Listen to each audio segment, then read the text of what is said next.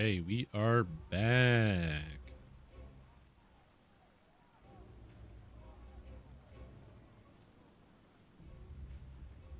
Which is good. I have returned. Took a bit of a break. Got some water, sat in silence. Eat something. Hopefully this is good. Again, I don't usually take that type of break during the live stream, but this is we're experimenting. We're doing some testing to see how things go. Will things go well or will they not? Find out today. Because I'm looking at it now. So we're gonna find out. Oh, yeah, I should probably put myself on camera. Speaking of finding out things now, I believe somebody else posted a build on DDO Build Hub. It's growing, dude. The number of builds are growing, which is exciting. More builds, more things posted on the DDO Build Hub. That's what we want. We want as many things posted as possible. Specifically because I just want to be able to see people sharing builds and getting excited about stuff. With the new expansion on the horizon, there's like new combinations, especially with the piercing feats. I want to get in and do a Dark Apostate that's just going full negative energy, because I think it's going to be painful and awful, but I do want to do it. Soup Kitchens, have you not seen DDO Build Hub? My God. This will become commonplace. Everyone will understand DDO Build Hub in time. So this is a website, ddobuildhub.com, and on it, it's a very new website. It just opened up, but you can post builds, and then if you want to search builds, so say I'm like, oh, what do I want to do? I want to be a sword and shield. There are no builds yet. Single weapon fighting, boom. There's 2 single weapon fighting builds you can pick from, and maybe they might be of your fancy. When you enter into a build, it's got all the information you need, past lives, what requirements you have, what base stats, level ups, blah, blah, blah, blah, blah. Has all of the different like enhancements and abilities from inside the game. So it's got all this stuff here even with the pictures and everything else. Let's say I don't want to look at the enhancements like this. I can click view image and then bazinga. Now I have a picture of what it actually looks like, which is really sick. And yeah, and then you got Epic Destinies, you got all this other nonsense, which is really cool. You can put in gear sets or multiple gear sets if you want. You can do like a level 10 gear set, a 20 gear set, a 30 gear set, and have multiple gear sets loaded into this bad boy. You can comment. This person said, thanks for the builds from Tom. I really like the site and would love to see more of your builds on here. You got it. I can't reply, but that's good. Or give them a thumbs up, but you know what? Maybe we will. Yeah, it's really cool. There's more features that are going to be coming. And the cool thing is, how do you upload a build? I'll show you. It's really complicated. It's really hard. What you do is you click new build, right? And then I go browse. So this is going to take a DDO builder file from the Matrix builder. So I'm going to go here and let's pick the cruiser sword build. Let's put that in here. And then here we go. So now I put my build in. I can describe it if I want. I can add some text. I can tag it. So is it a DPS? It's a leveling. It's a racial completionist build. What sort of tomes do we need? What past lives does it have? And oh, look at that. It took Dampier. It's already there. It's a Dragon Lord. Cool. It's got strength maxed out. It just imported the whole thing. My tree, my enhancements, my Epic Destinies, my skills. It's all imported instantaneously. How cool is that? And then what if you're like, oh, you know what? I like this build, but I want to tweak it. I want to adjust it. You know, I think this is cool, but I think I could change a couple things here and there. Recreate build file. It'll make you the build file, so you can just download it and open in the builder yourself. How sick is that, dude? Or in a bundle. Do you know what the bundle this is? I've never seen it. The Dampier. It should just be in there, but I'm not sure about that. Yeah, so you can just download it onto the computer. And this is a new website. So Pesky Maple, who's working on it, has already added a ton of features already, and the website's getting improved all the time. So big fan. It literally changes everything. My main problem is I don't know computer, so I don't know how to like put this information on here, but yeah. And the cool thing about it is as people add more builds, it's going to be really bloated. Like the front page is going to be probably useless other than like what new stupid ideas people are coming up with. But then you can just go like, oh, I want a tank. Oops. I want a DPS. And then you can grab a DPS. Oh, but I want spells. Okay. Spell DPS. Ooh, Alchemist. Ooh, I like Alchemist. And then it's right there. Again, this is a very, very new website. People in chat didn't know about this website. Wow, this person put some effort in.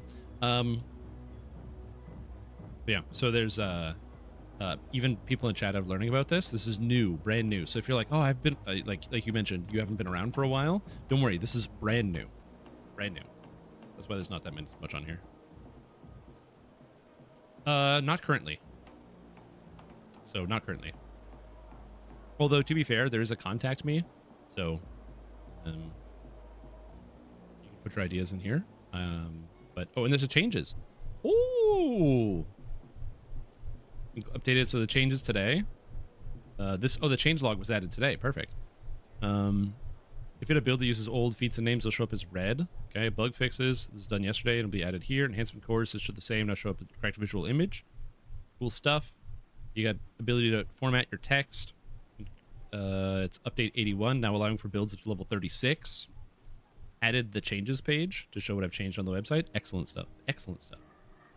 Yeah, DDO Build Hub. As I said, I'm going to be doing my best to upload all of my builds to DDO Build Hub. So you're going to be getting all of them. The nice thing about this too is oftentimes I wouldn't upload the build that I was working on. Like, let's say I'm playing this character here. I don't have anything written, but sometimes I might like work on it as I'm going. But I don't publish it to the public. I can now go on Build Hub and post work in progress and then have my information for this character. So somebody's like, oh, what are you playing? Well, I can show my work in progress and it's not finalized, but then people can make the decision from there. Instead of, because when I publish something on the forums, it's usually like, that's the official, like this is the way it is, this is the build. And so instead I would just keep it in the Discord because the Discord's pretty informal. So I could just be like, here is my build, here's what I'm working on, blah, blah, blah, blah, blah. This way I can actually do it in an easier to find setting, because the benefit of it not being in the Discord is that the Discord is limited. Like you have to be in it and then you have to be on at the time that I'm posting about it. And so like, if you don't notice that I posted in the Paladin thread, the Paladin build, you're boned. So yeah, so this is cool. I'm very excited about it. Very cool tool. Also, what's up, Poutine? How you doing? Anyways, time to do more sagas. I'm currently working on leveling up all the way to 36. That's what we're going to be doing. Just like everybody else. Just kind of grinding all the way up to level 36. Although in short term, I'm also picking up all of the sagas here, so I get just more cards. Because I could be picking up the XP. Oh, I didn't do Lost at Sea. Well, I never will. This lets me just get all the cards that I'm missing. Okay. Time to load it up and do some stuff. Tower of Vengeance. Oh, I forgot. That's a quest in the new expansion. I was thinking of Tower of Despair. That's funny. The 36. It's weird that the level cap's 36. Isn't that crazy? I remember when Sharn came out, dude. The level cap was 30. Massive. All right, smash and burn. No, I don't want to do that. I want to do Sharn so I can easily search the stuff.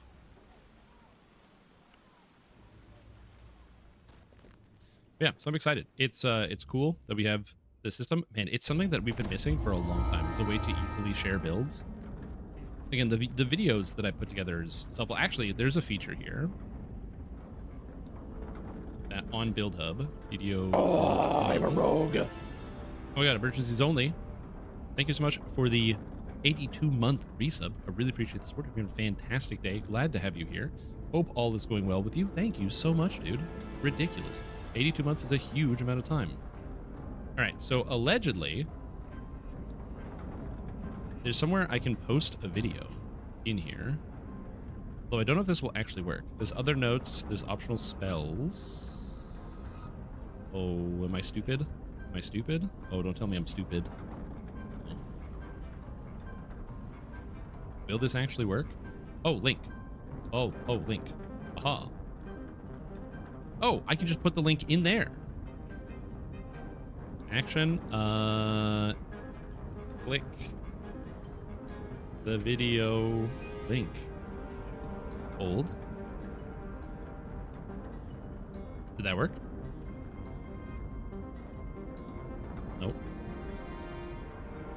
Hold.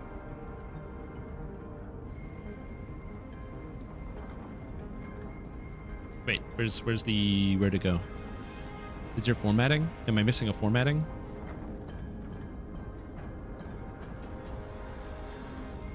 Oh, I see. I have to do highlight, link.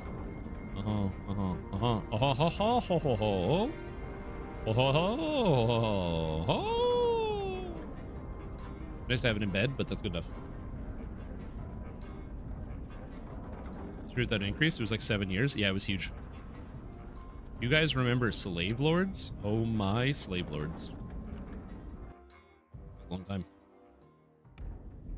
In the distance, you hear the grinding of Playing massive gears and heavy slave lords and nothing else all day, every day, and all day. It was a nightmare. This door's hinges are coated in rust. Prying it open could create enough noise to alert anyone guarding this place. I am happy we don't live in the eternal slave lords days. Get inside without alarming the Wurm. I mean, I didn't hate running slave lords all the time, mostly because it was just fun to be able to play DDO with people. Like, because everyone needed to do slave lords, and it was so much faster to do it in a group, logging in on the weekends and then just running slave lords with my guildies. You know, there are worse things that I've experienced in DDO. Like smash and burn. Also, I'm using the new defensive feat. So this is the new strength of arms. And I didn't take any damage there.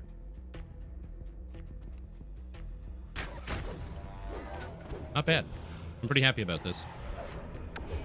I had a feeling strength of arms was going to be good. But I didn't really have a good metric for how good it was going to be.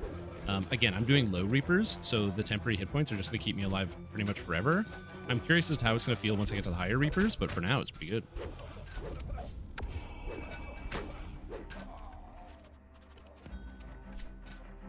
Okay, I got to find the key.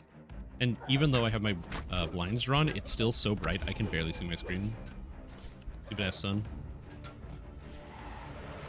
Nice for raid solos. I feel like a lot of those characters usually have like temp HP to like solve that, or not temp HP, but like actual healing to solve that problem. But I really don't do a lot of raid solos. I don't know. We don't unveil every life. We don't do the Kobold challenges. True. Couldn't tell you the last time I ran Kobold Island. You pocket the iron key. Billion years. They're sure to be useful. It's been raining for days. The door That is sucks. sealed shut with a It has heavy been raining a silver lot. lock. The key may be hidden somewhere This among summer, the pebbles. we've had quite a lot of rain, more than You can average. find another one. So, kind of You weird. jangle the iron padlock, but the door remains tightly sealed. Only There's no way around 112 it this time. degrees Fahrenheit today. That's still As you pretty enter the toasty, room, dude. You hear someone barking orders from above. Intruders! Protect the Remember special much easier cargo solo you on a melee. Oh yeah, especially if you're doing solo reapers, I can see that. Especially like if you're running barb, because you can stack so much temp HP.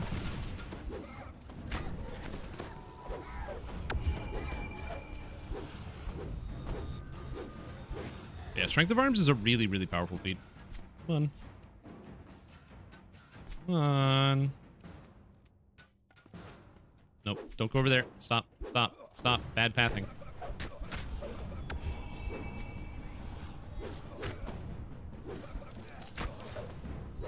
I like how I have so many attacks. I'm just like spinning around in circles constantly. It's really funny to me. Yeah, I was curious as to how it was actually going to feel to use, but I do kind of feel pretty much invincible with strength of arms. Like, I'm just not taking any damage. And it just pops me back up to 1300 every single time. Not gonna lie, I do like it. The leader of the smuggling operation falls to his knees, overcome with pain. Now, to take care of the special cargo. Yeah, overall great feat. It's not perfect. There are still obviously situations where it's not going to be that good. So like right here as an example, these forge rates are going to be sniping me from across the map. So if I'm not hitting anything, I'm not getting the temporary HP or the defenses. It's very similar to how I've been, you know, I played a whole bunch of Pathfinder Wrath of the Righteous, and there's several good feats that activate when you attack enemies. So stuff like Combat Expertise is a great example. Combat Expertise gives you increased armor class at the cost of reduced hit chance, but if you but this only applies if you attack in that round. So if you don't get the chance to attack, either because somebody gets a higher initiative and they hit you first, or you spend your round moving, then you don't have your defense. So combat expertise can give you upwards of 5 armor class. Defensive fighting can give you another 4. So you can be down like 9 points of armor class because you didn't attack anybody in that round. And it's kind of a similar thing here where, like, yeah, the defense is great. I love having the temporary hit points, but the temporary hit points only apply when you can hit targets. So being sniped out by these guys, it's not actually that helpful, which I think is it's a good way to balance the ability. I feel like I might have, like, suggested something very similar to this. No, I didn't. I suggested when you intimidate, you get like 5 times your intimidate score as temp HP or something like that. That's what I remember doing. I was like, yeah, it'd be good, because then when you intimidate, you get temp HP, which like protects you from incoming damage, and you don't want to be just intimidating stuff on a regular melee, so not every melee is going to use it. The last forge wraith dissolves into a smoldering cloud of smoke. I think we're done. Nice. I want my treasure chest. I've been dissolving all of the gear for essences, so I'm going to loot every chest. White counterspell is pretty cool. No, dude, that's not white counterspell. That's white counter your whole life.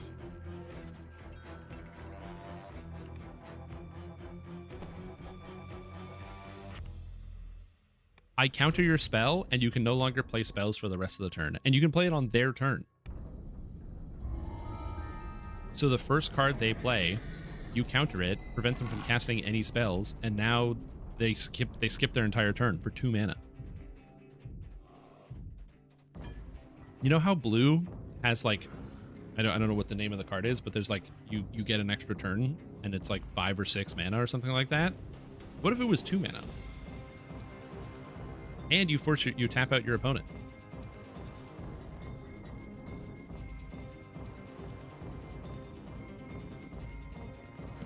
Time Walk is take an extra turn is also 2 mana? Oh wow. Man, old magic's crazy. You enter a small fighting arena. It seems to be closed. The ring is quiet, and the stands are empty. A small knot of people stands near a pile of another group of lumbering brutes attacks the I don't even know why the designers would print a card that's skip a turn for 2. That's actually an insane thought. Red musk zombies drop into the pit from above. It was such a great card. Yeah. You get an extra turn for 2 mana. This. My god. Anyway, what's league start for tomorrow looking like? I still haven't decided. I'm kind of bouncing between whether I want to start with either Whispering Ice. Starting with Whispering Ice will be rough because it means I'll have to basically play something else until I get the Whispering Ice.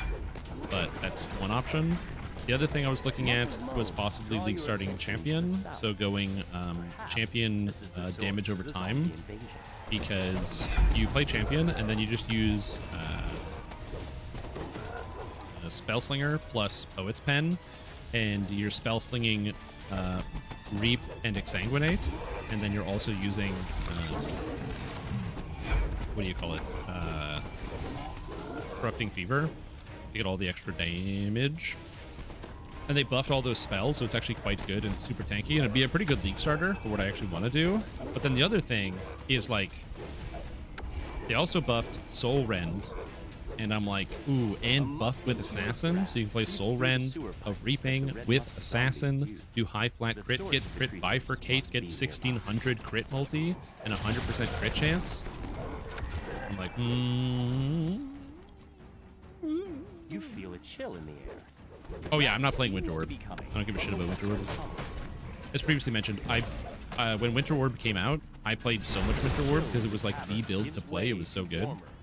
And I got enough in for the rest of my entire life. I have experienced Winter Orb. The source of the red musk zombie.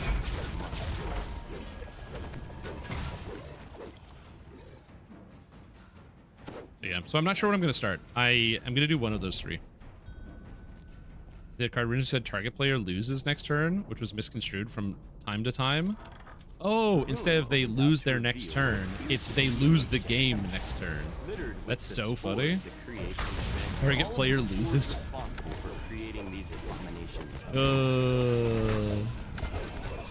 And which target do you pick? I pick you. Uno reverse, you pick yourself. Redeclare targets. All you would need is a card that's like, targets must be declared, and you cannot select the original target of your spell. So you have to choose the other player. Scavenger Hunt. Next. We're inside of the Sharn Cogs. Where's this guy?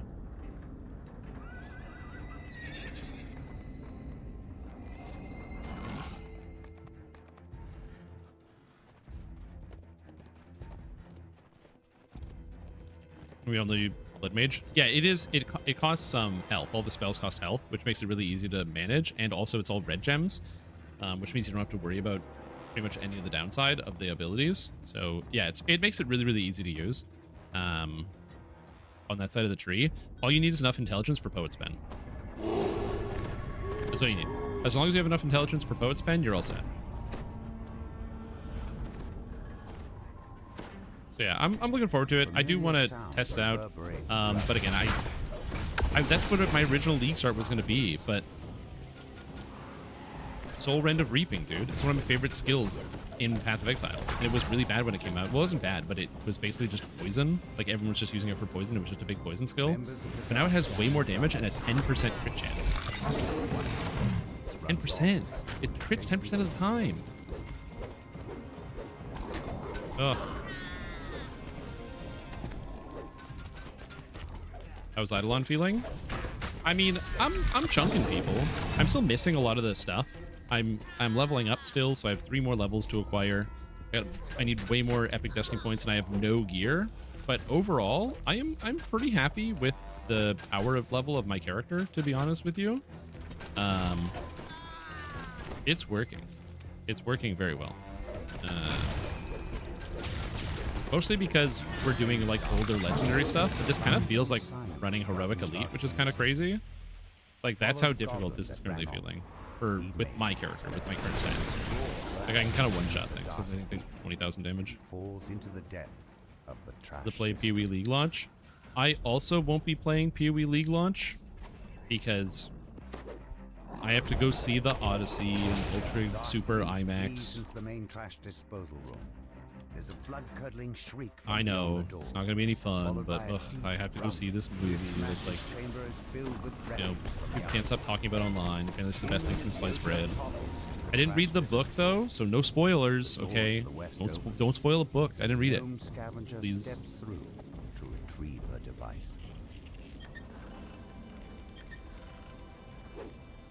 I have a feeling that our druid does not know where to go.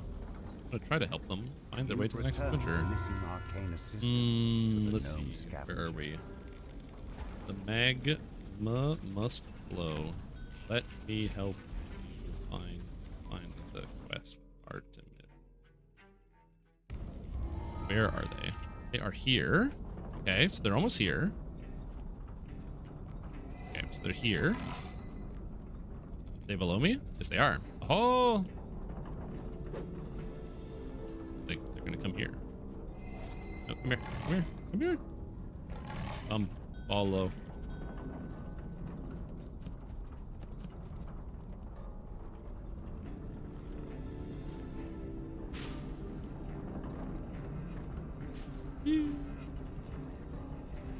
The jet didn't take me all the way up? What the heck?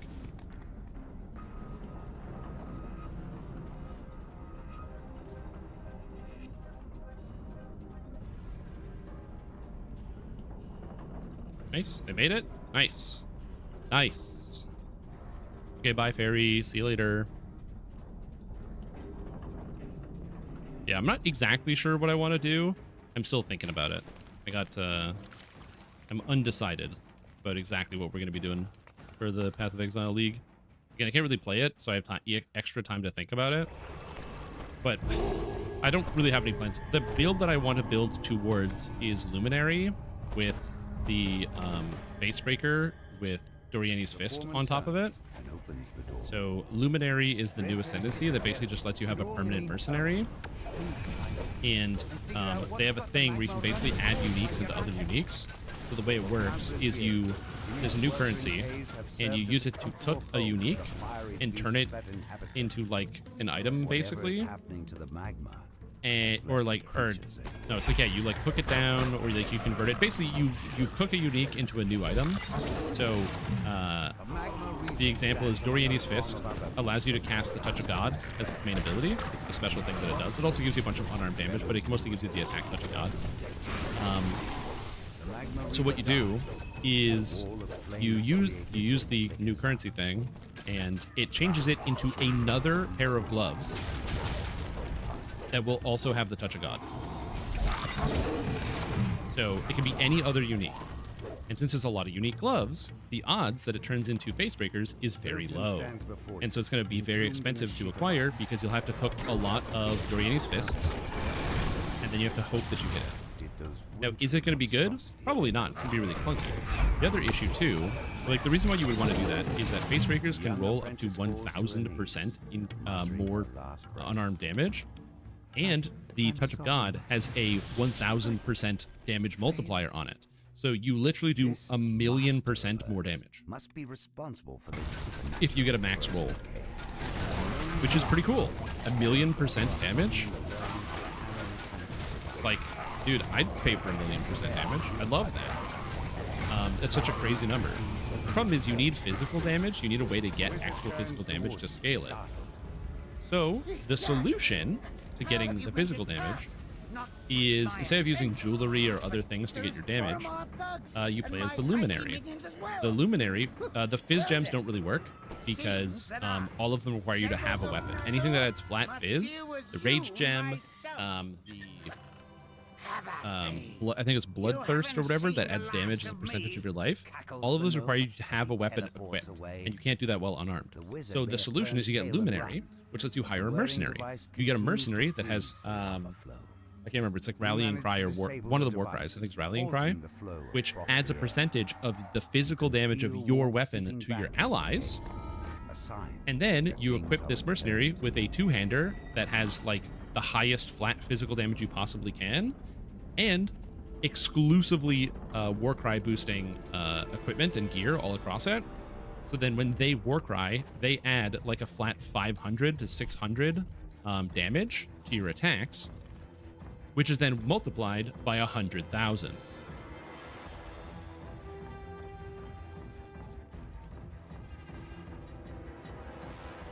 So you don't need to have any flat Fizz on your gear whatsoever as long as your mercenary is alive. So you just get a Warcry mercenary and make them tanky, and then bada bing, bada boom, that's it. So as a result, it's going to require the gear for the mercenary, which will be hard to find or expensive, and you'll need what do you call it? The thing. The gloves. So that's why it can't be a starter. I mean, I could just start Luminary and then kind of work into it later, but I have a sneaky suspicion the gloves are going to be really expensive. Depending on a hireling. Yep. Well, the mercenaries are extremely tanky. Like, they basically never died during the actual league itself. There's abilities to make them even tankier in Luminary, which means they'll be even better, which is the new Ascendancy class. So, yeah. Hope they didn't nerf that. I mean, they can't really nerf it. That's how the skill works.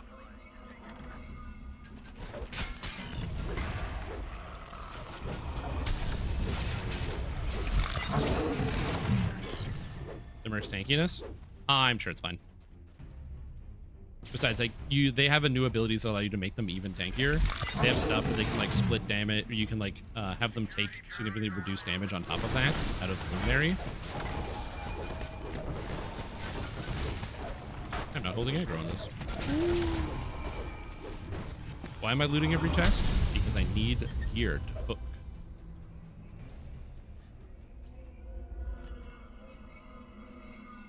Yeah, I think the mercenary is going to be fine.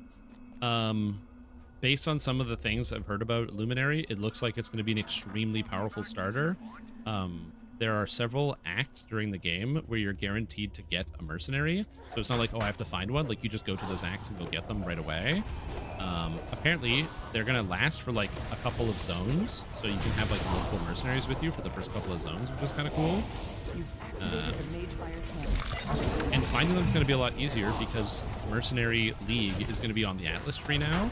So if you want to get, like, let's say you only want to get, like, Strength Mercenaries, like the Warcry Mercenary, I think is Strength Dex, you can block int Mercenaries, so they don't even spawn.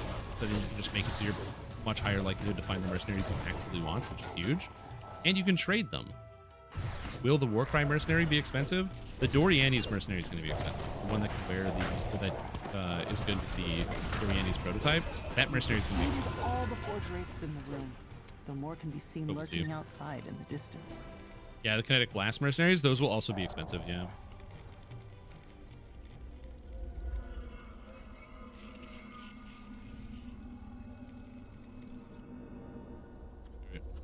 Not Ruinous Schemes. Wraith Callers go from start.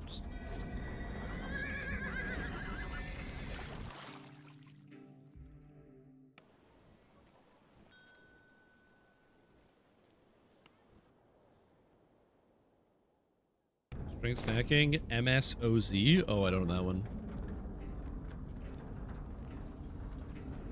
Backman's in the chair. Ooh, that sucks. Oh, Molten Strike of Zenith. Right. Yeah, last league I had a lot of fun, but I always have the problem where if my character gets too strong, it definitely kills my desire to play Path of Exile as much, because what happens is it's like, well, now I'm too good. And I don't really need to farm because I can just blow everything up. Oh no.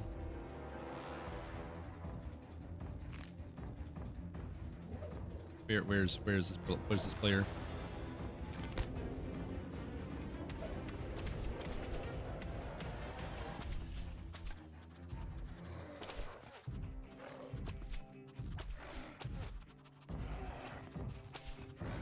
So like last league, I played a bunch of different builds, but then the one that I ended up sticking with was a Tornado of Elemental Turbulence build. And Tornado of Elemental Turbulence, let me tell you, you can do a lot of damage with that.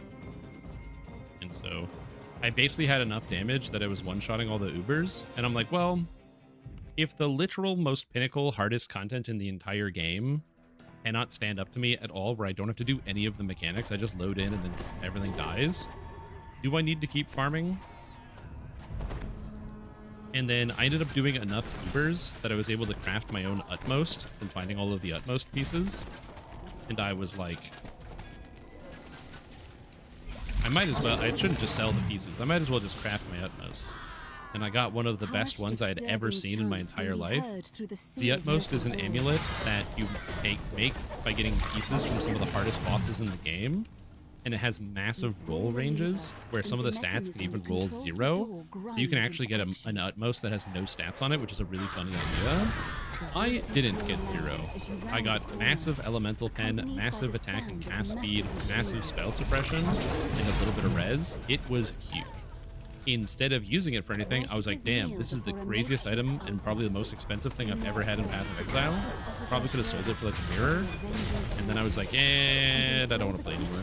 So I just left it in the stash, and I stare at it every once in a while. Like, damn, look how cool this is. No matter. You will not deny us our vengeance on the city above. The High Priestess seems strangely untroubled by her imminent death. My spirit will only make our master stronger. Find China sitting in the cabinet? Exactly.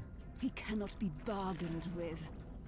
Vengeance will People be will drool his. over? Exactly. Hey, sometimes you gotta give the kids something to get excited about. The cult is destroyed. And the That's what city matters. is now safe from their schemes. By the kids, I mean me, when I open up the stash. I still don't have a standard mirror. More still lurk in the cogs. Driven by If I do get a never-ending mirror, I'm thirst probably for not going to spend it. I'm vengeance. just going to bring it back to standard. I have like 10... I have over 10k hours in Path of Exile and never dropped a mirror.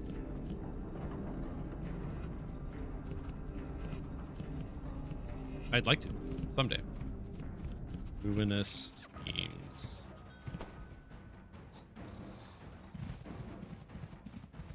Yum. I would like to say I've found a mage blood, but technically I didn't find it. Ipsum found it in the map. He's the one that picked it up. And then he's literally, we're just playing, and then he goes, oh, sick, a mage blood. Obviously, we think he's joking and assume he's not talking about a mage blood. And then he just goes, oh yeah. Oh my god, where are we going? What's happening? Where are you guys going? I gotta help them. They're no, are they coming? Oh, they're good. Yeah. They're good. Perfect. Yeah, I was like, couldn't believe it. And then he's like, yeah, it's right here. And he just whips it on the floor and drops the mage blood. And I was like, oh shit, there it is. This was during Affliction League, where we made multiple mirrors worth of currency and we're trading all sorts of stuff. But yeah.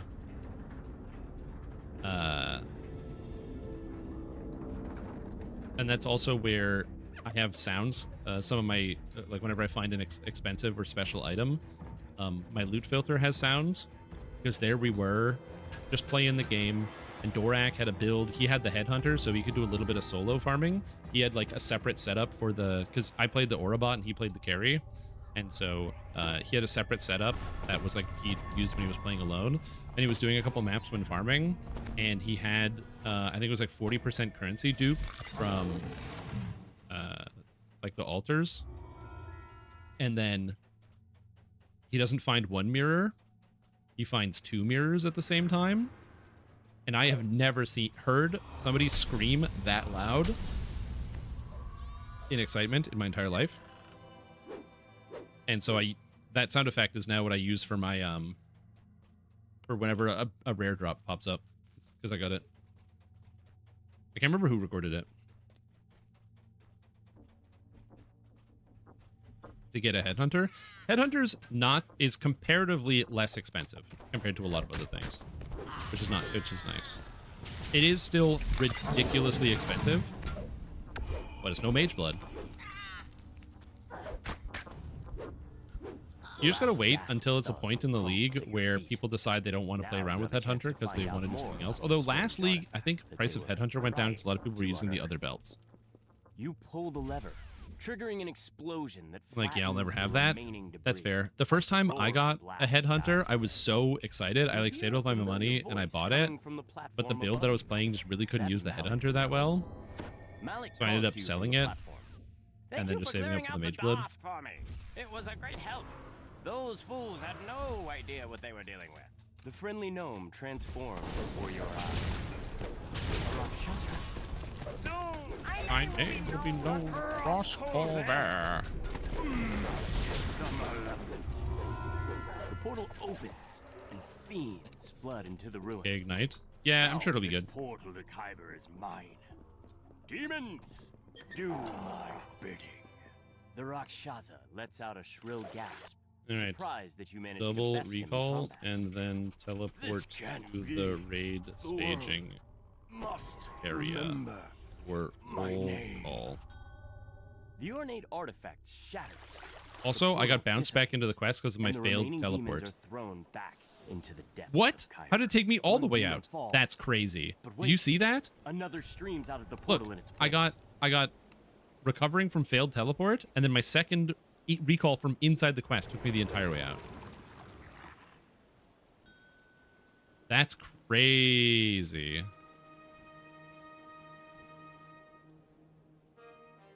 Huh? Dude, I've never seen that before.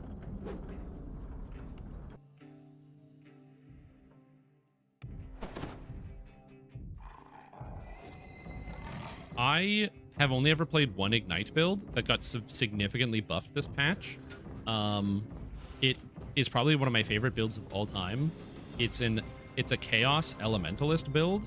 So you use the Elementalist node that makes it so that all damage can ignite, but also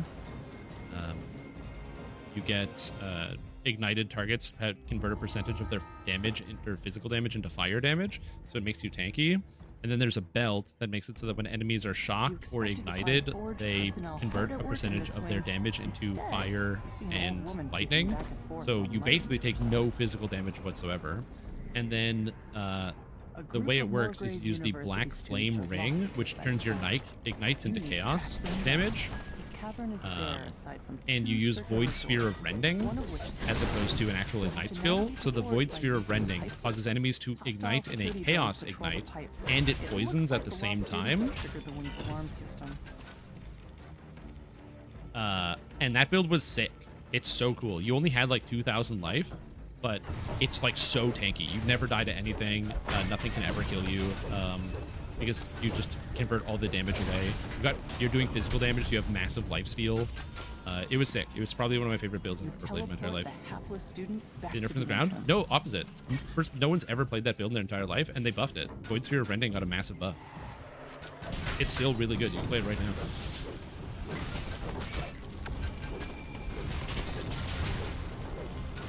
I still have it if you want it.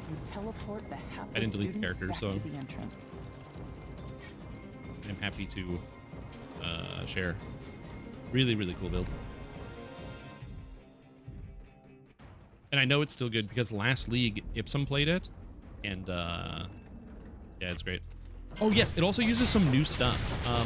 I played it. What was the league? It was the league where they add it was like the Shattering of the Atlas, where like where the when we first got the Red Atlas and Zana had her memories and the memory fragments and all that. Yeah, the Ignite Elementalist, the Chaos Ignite Elementalist build. They buffed it, by the way, because they buffed. They made a huge buff to Void Sphere Rending.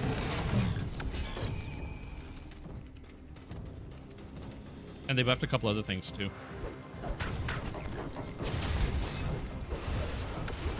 Yeah. After I'm done this quest, I'll pull up. I'll get the path building. Dane tells you that the last student was taken captive the by build that forest I security have, it and might brought have a to mage blood on holding it. cell. You don't need a You'll have mage to go blood. there to resolve the situation. If I recall correctly, somebody I knew had a mage blood and they quit the league, and so they gave it to me so I could finish out a couple league challenges. I just didn't feel like doing because they gave me the extra move speed, so I could just like run through maps to click on stuff. A student waves at you from behind the Let me magic get the path barrier. building up. Thank the host, he At the cries. building. I knew they'd send somebody. It's not what it looks like, I swear. Cold and personal haste emanates from Shield Guardian. Intruder. Yeah, it was sick. Really, really cool build. It had some cool tech and some items that you've probably never seen before in your entire life. Smash the Shield Guardian into a pile It's been a of while. debris. This. What am I turning? Oh, I'm turning this the wrong way. Whoops. Yep.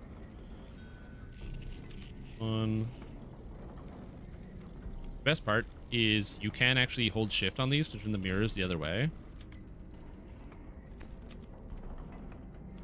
Yeah, you can shift click them to turn the other way so they go the opposite direction. Save some time. Which I fucked up. You. The barrier vanishes. Quickly, Chance says. Unlock Yeah, the this one, security instead of doors turning it and 7 get out of times, here. you can just Careful, though. use shift and Pulling click it, the and then wrong boom, it's lever done. will summon the authorities. The final clink. The locks holding Chance in his cell spring open. Now to rescue the errant student and escape before he gets you into any more Okay, trouble. then we're gonna do You this. teleport the hapless student back Do the to quick the old entrance. fast recall.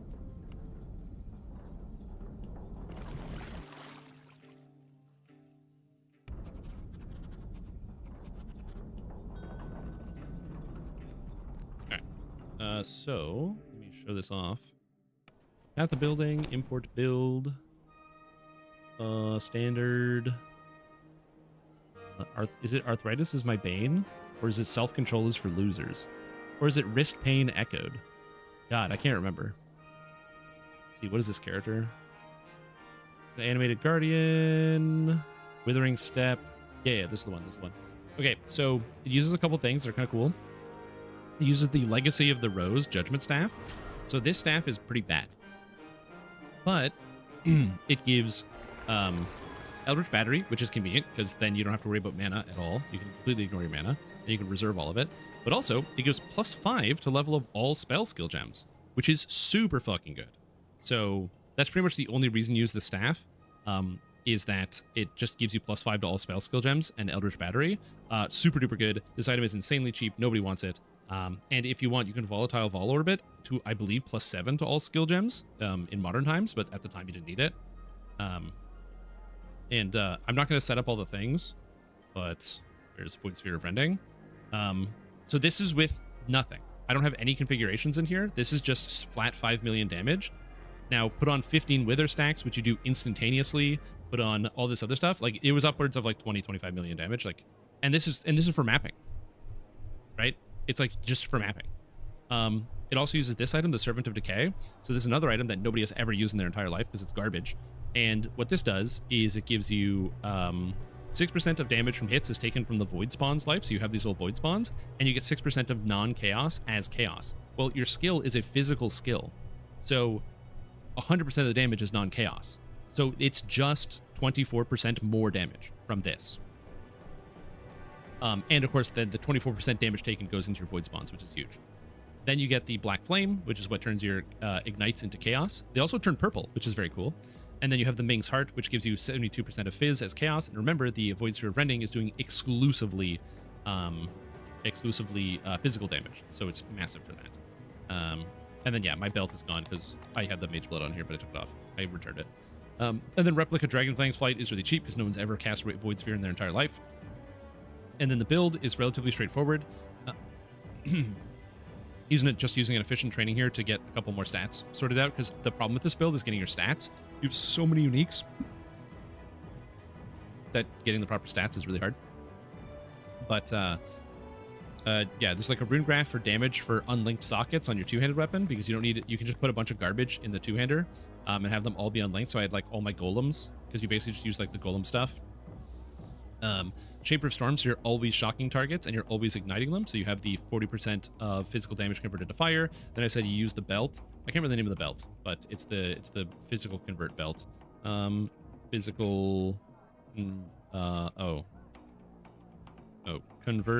physical. Convert. Hold on. Belt. Raven Secret. No, I'm just gonna go to belt. You're looking at Pyroclasp Shock, where enemies ignited by you and enemies shocked by you have their damage converted. So that's Pyroclasp is this one. This belt is fucking cheap. No one cares. No one needs this belt. It's complete garbage, which means you can buy crazy corruptions. You can buy all sorts of stuff for free. So super cheap belt. Excellent. On top of that, it gives increased duration of ailments on enemies, which is nice because you poison with this as well. Because you also come down here, you pick up spell poison chance, and you also, this is the expensive part, poison chance tattoos. Poison chance tattoos are expensive, but once you get enough poison chance tattoos, you get 100% chance to poison. So you're poisoning stuff, and you get the extra duration, which is kind of sick. Your jewels are pretty straightforward. You just take all the physical damage jewels, and then what was it? Forbidden Flesh and Forbidden Flaming Void Beacon. This is the highest damage thing you can Forbidden Flesh, Forbidden Flame, and these are cheap because nobody needs them, because people are going to probably use stuff like Withering Presence for more chaos damage and chaos res, but you don't really need this. Like, it just doesn't matter. And you'd rather have this because it means that enemies can't regen, and regen is like the bane of dot builds. So you can just like completely eliminate their regen, which is massive. So it's very, very convenient. You get the thing where you recover life per withered debuff on an enemy, and you automatically wither whenever you attack stuff. So because the Void Sphere withers things, so you're constantly withering, which means you're constantly just, your health is going up and up and up as you're clearing things. Dude, this build is sick. So if you want to have access to it, I'll post it in the chat. But yeah, and I can configure all the garbage. I just don't feel like it. Is enemy poisoned? They have 15 wither stacks. You know, you do generate power charges. I don't think it has frenzy charges. Got a bunch of other stuff, but even with just this, we're already up to 10 million damage, and they're always shocked because you always shock them. They're always ignited, they're burning, and blah blah blah. I'm not going to do all the things, but yeah, if you want to see this, I will generate it and share. Here you go. And it's really easy to gear and very easy to play. And the only thing is you just need Void Sphere of Rending, but building into it's like really fun. And yeah, even Ipsum was like, yeah, it's a cool build.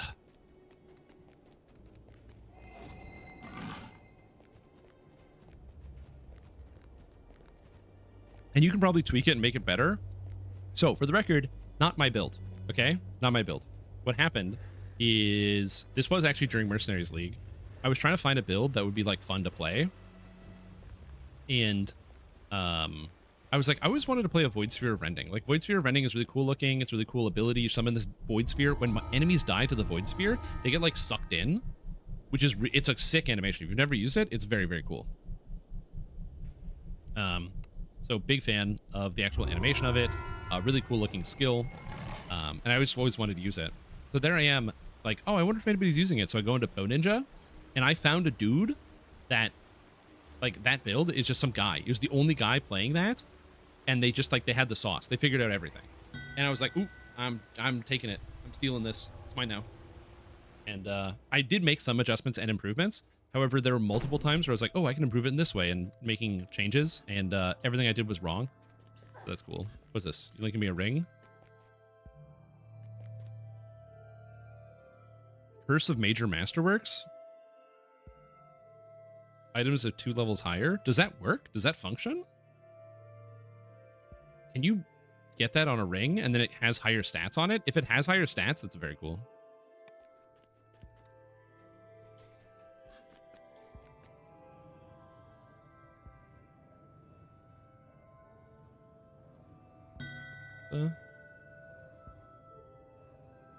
It's tech. Oh. Technology.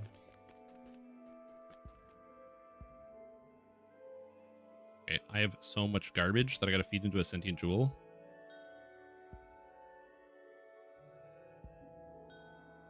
Okay.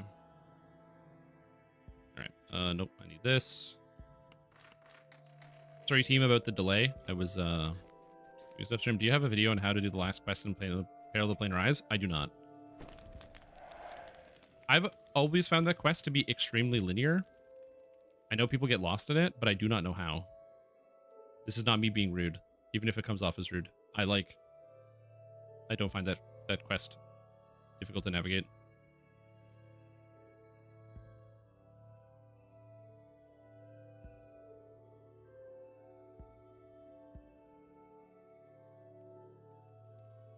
Now, I do understand the feeling of being stupid. I have been there before. Oh, is the wiki good? If the wiki's good, then to the wiki. Okay, I just want to check something. Weapon. Warhammer of the Golden Age. No. I'm trying to find my sentient jewel. I think I might have deleted it somehow, or it disappeared from my account. I don't know, but my sentient weapon is gone. Dino Bone Dagger, Dino Bone Longsword, Dino Bone Hand Wrap.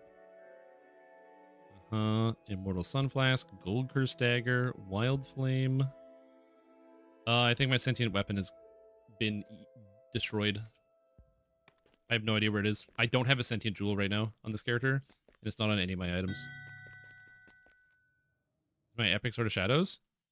No, I don't have an Epic Sword of Shadow.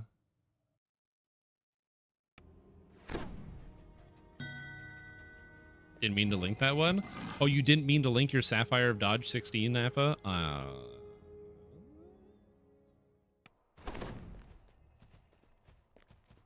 I have a build for Warlock Tank? No. The reason is because Warlock Tank was good for a time, but it's not nearly as good heading to Feywild. Specifically because modern tank meta is not based around temp HP. Like, you want some temp HP, but you really need defenses to back it up, and honestly, flat health. And it's much easier to get those things, and armor class as well on, it's much easier to get flat health and armor class on a, like, fighter, paladin, barbarian. So you just don't really want to use a warlock tank because they don't generate as much aggro, because they don't do as much damage. They can't, and they also can't get as much threat because spell threat isn't nearly as high. If you decide to go melee threat, then you kind of miss out on the fact that warlocks get passive damage for generating aggro. But yeah, so, and then also the temp HP. Back in the day, it mattered a lot more, but now that a monster can clear all your temp HP in one hit, it's not nearly as good as it used to be. Bakusa. Oh, I can level up to 34. I didn't even notice.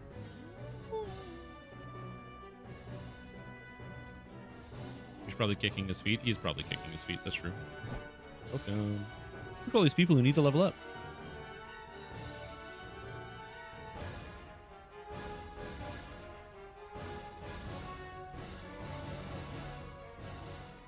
I will say it is kind of bizarre to be leveling up, Is Winwood Hall, the home of Lord Arden and the local center doing of the legendary Summer quests. Court. It's like, oh yeah, I'm just gonna log in, do some legendary sagas, you know. There's something I need here. Wait for it. Wait, level up. Fate spinner. They added a fate spinner to the Feywild after such a long time. We bitched about it for years, and now there's a fate spinner. Oh, right, I get another feat.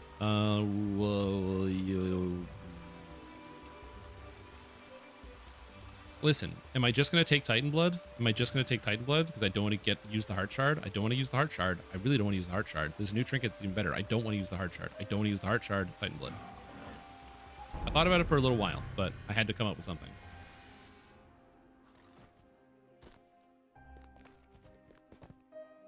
All right. Somebody shared all the quests, which is excellent. Into Wake Me Up Inside we go.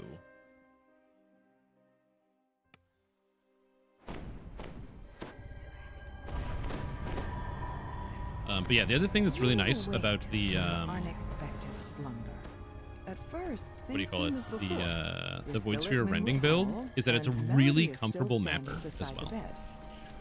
It's not like, oh, it's just pure endgame DPS. No, it's also a good mapper. And it's a dot build, so you don't even have to be in the action. You can be running around. It's good stuff. Melody begins. What's up, Wurm? How is your day going today? Lord Arden's true name. You're silent, but it's for me to know and for you to Never get. Be a good adventurer and die to monsters in the wilderness. While I go make sure. If I have to start over, since the sentient jewel that I had was the sentient jewel of the timid, if I have to start over, it's not that big of a deal because I just buy another one. It's not a super rare sentient jewel. I'd be upset if I like lost my sentient jewel of the wave or something. Like harder to replace. Oh, I didn't have the sentient jewel of the timid. Didn't I have the covetous? Oh shit, I think I had the covetous on this character. You are trapped inside a dream. You approach a shadowy form that appears to be Lord Arden, reading a note with a worried expression. I'm doing on his face. pretty good The here. figure doesn't notice your presence. Beautiful day It's that outside. It's nice and movement sunny. underneath And the I've got the bridge. blinds closed because I Moving don't want to closer, see them. You see a nasty-looking I've got a little bit of my troll energy guarding the back. missing loot. Taking that break was nice. So Inside the for those that don't know, magically I sealed streamed gazebo earlier ahead today. I streamed waits for the like 4 frosted hours. cerise I took about an scene hour for the break, ritual. and because I'm really struggling Three to stream for bears more than rest 4 hours right now outside. due to just a Magical few health talking reasons. bears, no doubt. But This taking that 1 is hour the break was nice. Feywild, So now I've after all. got some energy back. I got Bits some of pep in my troll and step. I'll be able drops to of its blood do a little bit splash more. into the So river as the happy battle about that. progresses. The bits grow rapidly into Because yesterday I new streamed for like bridge 6.5 trolls hours, that and then join the literally fight. when I was done streaming, I You've couldn't talk to recovered anybody. the frosted cerise for the ritual. You've I recovered was done. My Hearson's energy went to loot for the 0. ritual. Zilch. Nada. Zip. You've recovered both the loot I had nothing and left. the frosted cerise. Now, where is Melody hidden, Well. Lord Arden? You notice a pillar of magical energy streaming from a distant Well, portal. for me, it's Perhaps less of a that problem contains the of secret. like You the approach ability to portal talk for long point, periods of but a time. pixie flutters Um, into your path. As I'm sure my girlfriend can attest to, I can just talk about garbage for fucking hours, and I never stop talking. The bigger issue is it's like the level of focus. Streaming is interesting because there's obviously the game or whatever activity is actually happening on screen. And then there is coming up with your own ideas, things you want to talk about, conversation topics, and then also responding to the chat, sometimes two chats, because I've got the dual streaming going on right now. And so you have to be kind of reading and processing stuff all the time, and then also just being attentive to like, oh, my phone is buzzing, or like somebody's messaging me, or a thing is happening. You And so exit the it just ends up, portal and find yourself it in a adds like little strange, layers of empty mental void. fatigue. Yet that appears to be Lord There are Arden's days I wish I resting had place no ahead. soul and no Between self-respect. you and Lord And I Arden just became a stands React Cadence streamer, the just watching Hag. YouTube videos and being like, She must have wow, been disguised as wow, Melody that's the crazy, guys. Did you watch? the Did you see that, entire guys? time. Wow. Amazing. And then that's all I would do is just sit and Prepares watch for videos battle. and not have to engage any parts of my brain at all. But yeah, that's not unfortunately how this works. What's this quest called? It's not Dream. It's it's not Wake Me Up. It's Slimes emanating a frigid mist suddenly appear nearby. I'll remember it when I get there. All that content. Like I do understand like specific types of reactions. I understand. Make believe. That's it. Make believe. Goodness, So as an example, Weakened and battered. if there's like a Hayden DDO tries related to piece of surrender. content that comes out, some people might want to see a reaction video from a content creator like myself because they're like, well, Strim, you play DDO. What are your thoughts on this one You thing? reluctantly And I could decided just watch to it allow independently, or I could just Cadence watch it to on the live computer screen. in exchange for Lord Arden's Which true name. guys left weird. You So that's lay also out an the option. Ingredients for the ritual and Um, repeat the steps to reverse the curse. Oh, I didn't want First, bluff. I wanted to play perform. the lute. Perform. Then Go. grind up the So I flower can understand like the seeds. specificity of it. Last, There's burn something the that's fun roots about along seeing with Lord Arden's true people name. that add good You context play to a stuff, and I brief do get it. melody on Hersey's But lute. man, there's a lot of live You streamers mash that the don't do that. flower's roots into a pulp They just like with watch little videos. effort. You set a small blaze, then drop the crushed roots and Lord Arden's true name into it, completing the No ritual. longer break, but I'm gonna look As at the food smoke videos while rises, eating. Lord Yeah, looking at- Arden's eyes open. I do enjoy looking at food Springs out videos of while the eating. bed. I do like watching a lot of food YouTube. Being able to like Lord Arden absorb thanks even you small for amounts of awakening him from technique his curse. is He nice. urges you to Because speak obviously with the him most back at important thing is Winwood Hall practice. in If the you want to get good at waking anything, world. it's all about practice, A practice, motley practice. If you want to group get good of at cooking, you just got to redcaps practice. guards the gate ahead. But learning a couple It's tips and tricks of strange like, oh, that I didn't know you noble could do of the that, summer and then court taking it would in, retain big those fan, big fan of violent, that. Unpredictable creatures as servants. A curious tree stands here by itself. But yeah, then there's, like I said, there's the live streamers that pretty much all they do is just watch stuff all day. From one of its branches. The tree itself seems to sigh. As long as to it's finish its transformative, it's song. good. Alton Brown is back on Its YouTube. branches Dude, Alton quiver, Brown, some of his and the videos are just apple drops unhinged. at your feet. I kind of The love it. sprawling courtyard seems deserted. What a legend. A lone tower looms ahead. Like some of the videos I've seen him do, he's just, oh man. And also him showing behind the scenes and being like, oh hey, by the way, like, you know, here is something that we used from like this episode of Just Eats and whatever, and he goes like behind the scenes and all of his like different tools and stuff that he's cooked with or made in the past. Oh man, there's some really cool stuff. I love it. Let us talk. As you reach for the door, a swirling torrent of snowflakes envelops you. Yet you aren't. Like I said, I don't mind if people like make content transformative, either by talking about it or putting something interesting. All by itself. But I still remember So it seems. there was a long time You are ago, faced with and an unavoidable I battle with the Aladdin. I did my, this is when I did my cooking stream. So I was streaming in the IRL for like the just chatting category. And I'm not a just chatting streamer, obviously. I'm a gaming streamer. But I was streaming the just chatting category because I was cooking. I was making chicken parm and waffles, so which was fun. So I think a lot of people had fun with it. There's some awesome clips. There's one clip of me dropping a waffle, pulling a waffle off the waffle maker and dropping it in between the stove and the countertop in a little crack. The waffle went straight down. Great time. So, yes, is this the clip? You fool, I'm still here. That was perfect. Oh my god. Oh my god. It's like golden brown. Hold it. Yes, yes, yes. That was perfect. Oh my god. Oh my god. It's like golden brown. There's the waffle. It's perfect. And It's like golden sticking. brown. Who told you I burnt the We other got a good waffles. one. Just wanted you dead? Me? Who said these And then it fell. outlander It don't fell right raise between. tools? What are you gonna do? Me. But it Ah. wasn't you. It's okay. I You made were better ones. supposed to Yes. die Also, my roommate who was in the room willingly and helping me film as a was distraction laughing at me the while entire I time, go which is Harrison's great. bidding. But hey, she ate the chicken parm and waffles and she said it was pretty good. So you know what? I think I did a good job. Anyway, I got raided by a larger live streamer during that stream. So somebody who had like several hundred viewers at some point. And I was like, you know, I'm a smaller streamer, so I was very excited. I was like, oh shit, thank you for the raid. That's really kind. It was nice. You know, thank you for like raiding my channel, blah blah blah. And then I was like, I wonder what they were doing before they raided me. And they were straight up, endless rebels. They were watching movies in silence. It was somebody who had their stream on IRL streaming, and they were watching like Disney movies in complete silence. No, that I was a Disney movie. I can't remember, but it was like they watched like one movie and then they watched another movie in total silence, just like sitting in front of the camera watching a movie.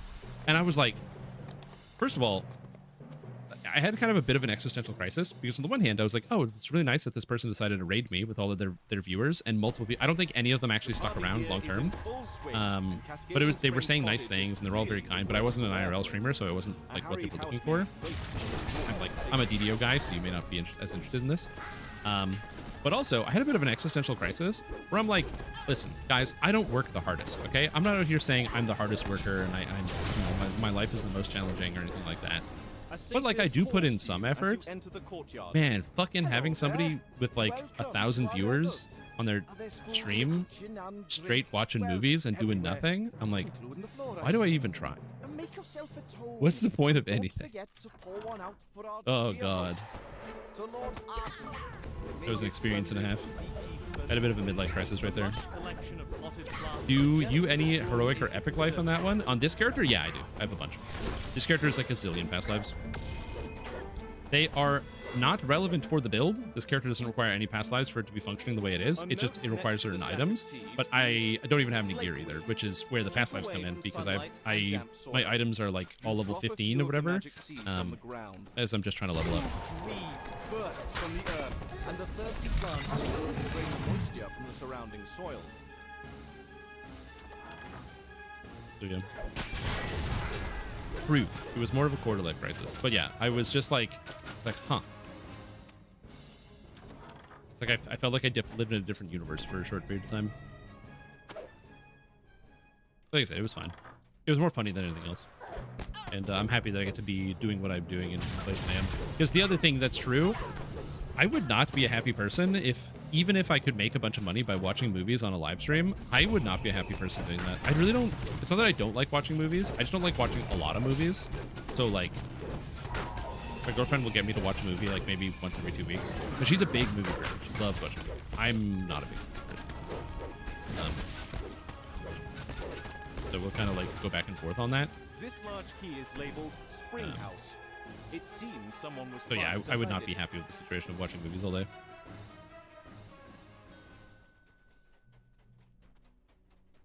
Here's so why not have more fun with it? That's true. There's so much you could do it. You could be the movie live streamer where you just like sit in silence and then watch movies all day.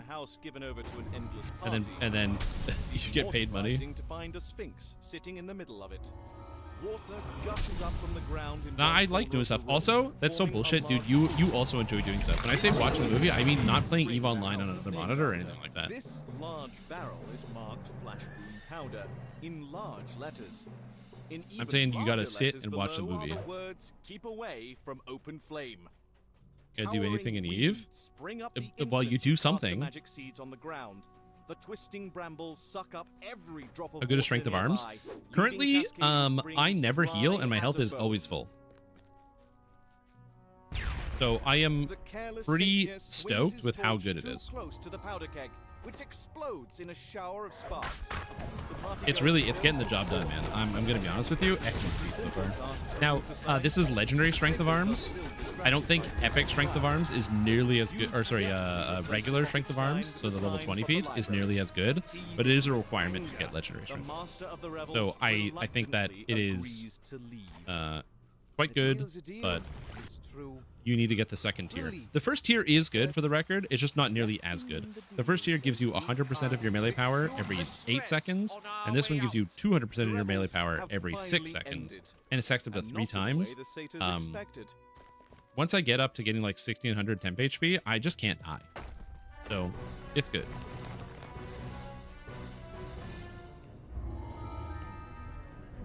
Knight Who Cried Windmill is next.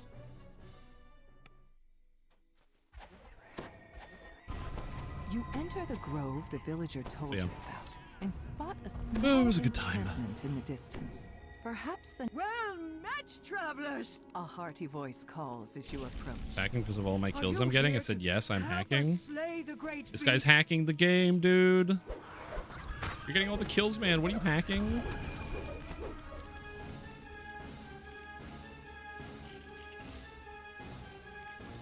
It sits menacingly. Night whispers to you. I remember playing Talk to me about a online plan. games, playing like Call of Duty or whatever, and accusing people of hacking because they probably were. Seems undaunted by your weapons and spells. Creatures spring up around I wouldn't say the you, most common rushing to thing, but defend man, the it was pretty windmill. common back in the The day. strange gemstone seems to be protecting But this in Call of creature Duty, from it's a little spells different and because weapons. usually where the hackers would go is they would go into Gemstone cracks, hardcore, and the windmill because on shatters. hardcore there's no kill cams, so no one can tell if you're hacking. They just like you get killed by it, and you have to like really be paying attention to know somebody is in fact hacking. But dude, you'd be playing like regular game modes. You'd be playing like domination, and then there's some guy just going like snapping people through walls, and you're like, uh-oh. Okay, I didn't know it could do that. Got it anyway. Let's go. The windmill rumbles deeply, then falls still. The magic that brought it Also, to I don't know life what's up with this character. I'm getting a named item on like every quest. I don't know if SSG is like pumping up my like luck. The old knight says. Still, you came to my aid in the end. You've earned a reward. Frosty Reception. Speak with me if you'd like to help a little further. Second stream in one day. Yeah, I'm trying this because my lack of energy. I don't have like as much energy as I used to right now. I'm kind of in between. So my goal is to I'm experimenting to see if doing 4 hours, then taking a break, and then if that allow me to do another like 4 hours of stream, so I can get in 8 hours of streaming in a day. I'm trying this, so we're gonna see what happens. That's why the title of the stream has a 2 in it. Change in the climate surely wasn't natural. You find any of the slime globes? No, I haven't even attempted to start to try.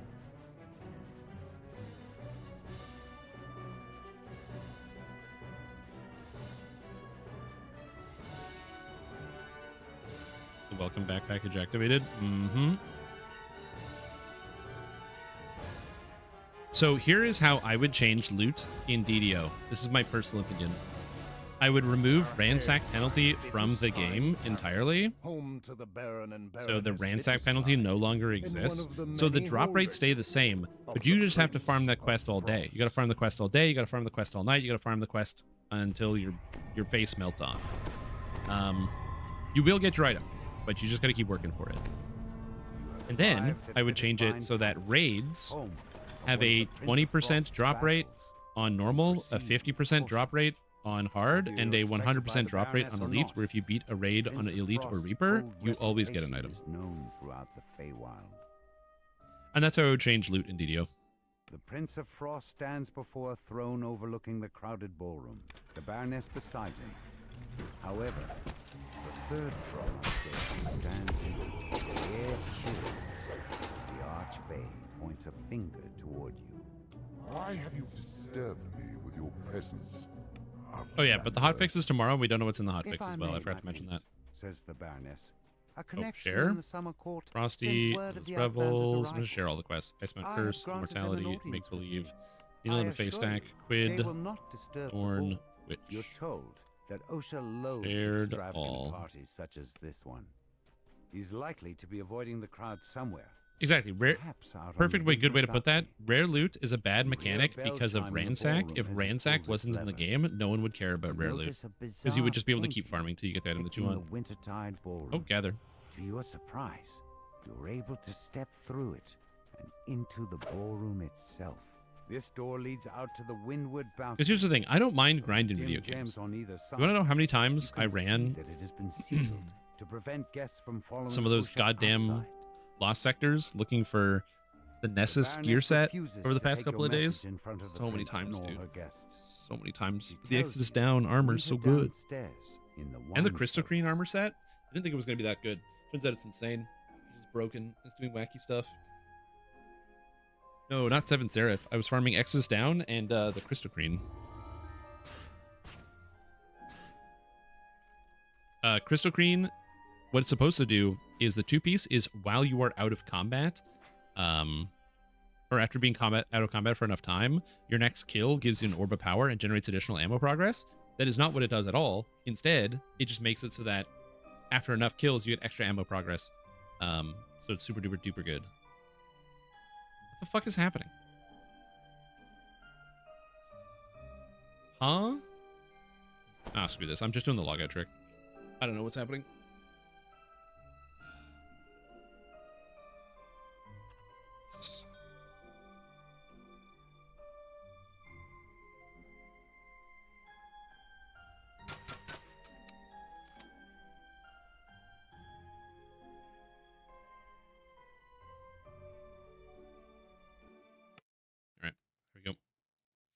Remember what's happening? If you don't do the gather, then logging out will force the gather check to recheck so people can actually do the quest. I have no idea why we're not gathering. Fast lead, please.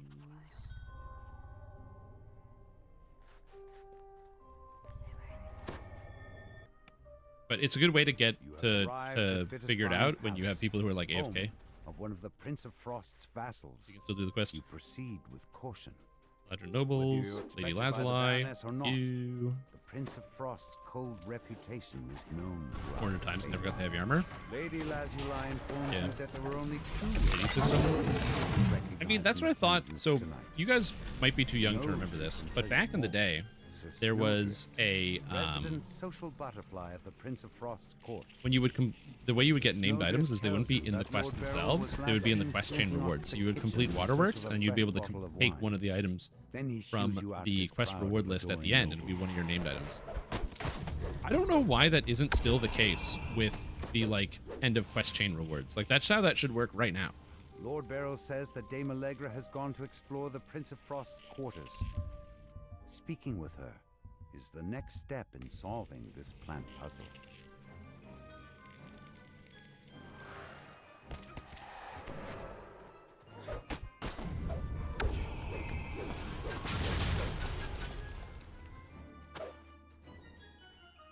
Yeah.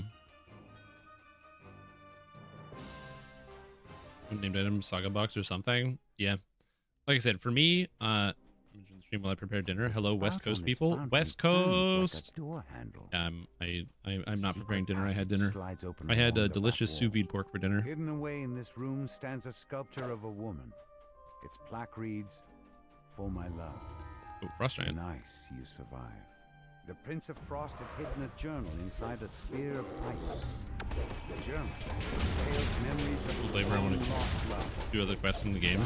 Yeah, like I said, for me, I really like the farming part of it. So I've also been playing some Diablo 2 off stream. I've been slowly grinding, and I enjoy Diablo 2, but it is a very, very grindy game. If you want to get some items, like if you want to get a skin of the Viper Magi, which is a pretty good chest piece, it's got resistances, it's got cast speed, it's got +1 to all skills. If you want to get a skin of the Viper Magi, the best way to kill it, or to get it, is to kill Mephisto, one of the bosses, 1,000 times. That's the most effective way and the fastest way to get a skin of the Viper Magi, is to kill Mephisto 1,000 times. And you have a pretty good chance of getting it.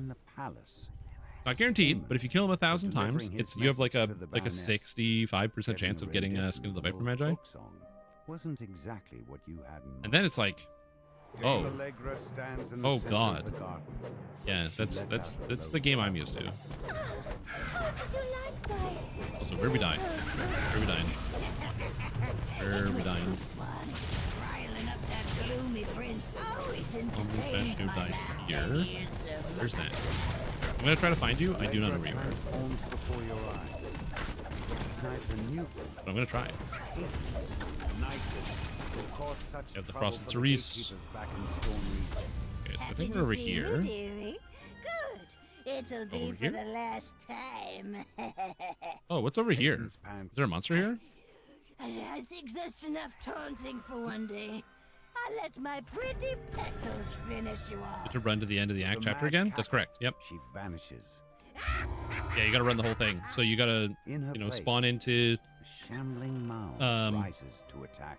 The mass of flowers and vines crumbles into ash. Endurance of Hate level 2 from the waypoint. Then you have to find the door that goes down. Then you have to get past all of the council members. Then you kill Mephisto, check the drops, and if you don't get what you want, then you go into the bloom stays in the palm and you leave the game, start up a new game, and go again. If you play single player, at the very least, the single player map doesn't change.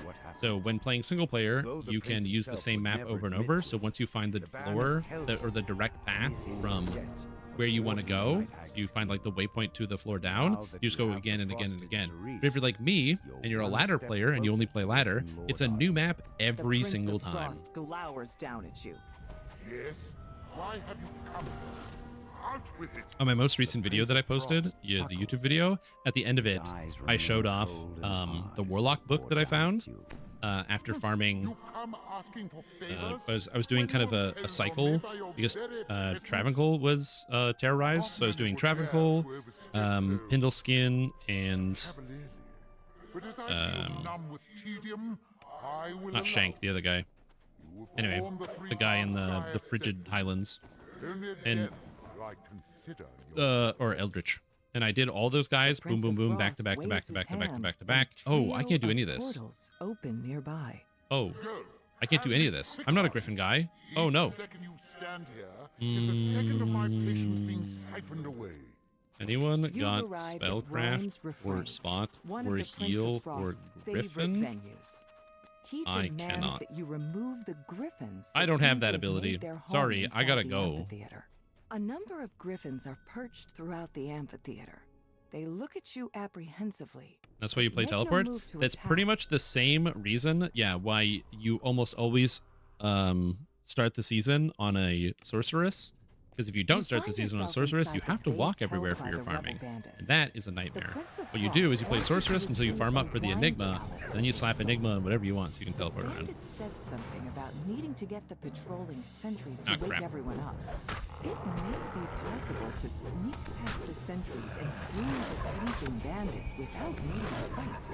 So, The werewolf yeah. sentry stops. Yeah, Diablo 2 Resurrected is great. I'm a big fan. As somebody who played Diablo 2 when I was a kid, it was like my favorite game when I was a kid. Being able to play Diablo 2 Resurrected with the crisp graphics is excellent. I think it looks very, very good. I'm a big fan of the way the game looks. I'm a big fan of the way the game plays.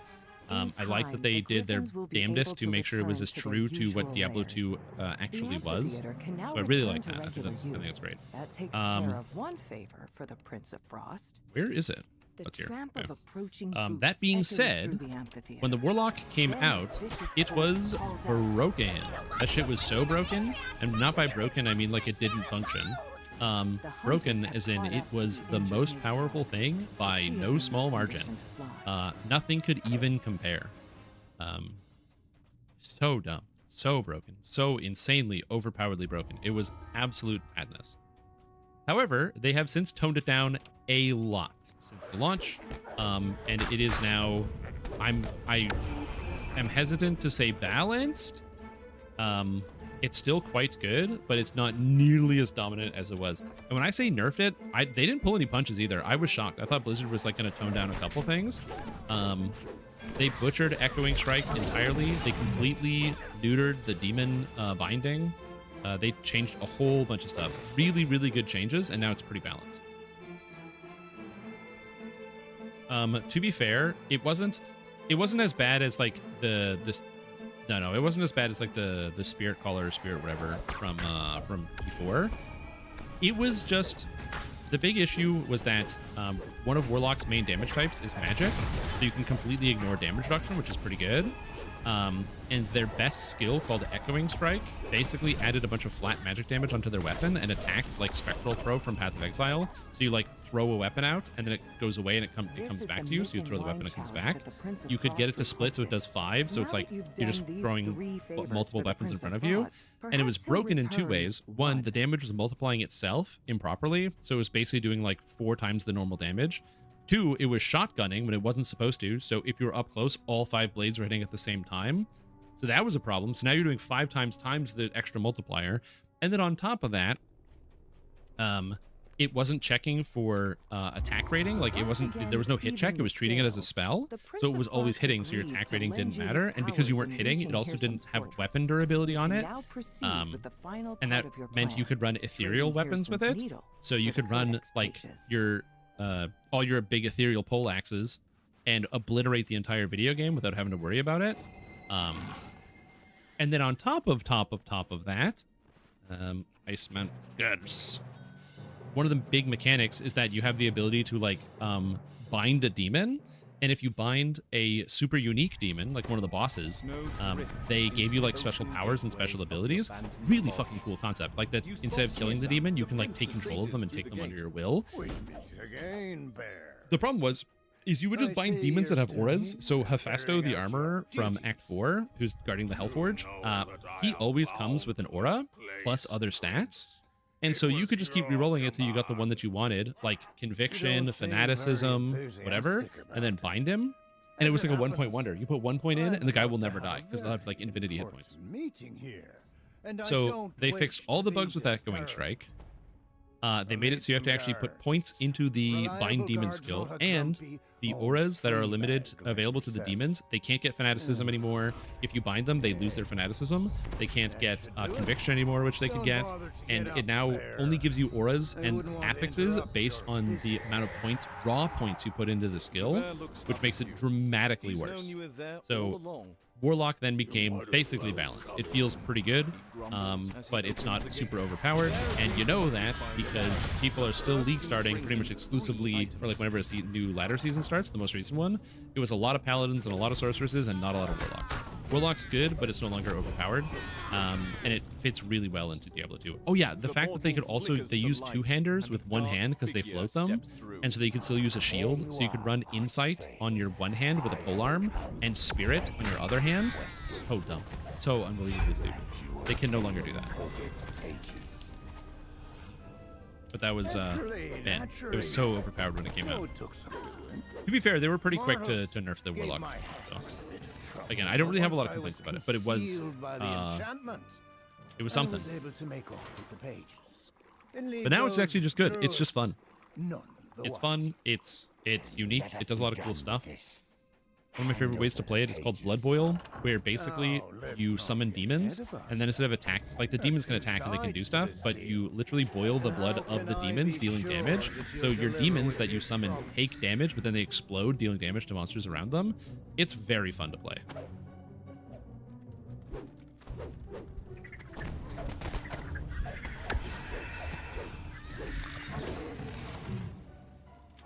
You see Stream Tom in EverQuest Legends? What's EverQuest Legends? You found one I'm unfamiliar. What makes it a legend?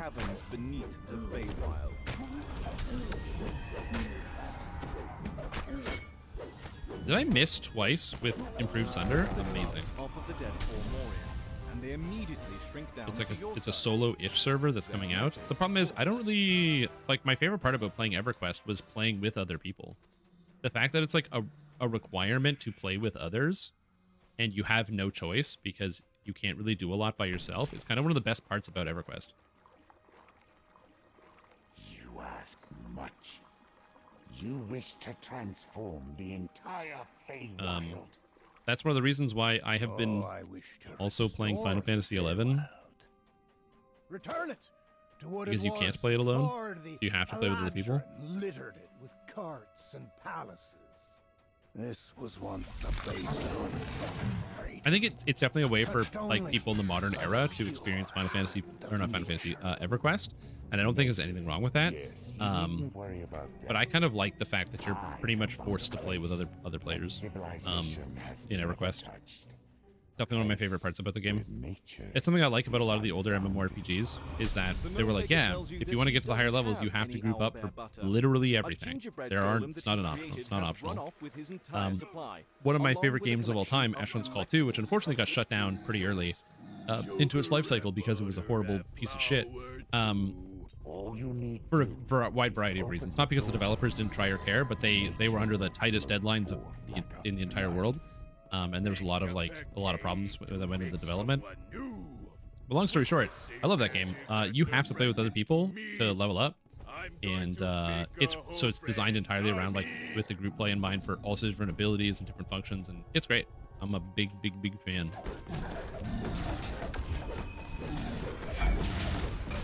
Party starts rolling real good. Yeah.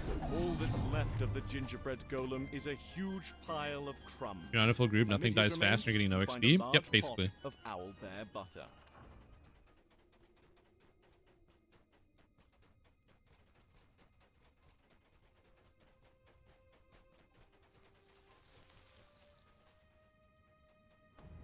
Gather your party. You don the giant's gloves. Inside the bear's mouth. Yeah, the tacticians can do whatever they want. Lugian tacticians, as well as Lugian elementalists. Tacticians, elementalists, feral intendants, and Tumuraki evokers, they can do whatever they want. Group? You want me to have a group? Sorry, I have a group. You should deliver Have you the seen news all to my Windward sand Hall. creatures? You can use that information to plan your next move. Unfortunately, even though Hunter gets the Lasher pet, it's not the same.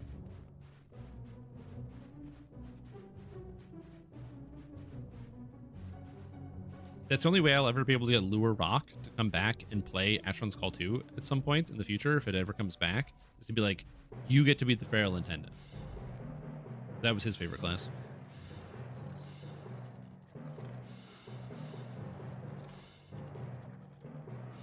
Whereas for me, I really enjoyed playing Defender. Defender's really fun. Enchanter and Sorcerer are both very fun.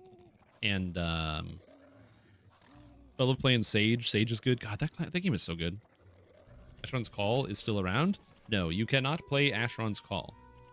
I mean, I'm sure that if you were enterprising enough, maybe it's possible that there might be some enterprising individuals that have decided to take it upon themselves to make some type of private server. But the thing you have to understand is that discussing private servers on Twitch for games that have been shut down is against the terms, and you're not allowed to do that. So I wouldn't do that, and I'm not recommending that you do that. But I think it's possible that if you look something up like that, either for Asheron's Call 1 or 2, that something like that might exist. But I wouldn't know anything about it. I have no knowledge, and again, that's something that you'd have to figure out for yourself off of this platform. I couldn't tell you yes or no one way or the other. Again, that's just something that you'd have to take like a cursory Google search and maybe click like the top link or something. I don't know.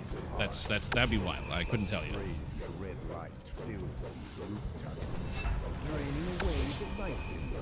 I'm simply just informing you that that's a thing that maybe exists. And if it did, again, I'm not really discussing it. I'm more just saying that that's like, it's a possibility in the universe.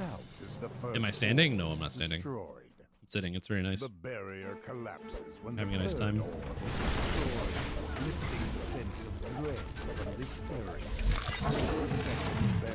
Confirm her to die? Confirm her to die? Yeah, exactly. I don't know. It could be anything. Stand up. Ugh, fine. Oh, I moved my monitors. Hold on.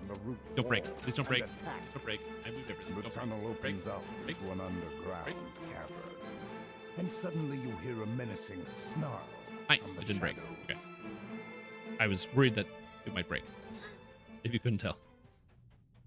I moved around my monitors and moved some cables, and I don't know how much slack I gave it. And the best way to find out how much slack I gave it is to lift it. The displacer beast dies. Walk around. Liquid, walk around. Walk around the walls. Run up against the walls. You might be able to find something. Most of the day now your feet hurt. Make sure you have like comfortable padding underneath your feet. It's very important. And do intervals of sitting and standing. Don't just stand all day. Standing all day is not really good for your knees. So you don't really want to be doing that. If you do like using the standing desk, buy a stool that you can lean on some of the time, so you're taking some of the weight off of you. And if you want to use your standing desk, make sure you buy a floor pad. You can get them pretty cheap, just something that's either like rubber or foam. Or if you want to save money on buying rubber or foam, get some Crocs. It's the thick type of rubber that will actually save your feet a lot of pain, and also will make it a lot better for your back than just standing on whatever your hard floor surface is.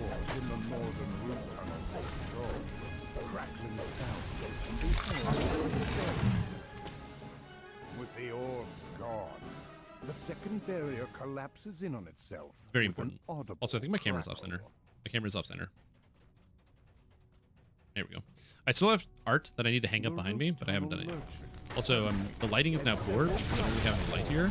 And I do have a light right here that I could turn on that would make myself look all bright. Then you'd be able to see my face and all my features really clearly. But I don't want to do that, so I'm not going to.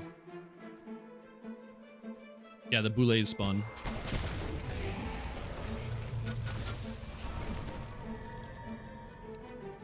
But yeah. Corrupting magic force down the corridor in palpable waves, draining life from the tree. It's everything dies so fast. Arcane Tricksters are so good. My god, dude. With a single magic word, the Fomorian slips the barrier back. Oh my god, I got him with the Sunder. Oh, he's got no armor class. Get the hell out of here, buddy. Okay, nice. Again, the temper HP is kind of great. So much free temp HP. I don't have to do anything. All right. Next is Thorn Right. The old Thorn Right. Here go the blight There's gonna be sick master on a dagger. crumples to So the that ground. heavy pick, in my personal opinion, may in fact be the best item in the entire game. So For like, sorry, the best quest item in the entire game. Fomorian is dead. I am very The convinced that that ritual weapon is ended. extremely, extremely good. It All works on that's basically left everything is to all the tell time, pixies and it's it might safe make to it so you actually play a return to heavy the pick build. blessed tree. Either dual wielding, having the heavy pick in the offhand, and then using like a dagger or something else. Yeah, this bad boy. That the paralyzing 117 is so stupid dumb. I'm very excited. It's extremely powerful. The only downside is you can't put it on a chain build as a Shade Arcai, but my god, it's good.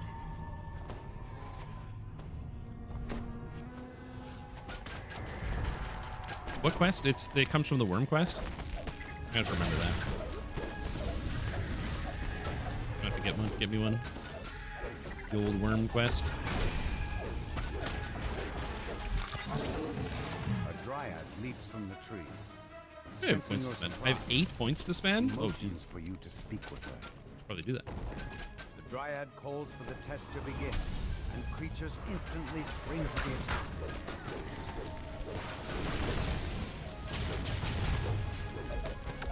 I mean, the damage isn't bad considering I don't have like any gear, set bonuses, special gear, like filigrees, anything like that. Like I said, my goal is going to be over the next, basically until the builder has the gear sorted. I'm just going to be leveling all my characters up to level 36. And I think I might do like a big re-gear, like re-gear all of my endgame builds. So I can post them online. Which will be a lot of farming.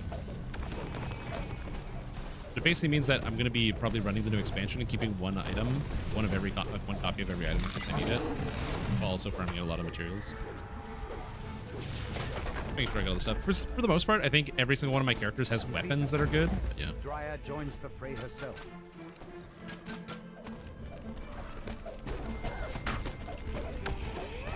Oh, all the weapons are like that. That's good. Dryad calls for a horse. Neither bend nor break. Good healing. Whoa, whoa, whoa, whoa, whoa. She makes a gesture. What's happening over here? The door Oh. opens. A gnarled woodwork carefully picks through a pile of Like, branches. if you think a d6 plus plucking 3 out is the good, largest and you should sharpest see thorns. 2d6 plus 6. Oh, The Thorn Knight yeah. explains that he crafted a magic needle for Hirsum. Scourge of the Needle Outsiders. That now contains Hirsum's immortality. Which, The Prince of Satyrs then took late that arrival, needle what's the build? to So this some place build called here the today Treasure Grove. is the Purple Paladin build. Basically, with the release of the Arcane Trickster, force damage was added to magical resistance rating.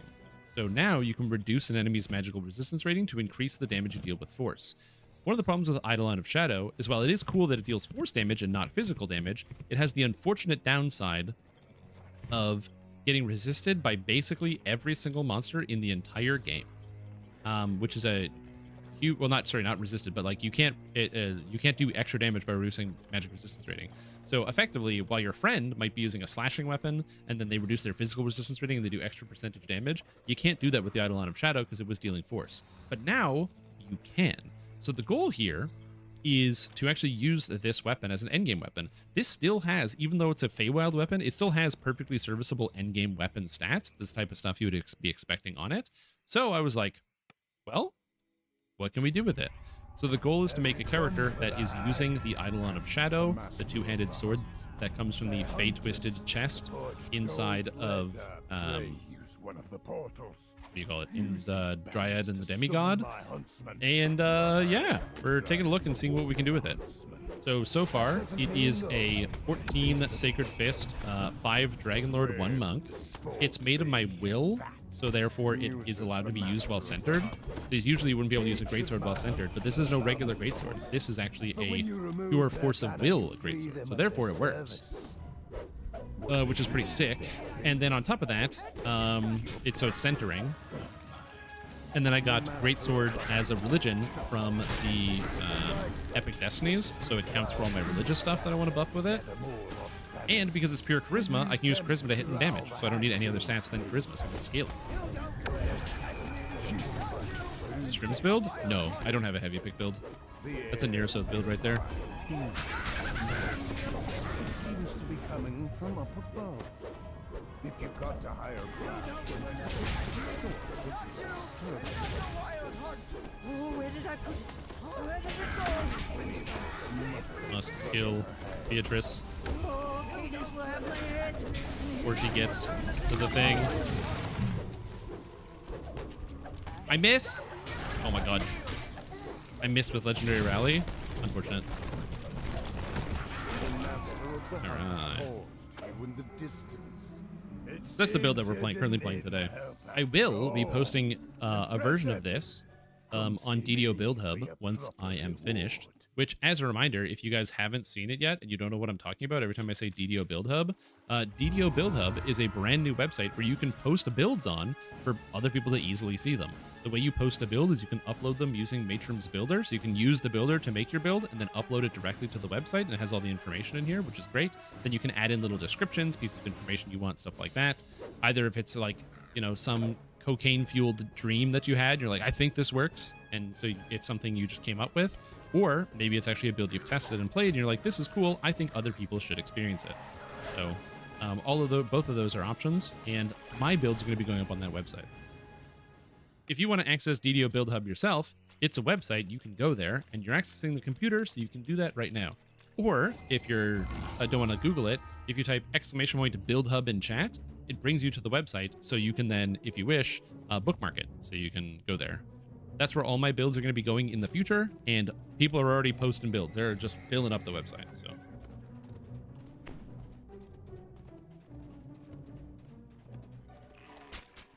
In the midst of the swamp stands a curious hedge. So once I'm done with this character, I will be posting the build on DDO Build Hub. You cannot find any Build sign Hub. of who built this. DDO Build Hub.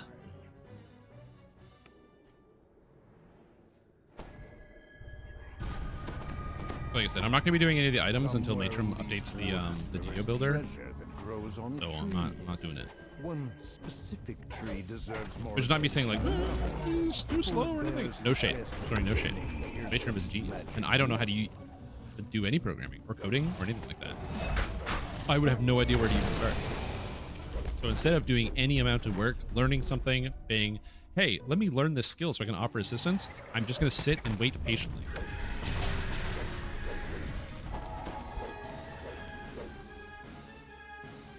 Help? Learn? No, no, no. Wait. They say good things come to those who wait, and I plan on pushing that philosophy to the extreme.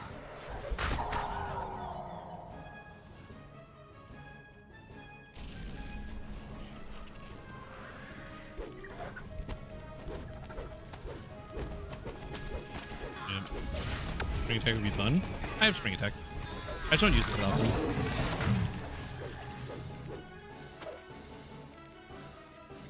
I find I just forget to press spring attack pretty often.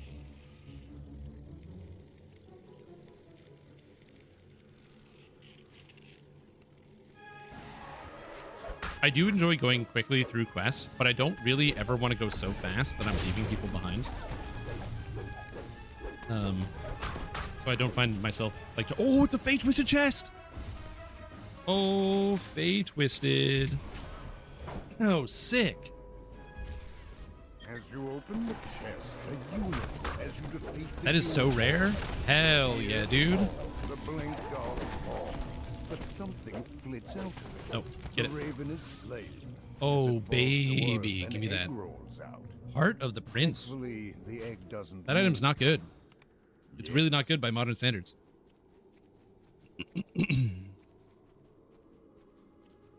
How am I supposed to get racial past lives in? So, Among the shell racial past lives are far more influential than heroics generally. The reason why I say that is because one extra racial point can be used for any build, whereas a lot of the specific bonuses are not useful at all. Like bards, every bard past life gives you bonus saves versus a couple defensive effects. Uh-oh. I'm gonna try help. Coming.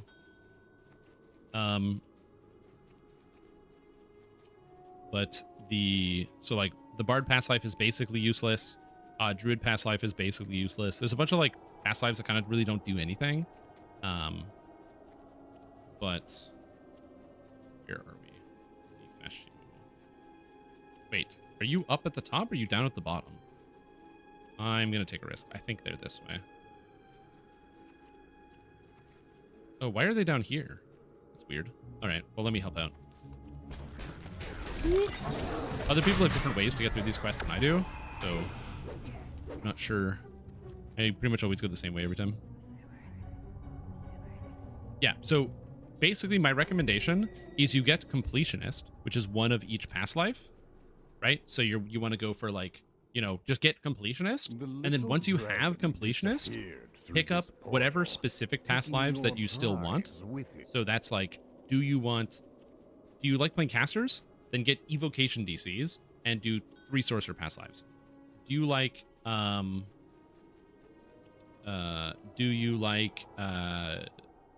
spell penetration because you like playing a lot of crowd control casters? Okay, great. Well, then you want to use like wizard past lives. So if like focus on the specific ones for stuff that you think are important. But outside of that, my recommendation always when it comes to past lives is do heroic completionist first, because it lets you try one life of every single class, so you know which classes you like and which ones you don't like. And then while you're working on racial completionist, you can figure out which classes you actually want to play, because you've now played it and you have enough experience. And then finally, you can weave in the epic past lives in between, because remember, if you get to level 30, you can do an epic past life from 30 to 20, and then you do the racial from 20 to level 1 immediately afterwards, letting you do both. As far as iconics go, I'm gonna be honest, most of the iconic past lives just don't matter. If you're like playing a melee character, then like Azamar Scourge is great because it gives you 6% extra double strike, so that one's kind of good. But in general, the iconic past lives are like kind of whatever, so it's not super necessary. I would say only really play iconics if you just feel like playing an iconic. I wouldn't really worry about farming out the epic past lives. That being said, if you like speed, if you're a speed demon, if you're a speedster, if you gotta have the fastest movement possible in the video game, then you may like getting 3 stacks of the Purple Dragon Knight past life, as the Purple Dragon Knight past life gives you the basically speed boost aura that you can use 3 times a quest. And a lot of people really like using that for speed. Similarly, the Eladrin Chaosmancer gives you 3 dashes you can use. And again, people like using those for speed. So, speed demon, a speedy speedster, then you can do that. But if you don't care, then...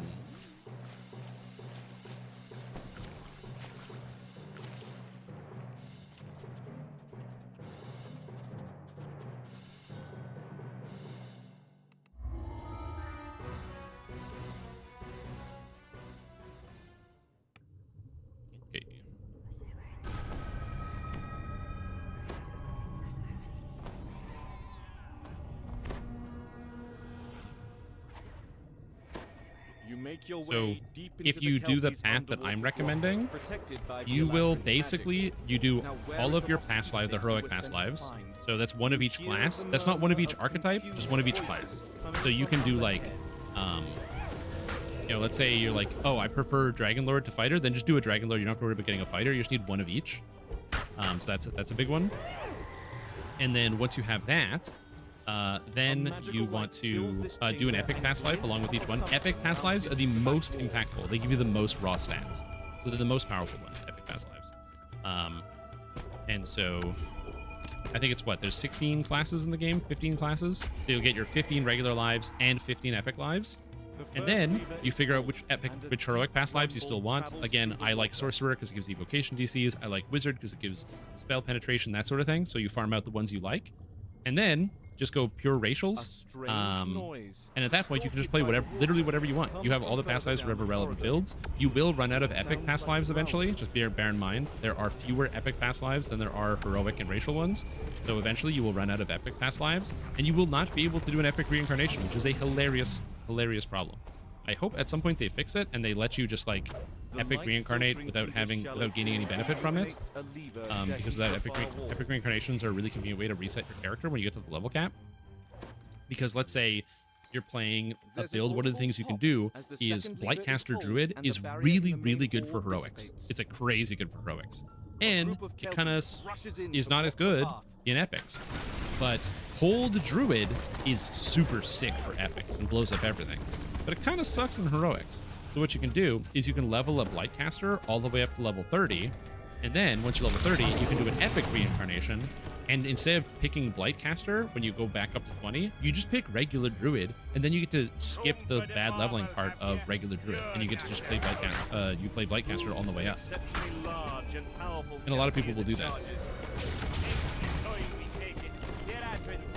This guy has 372,000 health. Oh my lord! That. The Kelpie Lord Come calls for the out. bauble, have you? We can see you're no easy prey, but the struggle makes the Ooh, beast Crown of Snow. all Hell yeah! Elementals, attend me! The Kelpie Lord falters, Right. then Next collapses, up diffusing is into clumps of the ragged weed. final You quest. spot the Eladrin's I lost can't keepsake remember perched the atop a name. nearby chest. I cannot for the right now. I just can't remember. I don't know. Could be anything. Oh, immortality lessons. That's the one. Good old immortality lessons. Do I have backpack space? 28 slots. Hell yeah. Well, I was typing. That's why. I was typing in the chat to let people know where to go. I oftentimes when I'm leading the group to tell people what quest to go to next, I very often will use the recall time to be like, next quest is X, Y, Z. And I'm not just saying that because I'm bad at it. I'm bad at doing the fast recall. I'm not just saying that. It's related. That's not the only reason.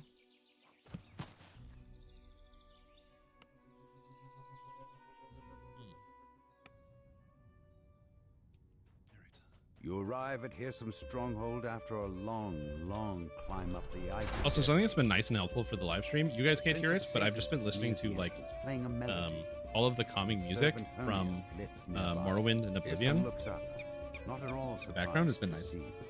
Ah, here at Where the recall timer completes. Yeah, exactly. Like, Welcome to Duskfall Overlook, a prime example of my vision. am I lagging? Oh, As well as its past. I was like, See how the birds, less. deer, the trees, and Holy vines sword. have reclaimed My cast level the less. ruins of this It is Eladrin 18. palace. Oh, I'm gonna be one level off. We say goodbye Man, I'm not gonna make it to. seats of the Eladrin courts. to Wait, hold 18. we have. Oh, that's the spell point cost. I'm cast level 21. I can't read. I'm stupid. You know what I mean? Worry not. It'll The Morrowind begin main theme soon, might be but the best in the first, series. It is basically I used hope to teach you what I want to achieve. in the other two games as well. The lessons I have designed. We will But speak I'm mostly again. talking about like the music when you're just like standing around in town that plays. I love that stuff. It's so relaxing. Mostly because I have so many hours in Morrowind as a kid, and it's just like dug into my psyche.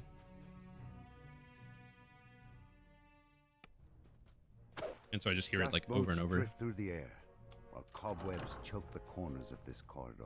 When you're just standing there and you hear the Floats in dum the air, dum dum dum coming dum from dum. everywhere. It's like people are plucking the violins. Nowhere You're like, at all. I have so peaceful. provided you with a feast for the senses. Once you and your fellows are ready, step up onto the table. But be aware. You'll be something about it. shut There's like in a serenity to it. until you've learned your lesson. Or I think one of the reasons why I find the music in Morrowind a lot more memorable, and I do not know if this is a good thing or a bad thing, but I think it's because I'm gonna invent a term here. I'm gonna call it noise density. Morrowind had noise, but it also had a lot of not noise. Whenever you were talking to an NPC, you were reading a text box. You're reading the text box, and you're just trying to abstract all the information from them. You're asking questions, you're doing whatever. You might be talking to an NPC for 2 minutes, 3 minutes, 5 minutes. During that time, it's nothing. There's no sound from the game other than the music. It's just the music. And so you're listening to it. Similarly, there's a lot of menu gameplay that goes on. You're sitting in the menu coming up with potion ideas. You're sitting in like menus looking at your spells or looking at trying to do the math on which armor piece is actually better because the game is really obscure with a lot of its numbers that make no sense. So you're spending a lot of time in kind of these like moments where you're not actively playing the game. And so all you're left with is the music and little bips and bops of the inventory. versus a game like Skyrim, where Skyrim has less of that downtime. The NPCs are talking to you all the time because the game is fully voice acted, obviously. So you're going to be hearing a lot of not just the music in the background, but also a lot of their voices and the exchange going back and forth. Skyrim does a good job of trying to get you out of the menu as much as possible. The conversations are short and sweet.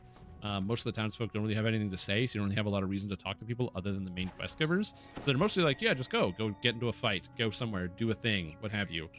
And so it makes you think about the sound differently because the sound density is different because you're constantly getting bombarded by different noises. So the music is de-emphasized. Another good example of this is like why the music in Diablo 1 is much more memorable than the music in Diablo 4. In Diablo 1, again, there's so much more menu gameplay. When you find a mysterious shrine, you don't know what the fuck that does. So you have to check your notes. What did the last mysterious shrine do? Oh, it reduced one of my stats by 5. That was pretty bad. I guess I shouldn't click that. And the entire time, you're just sitting there, you know, waiting at the shrine with no monsters and no other noises that are actually present. There's like just really not a lot of sounds. So you don't kind of get like, you don't get overloaded. You can just kind of listen to every single thing the game has on offer at all times while you're playing it, which makes a very different experience. Also, Cruiser, welcome back to the stream team for 62 months. Appreciate it. Have a fantastic day. Glad to have you here.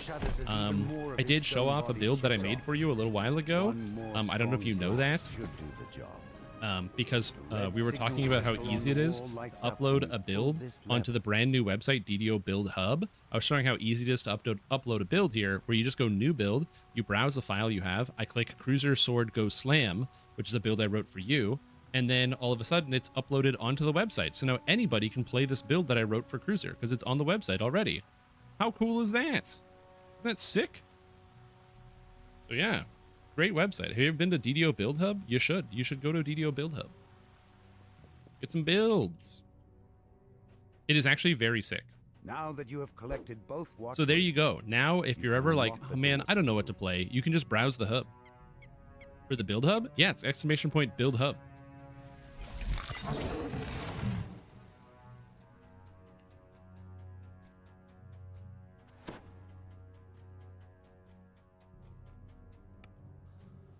So yeah, I don't know if that's entirely accurate, but that's kind of the way that I think about it. Versus again, a game like Diablo 4. Diablo 4 doesn't leave you with any time to your thoughts. It's like go out in the field. Every shrine is really noisy. The particle effects are really noisy. The monsters are really noisy. There's no reason for you to stop and wait for pretty much anything. It's just go, go, go, go, go, go, go. All the events are timed. Oh, this Helltide's going to move in the next X amount of hours. So I have to farm it. I have to do this. I have to do this. So you're constantly pushed before something changes, before a number clock's over, and you have to do something else. So there's no time to just sit and stew in the noise. You're always waiting for the next thing. This is one of the reasons why I specifically chose Diablo 1 and not Diablo 2. Because even though I think Diablo 2 also has very good music, admittedly, now with Terror Zones, it has a bit of that same problem where you're not going to be patient or waiting because you want to farm out a Terror Zone. If Trav is terrorized, you want to spend as much time in Trav as possible. You're not going to go farm something else or just wait a couple minutes. You're going to be like, oh, well, I only have 30 more minutes of Trav, so gotta get on it. Illusory versions of Lord Arden. Are you going to be playing the new Path of Exile 1 League, or are you going to keep playing Path of Exile 2?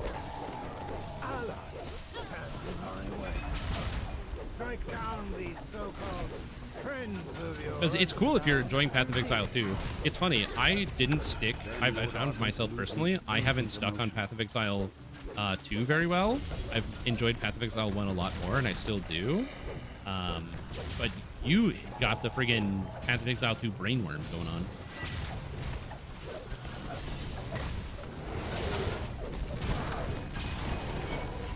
Nice. Have you decided what you're going to be playing?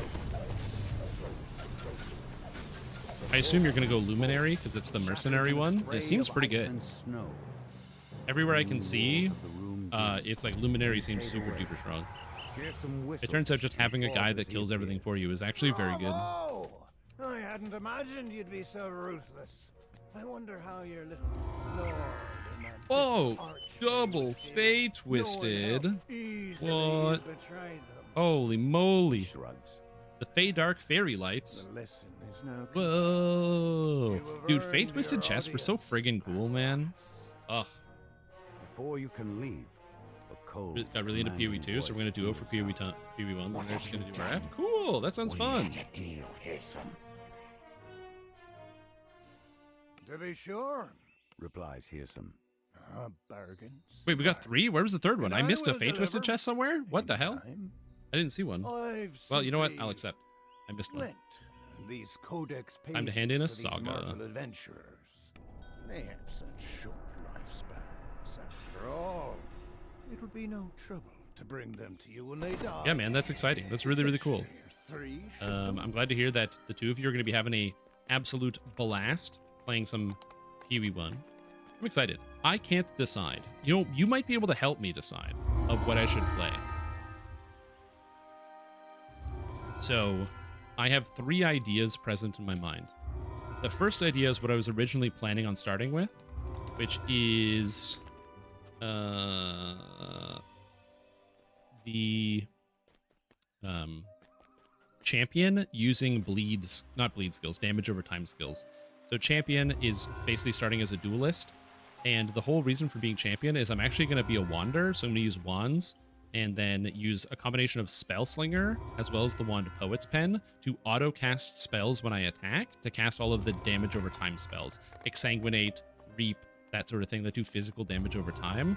But on top of that, I'm also going to be using the ability Corrupting Fever, where you know how Corrupting Blood really sucks, where an enemy hits you with Corrupting Blood and then you die? What if you could do that to the enemies? So the attack I'm going to be using to cast all my spells with the Spell Slinger is Kinetic Blast, which basically does a bunch of explosions that overlap, which don't really do any damage, but if they stack Corrupting Blood on enemies, now they do pretty good damages. So that's the goal of the build there. The entire Ascendancy is just defense. You get Adrenaline, so when you fall below 20% health, you pop back up to full and you gain a massive damage reduction buff. One ability makes it so you taunt on hit and you can't miss enemies, so you don't need any hit chance. You literally always hit all the time. You never have to worry about hitting. Another one gives you Fortification 20, and you can't generate Fortification with ranged weapons, so you get 20% damage reduction all times. And then another ability gives you increased attack speed based on how much Fortification you have, so you get more attack speed and you attack really quickly, and it's very smooth. That was the initial build. Selling and stuff, and bio break, then doing salt marsh. Also, I'm falling. He's gonna drop the portal above me. Oop. Bye, portal. That's funny. So that's gonna be the initial plan. Or I was thinking about doing that. But then I saw the patch notes. And in the patch notes, they buffed Soul Rend of Reaping. Soul Rend of Reaping. Basically, Soul Rend is like the skill where you shoot out a Chaos Blast, and it does some like chaos damage and some damage over time. So it's a combination like a little bit of a hit, it's a small hit, and then some damage over time.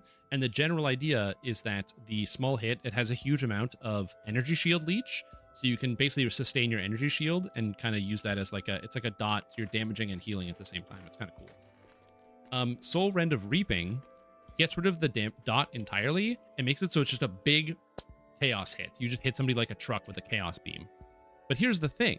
It gets even better than that for 2 reasons. Number 1, they recently buffed it in the patch. Its base crit chance is now 10%, so it's going to crit extremely easily, and they buffed the damage on it, so it's going to do more damage as well, which is pretty good. But wait, there's more. The other thing is that they also buffed it where it used to only start with 1 projectile, so you shoot this measly projectile and you need to like track it down. Now it starts with 3 projectiles and goes up to 5, which means I'm going to shoot 5 projectiles without needing GMP or any other nonsense like that. Extremely convenient. But wait, there's one more thing. The cosmetic for it, instead of shooting out the regular beam of wavy chaos energy, instead, you can get a cat. So it looks like an astral cat that jumps through the air and causes chaos damage. So there's that. And I've always wanted to play the Soul Rend of Reaping. So I'm like, I've always wanted to play it, but I don't know if it's going to be good at all, even though it's getting hugely buffed. And then the last one is they're buffing Whispering Ice, which is the staff that casts ice, that you can cast Ice Storm with it. So you put the gems in the staff and it casts Ice Storm. And Ice Storm is, they just buffed it, so instead of having 5 Ice Storms, you can now have 8 Ice Storms at a time. Which means you can stack 8 Ice Storms in one area and then just slam somebody and do 1 billion damage. So those are my 3 options for builds. Now, you asked the question, which is, oh, you thought I would be doing the Doriani's Fist. And you're right, I do want to do that. The problem is, you know how fucking expensive those gloves are going to be? They're going to cost $1 billion. Okay, here's how the mechanic works, Cruiser. You have to get a Doriani's Fist, and then you convert the Doriani's Fist into any random glove unique with the slam. So there's like what? Like 100 uniques? And also, it's going to be really expensive. I would expect that not to go for anything less than like 30 to 40 divines. It's going to be expensive. So I'm going to try to get it.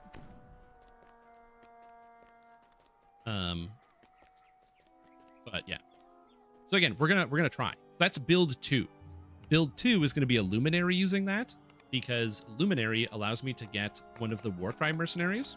And the Warcry mercenary, you can basically stick a giant weapon on them, and then when they use Rallying Cry, they give the flat physical to me. So they have a weapon that has like 1200 flat physical damage on it. They give me like 400 of that, but the Doriani's Fist gets like up to 1000% more physical damage. And then the Slam gets 1000% more physical damage. 1000 times 1000 is 1,000,000.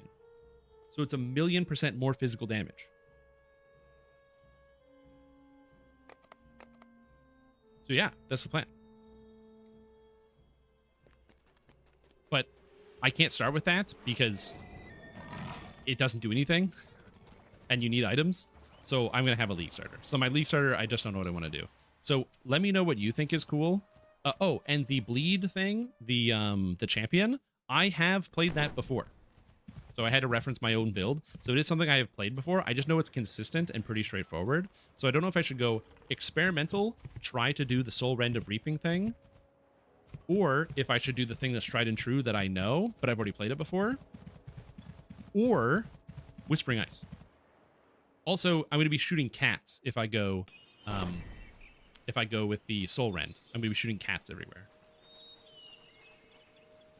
So, anyways, I'm going to use the bathroom, and you can think, how do I get to the Salt Marsh? What the fuck? Where do I go? The 12? Wayloon? Salt Marsh, this guy. Anyway, I'll be right back. Good use the washroom. Oh.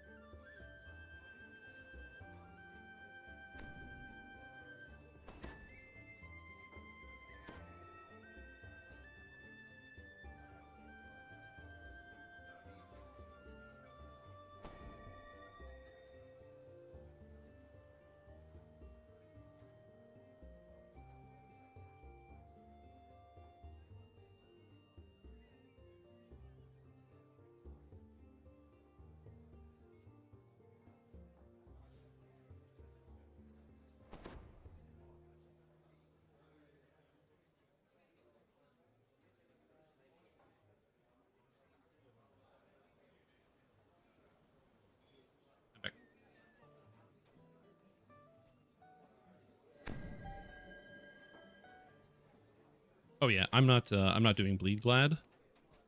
It's not bleed. It is physical dot champion.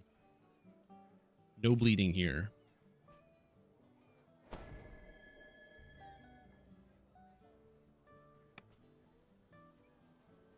Okay. Physical dot champ. It's bleed with more words. It's not bleed. It's specifically not bleed because they didn't buff bleeding and they buffed physical dots.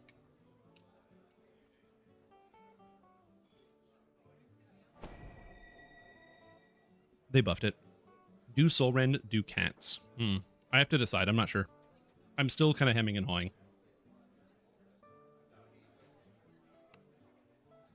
Okay. So now it's Holding of Saltmarsh. Everyone knows what's going on. Grab the quest.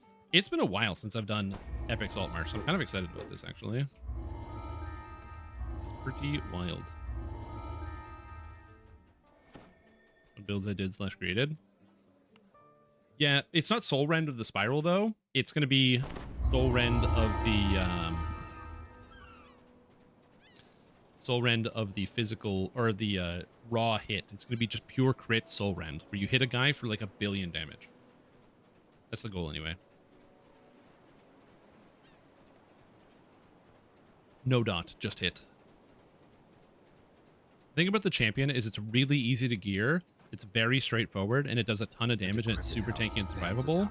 Versus the Soul Rend, I want to do an Assassin, which is not easy to gear, really squishy, but cats. We'll see. I'm not sure what I want to do. Okay, so I'm trying to remember how to do this quest. It's been a while. So I found the thing, so I know it's here. Oh, right. You go in here, and then you fall down, and then you solve the puzzle. You pull the lever. Unless you solve the puzzle. So long since I've done this quest chain. Oh my. You solve both puzzles, it summons a bunch of spiders. Spiders. On the wall, there's a bloody red and rats. And sounds at each time. You can hear the same noise coming. Oh man, I haven't done Saltmarsh in so long. It's probably been at least a year since I've actually gone into a single quest in Saltmarsh. And then, because you touch the wall, you know that the thing is in here. So you go into this, search it, get a key. So now you have the key for the basement. We gotta fight the ooze, but I don't care about fighting the ooze because my weapon can't break because it is a magical sword. Whoa, ho, ho, ho. Well, the reason why I was thinking about it is because you get the bifurcating crit. So what the crit bifurcate means is that it's like having advantage. So you roll your chance to crit twice. However, if one or the other crits, you get the damage, so it counts as a crit. But if both of them crit, so let's say you have like an 80% chance to crit, and both chances roll crit, you get double crit damage. You nearly trip on a bloodied, dismembered body in the center of and so by getting double crit damage, lies a room pretty so good. Anything else and I was thinking, since the base crit of the skill is 10%, even though the bifurcating enhancement gives you ascendancy point gives you minus 30% chance to crit, like who cares? That's still going to be way too much. Because that just means it goes back down to 7% crit, and so then getting 100 is going to be really, really, really easy. You got moves, I'll give you that. But there's a reason why they call me the Scourge of Satan. Whew. Where did you say you were from again? You're not just any group. So that's kind of my thought process, is like, you can just scale all the crit, and it should be really easy to cap out. I put a like loose POB together, and I got somewhere around like 8 million damage with it. So it should be good. Ralicatcher standings at max power charges. You can use Ralicatcher's Impatience, but also I could just straight up use double void batteries. Well, the void batteries pretty expensive early league. So I don't know. I don't know. I'm still thinking about it. I haven't. This is why I'm like, where am I gonna go? What am I gonna do? I'm on the last legs. I'm sitting at the edge of my chair, being like, what do I actually want to do next? And I do not know the answer. He says, why our contact in town sent him to distract everybody in? is beyond me. Got one guy. The apparent leader of the smugglers glares at you. This guy's talking for a while. They can't let you leave alive, now that you've discovered our operation. You should have heeded our warnings and left this house while you have a chance. The wizard vanishes. Copies of himself simmer into wait at his place. You'll be dead long before you can see through the eye. We got him. He says, your attack strikes flesh, and the wizard doubles over in pain. Heading to under cover of darkness. Before he can run away, you strike him. I got the Duelist one EP. last time. Oh, and I got the remaining artifact. smugglers Oh, I'm gonna get a lot scramble of out the artifacts, aren't I? cavern, presumably headed to the ship where the rest of their operation waits. Yeah, the Ralakesh shenanigans are The game also will interesting keep their because it due means that in I could good do, time. you know, do the For now, Ralakesh, and you then protect you wear the yourself with necklace that gives you plundering the smugglers' wares. power or That frenzy should make charges up for equal the to your max treasure power you charges. Then you have a promised. million frenzy charges. So again, definitely an option. Definitely something I'm considering. That's on the table. I gotta think it over. I gotta spend some more time thinking it over. That's all. But they also did raise the scaling and how many people are going to be using an essence train this league. So how expensive is an essence train? Replica Dragonflying's flight going to be? I don't know. Again, it's a lot of like complicated math magics. So I gotta figure out. Of their comrades to approach them. Fools won't know what hit. The deputy stops rowing to ask you. Port or starboard, Captain? Port or Not starboard, seeing Captain. The familiar faces of their accomplices. The surprise Attack! crew Surprise, sucker! demands to know who you are. First mate shouts to the rest of the crew to repel the intruders. It's going to be a long night. More smugglers appear on this deck to repel the intruders. Oh, not prison smugglers. But yeah, so I'm still thinking about it. There's a lot of thoughts going through my mind. Realistically, I don't think it's gonna matter because I just need to get something that's gonna start money. The proper answer, for the record, is I should, in all cases, I should absolutely 100% of the time use fucking what do you call it? I should just go with the champion. The champion's gonna be the best way to go about it. I 100% should play a champion. There's no reason for me not to play a champion, other than I have this like fever dream of getting this thing to work. Boom. I love that we have Dr. Love as well. And Demon Craft. Holy. Fun fact, there's the Inspire Excellence +2 that's supposed to give you extra Inspire Excellence. It's like Giga Excellence. Inspire the most Excellence. Currently not functioning. Can't move.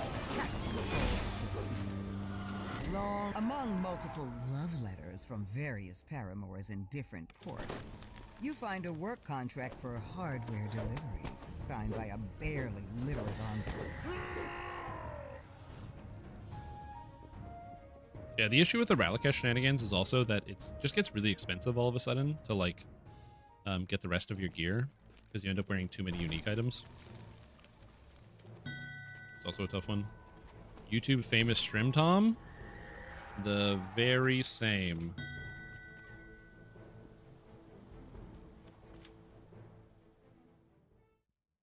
You hear the rushed footsteps of more crew descending into the hold. No, we're not more crew descending into the hold. Man, Dragonlord is so good. You hear the rushed footsteps Have you of guys more tried crew playing descending into Dragonlord the yet? hold. This shit's crazy.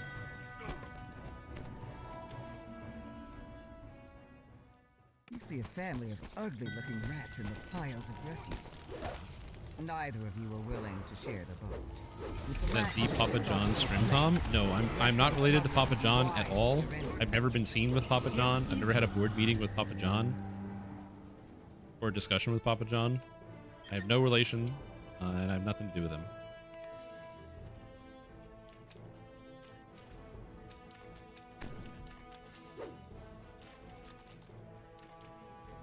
Nope. Zilch. Nada.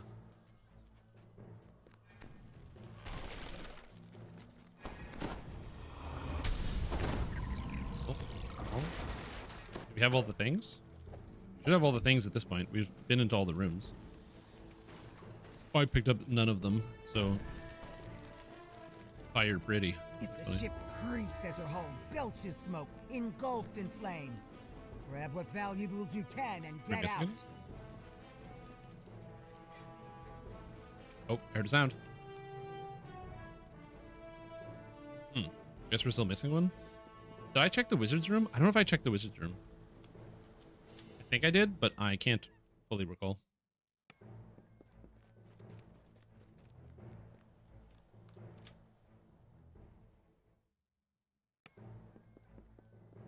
I need to find out what they're smuggling.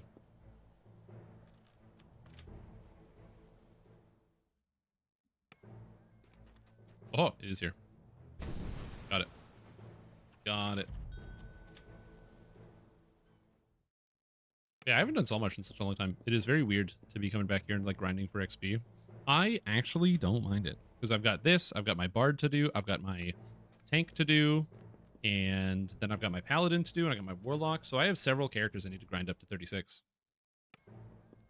We're almost there. All it takes is a little bit more time. This would also go faster if I was taking the XP instead of taking the This isn't about ordinary smuggler. what do you call it? If I was taking the experience points instead of taking the cards, but I really want more cards, so why we're doing that. Back to basics. Must warn the town.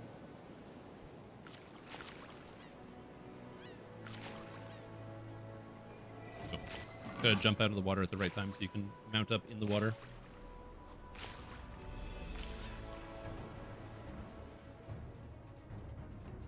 Yeah, I'm looking forward to it. Nero, what are you starting for the Path of Exile League? Are you playing the Path of Exile League? New one that's coming out tomorrow? Are you playing it? Are you starting up or no? Stands crumbling on the hillside.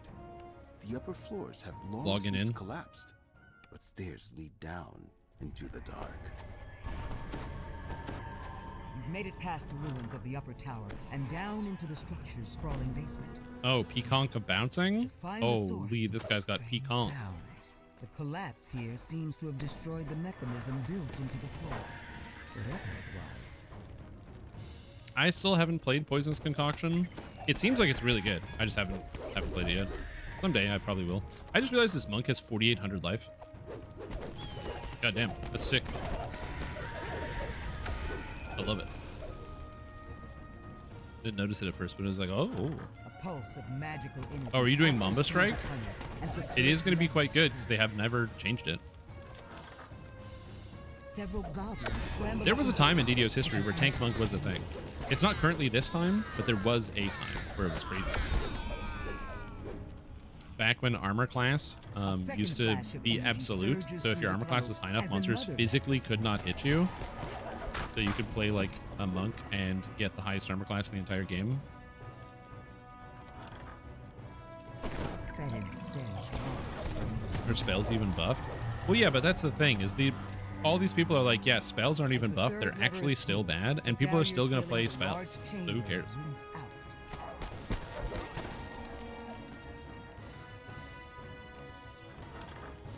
Remember that the benefit of all of the meta slaves saying these things are bad means you can just play whatever you want and it's going to be cheap. TOD way back on a monk tank? Oh yeah. Tank and TOD. I remember the first time I ever did Elite Stormreaver's Fate was we had a monk tank. My new creation will set the land And the Stormreaver just couldn't hit them. They were just standing there the whole time. It was amazing.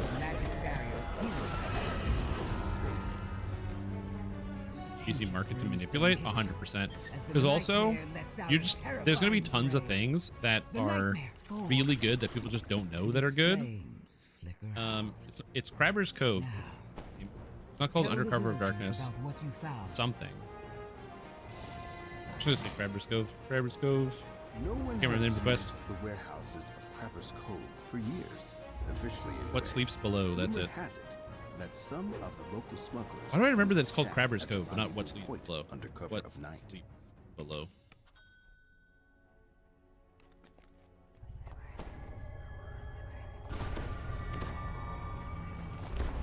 This building looked abandoned from the outside, but once inside, you can see signs of recent habitation. In fact, you can hear muffled voices from the next room. Last day before Convergence or before PUB takes us. I mean, we're pretty close to the end. All we have to do is light the tree on fire and then kill Giga Radon. So, you know, it's not like we have much left to do. It's like the Rao Plateau or whatever. And then Super Ultra Mega Giga Radon of Hell. Oh yeah, and the new area. True. A door creaks open down on the main floor. Dank I did air forget about that. wafts Which is actually a up new from area. the lower I'm level. gonna be honest. I am very impressed by the convergence mod. It's very cool. A lot of times, whenever I get the desire to play a mod or do something, there's always like, not all the time, but sometimes you realize like that game design is very hard, and the developers who are working on the game obviously know what they're doing.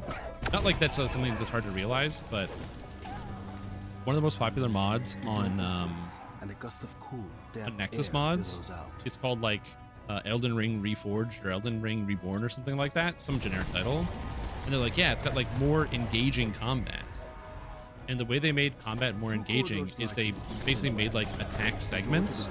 So if you just mash the attack button, you attack slower than if you press the attack button at the right time to string together combos. So it's like if you are attacking with a sword, there's like inflection points in every single attack animation where if you press the next one at the right time, then you attack a little bit faster so you can string together actions. And every single action in the game has this. Drinking potions, everything has a thing where if you press it at the right time, you basically get like a critical success for performing your next action, and you do it a little faster. And that sounds really, really good. But there's two problems. Number one, the mod made all of the monsters in the game like 20% faster by default. And you're like, I guess that makes sense. You have to accommodate for the fact that the player is going to be acting faster too. No.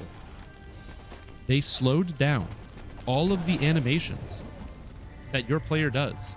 And you get the base Elden Ring animation speed back by playing with the stupid system. A series of gears click in the distance. Unbelievable. And allow I guess it's more engaging because you have to do it. But like, so the dumb. faint sound of chanting can be heard from deeper inside. Yeah, but the difference is you can forgive it in Sekiro because the entire game of Sekiro is designed around that mechanic. They want you to interact with it in that very specific way from the entire time. This other system is like, hey, what if we just like shove it in here? Ugh. Also, what's up, S-Screen? How you doing? How's your day going? The chanting halts. An angry form Plains the game is too hard. inside the summon. I didn't say the game is too hard. It's just like, it's very boring. It's very boring to engage with. A voice from the room next door shouts, "What's going on? Don't tell TBT me and you're Elden going Ring. for it." Elden Ring is, in my opinion, the easiest of the entire, Melith falls. of like all of the Souls games that I've played. I think Elden Ring is the easiest one by a lot. A coffin lies With in the one corner of its exception, dusty crypt, which is covered in Radon. arcane ward. I don't know what the fuck they were The smoking creature when they in made the that casket boss. asks you to I guess free it's the him. DLC boss of But you Elden Ring, so it decide has to that be there must hard, have but been a like, good oh my reason god. for the thing to be bound Promise Consort inside Radon its is something coffin. else. Best to let sleeping apparitions lie. Like, no joke, if you've never played any Elden Ring or like any Souls games, the danger at the water. If you've never played any Souls likes, then I think that starting with Elden Ring is actually not that crazy, because it makes a lot of them easier. It's possible Dark Souls 1 is also a little bit easier, This ring of ancient standing stones commands a fine mostly because view Dark Souls 1 Yet, for some reason, oh, is that, it did I do gives that you right? An uncomfortable feeling. There we go. Dark Souls 1 is a lot slower and a lot gimmickier. Almost every boss has like a gimmick you can exploit to beat them, whereas in the future titles, they stopped doing that. I think of it as like the Mega Man principle, where like in Mega Man, as long as you have the right weapon, you can beat a boss. So there's an order to beat all the bosses where like first you beat Chill Penguin, and then you use Chill Penguin's ice powers against Spark Mandrill, and then you use Spark Mandrill's lightning against Armor Armadillo, and you use Armor Armadillo's sphere against blah blah, and you just keep going, and there's like a weakness for every enemy. So Dark Souls 1 is very similar in that regard, where there's like tricks to every single boss where it's like, well, if you know how to do this, then you're gonna beat it, and it's like a million times easier. A lizard folk calls to you from up ahead. Making Elden Ring harder. That's funny. Our queen will wish to meet you. It scales hard later on. Like, I do agree with you that in theory it's certainly harder because the mechanics and the bosses are harder. Like, I don't disagree with that, especially later on. The bosses are significantly harder.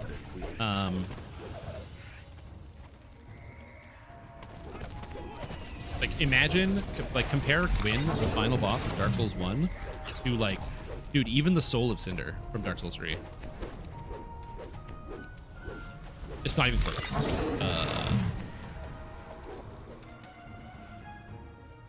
So like I do get it. I you know, they're not it's obviously harder. But the game gives you more prep to do it, and also like the thing for me about Elden Ring is that there's always an easy way around every problem, which is magic.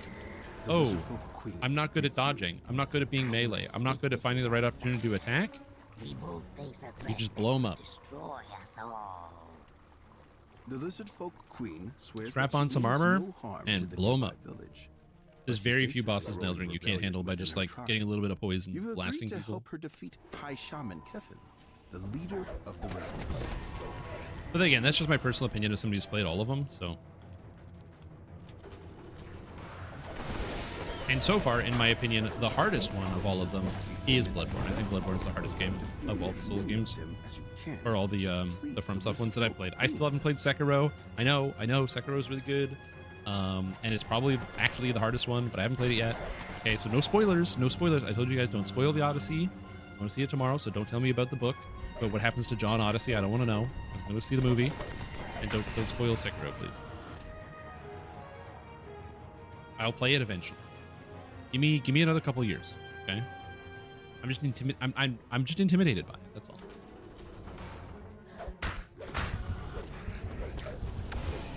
I mean, I say intimidated, but like, I don't know. I actually don't know why I haven't played Sekiro. I think part of it's the fact that I've played every single other Souls game on stream, so my brain is like, well, I really only want to do it if I'm doing it on stream.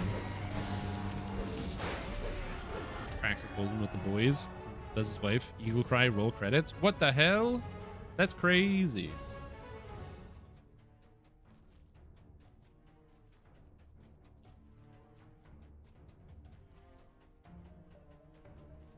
Dozens of lizard folk eggs rest beyond this gate. You're telling me John Odyssey gets home and just like rips a PBR? Are we done here?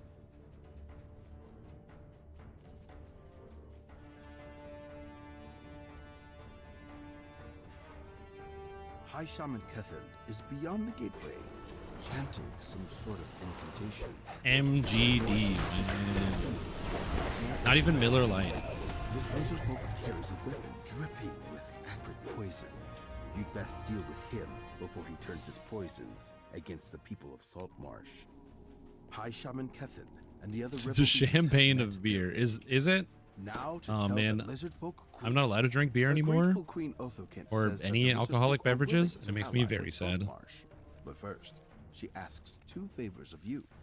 Speak with the three ambassadors from other tribes. That's their slogan. I mean, I'll believe it. Captured Oh my god, my voice is going on me. Irtos. This is what happens when I You spot the spear don't crest stream as on the much, table and then near I'm a trying to get group back of into it. rebel My voice, officers. it But the fails me. As it turns out, you can't just go from like not talking most days to talking for 8 hours a day right away. It takes time. Like, is this what you translate? This already when the bear was airing. Is this what it's like to be a chef? Isn't it? I thought the bear was completely historically accurate.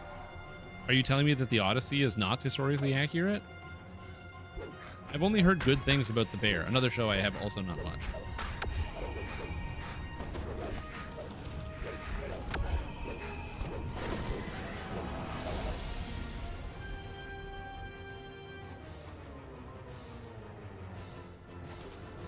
I don't think Nero's seen an anime before. The sub-chief tells you that one of the rebel officers has taken the crest needed to free him to a nearby barracks. Now that you've saved Sub-Chief Irtos, Yeah, of the course he Lizard has. Folk Rebellion has He finally forced been Horse to watch put to JoJo's bed. Bizarre Adventure. The lizard folk can focus on reclaiming their home from the Sahuagin.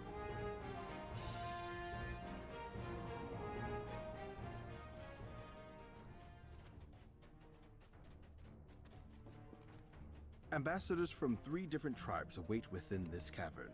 The we got? Bullywugs, Where is he? the Troglodytes, He is and the here. Sea Elves. The ambassador of the Troglodyte tribe has asked you to find his stolen necklace. Nero, and why deal horses like with that? the No. responsible. Horse is You've a concluded very unique and negotiations with the particular and Bullywug special tribe. individual You've who will never secured grace the us Sea with his Elves' presence ever support again. in the alliance.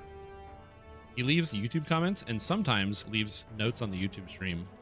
But I don't think he's ever going to come back to Twitch, ever.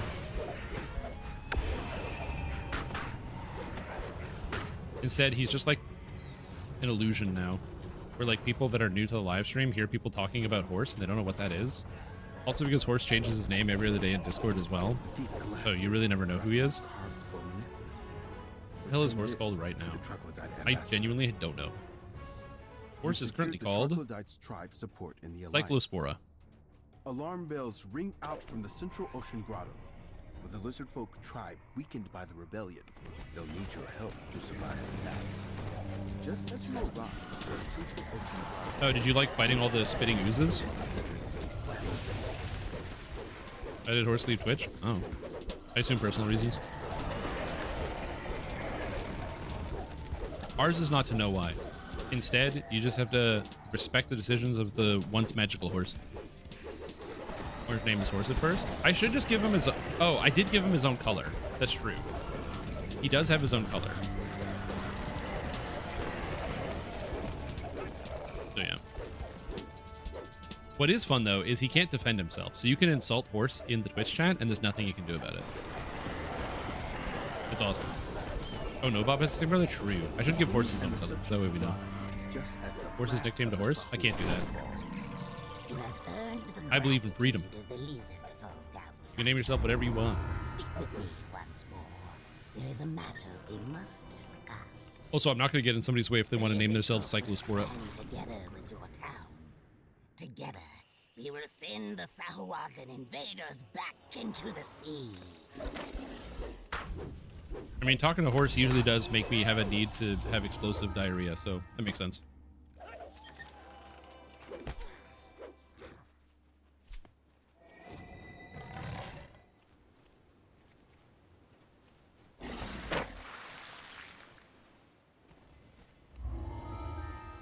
That's true. No Bob does have the same color. This ship seems to have sunk nice, man. Very recently. The main cabin appears. Do you know that No Bob made a bunch of quests for the new expansion? It's very exciting. The names of which I can't remember. But he made the fungus one, where you have to get the dream fungus. No, not that fungus. The other fungus one. Not the dream fungus one, but the other fungus one. And he did the flump quest. And I think he did other quests too, but he certainly did those two. Fast fire compliments. It's good to just be like boom, boom, boom. You just need to have like a macro on your keyboard. You just need a keyboard macro. It's the real secret.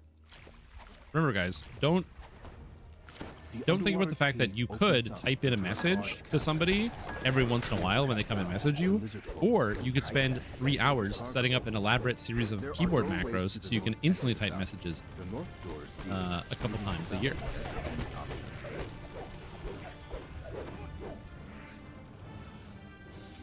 Isn't that the expression?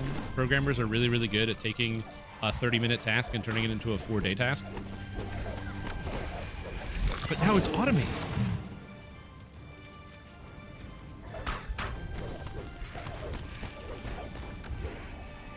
I'm just joking, programmers. I don't know what you guys do. Whoop. Whoop.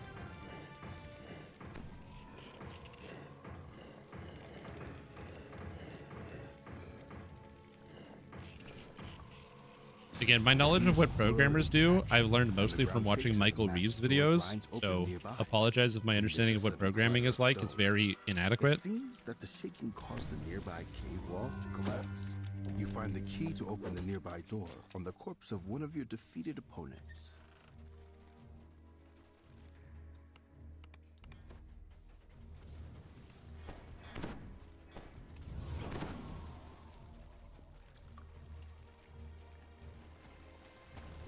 Want 2 catalysts and 1 saga?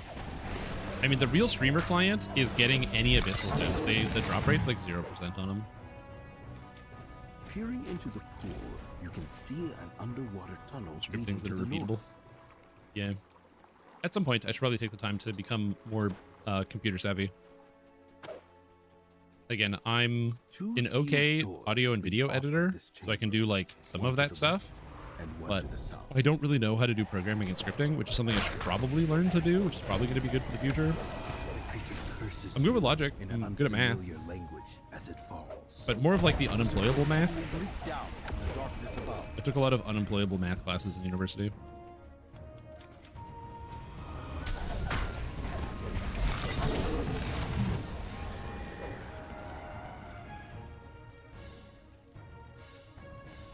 See, the nice thing about being friends with a couple people that took unemployable math in university was that you always knew where to go if you wanted to play Super Smash.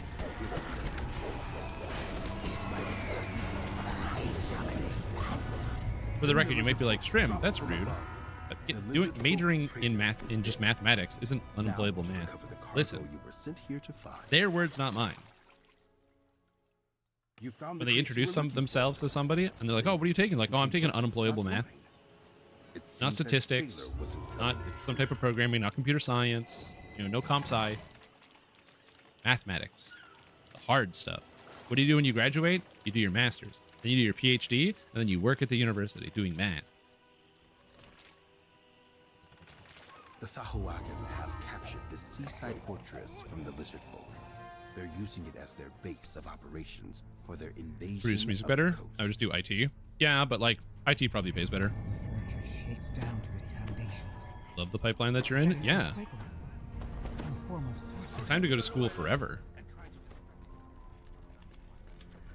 Armed Sahuagin surround an alarm gong at the upper entrance of the fortress. No! No, they closed the door. No! No! I'm stuck.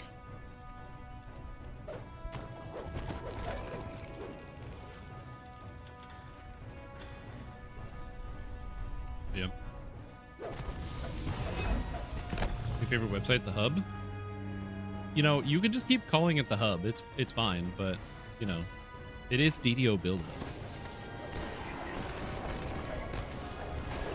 I know you're alluding to that it's a different type of hub with different types of content, but it is different. Get in trouble with the government because it's got some military application. Also true, yeah. Converting this old lizard folk fortress into their own. Yeah, man, Grub Hub, hell yeah.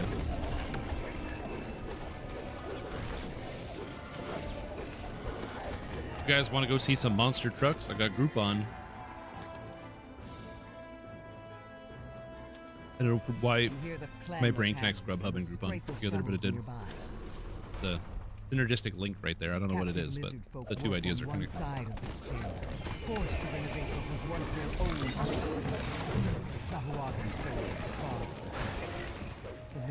That is something I want to do. That's on my bucket list. I've never gone to see a monster truck show. I would love to go to a monster truck rally and see some monster trucks.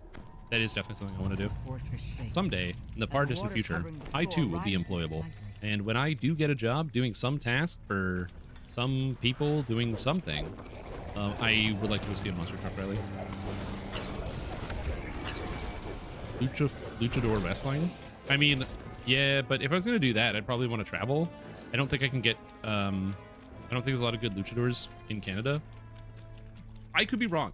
I could be wrong. I do not know much about the luchador scene. But if you get employed by people who destroy what you were studying, yeah, that too.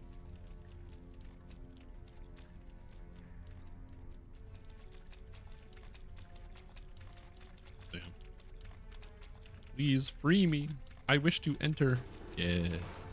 The ground trembles. As then the only jobs are basically gaming environmental assessments for oil rigs. Oh, that's horrible.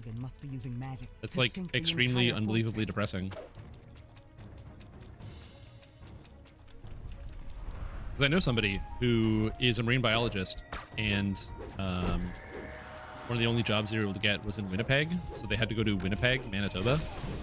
And if you don't know much about Canada, which is fair, Winnipeg, which is in Manitoba, is close to the Hudson Bay. It's on the coast of the Hudson Bay.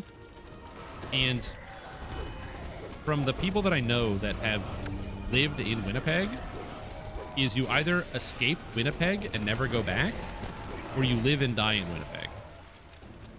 And you never leave. You're stuck there for your entire life. And that is has some of the worst weather in all of Canada. Godless hellhole. I'm sure there are nice people in Winnipeg. because I have friends whose family is all from Winnipeg, and they're nice people, so presumably their family is. But I'm like, do you go back and visit? They're like, not really. I'm like, okay. Well, She must be on the lower level.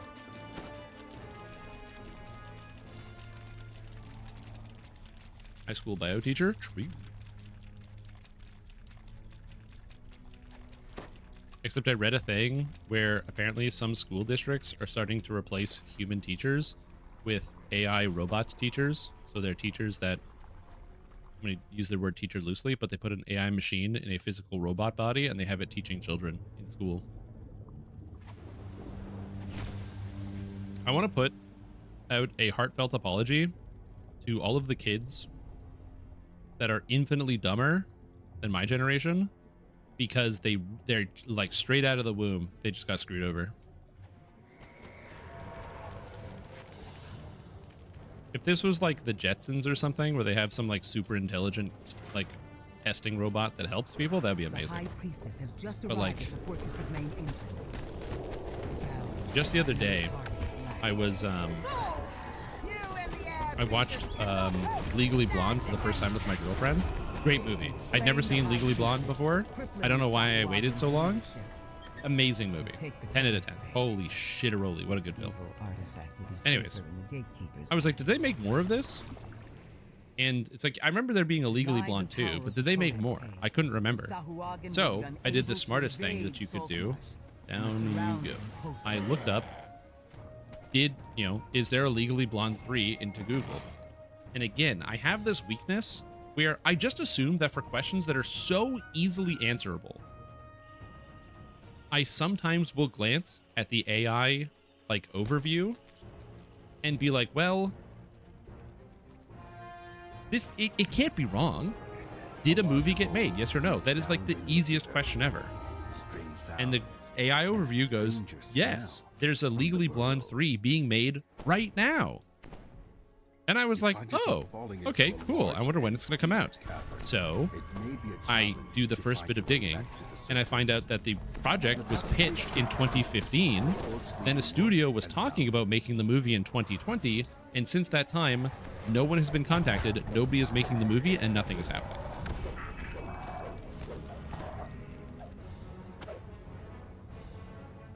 And again, I don't know why I had the moment of weakness where I was just like, it can't be that wrong. And it was literally, it told me the 100% opposite of what the truth was. And I'm like, what a... So yeah, so like I said, I apologize to all of the kids nowadays who are not going to know how to read. Oh, geez. Basically, if you have kids of your own or you have nieces and nephews, man, spend some time sitting with them and reading. Help them learn how to read. They're going to need it.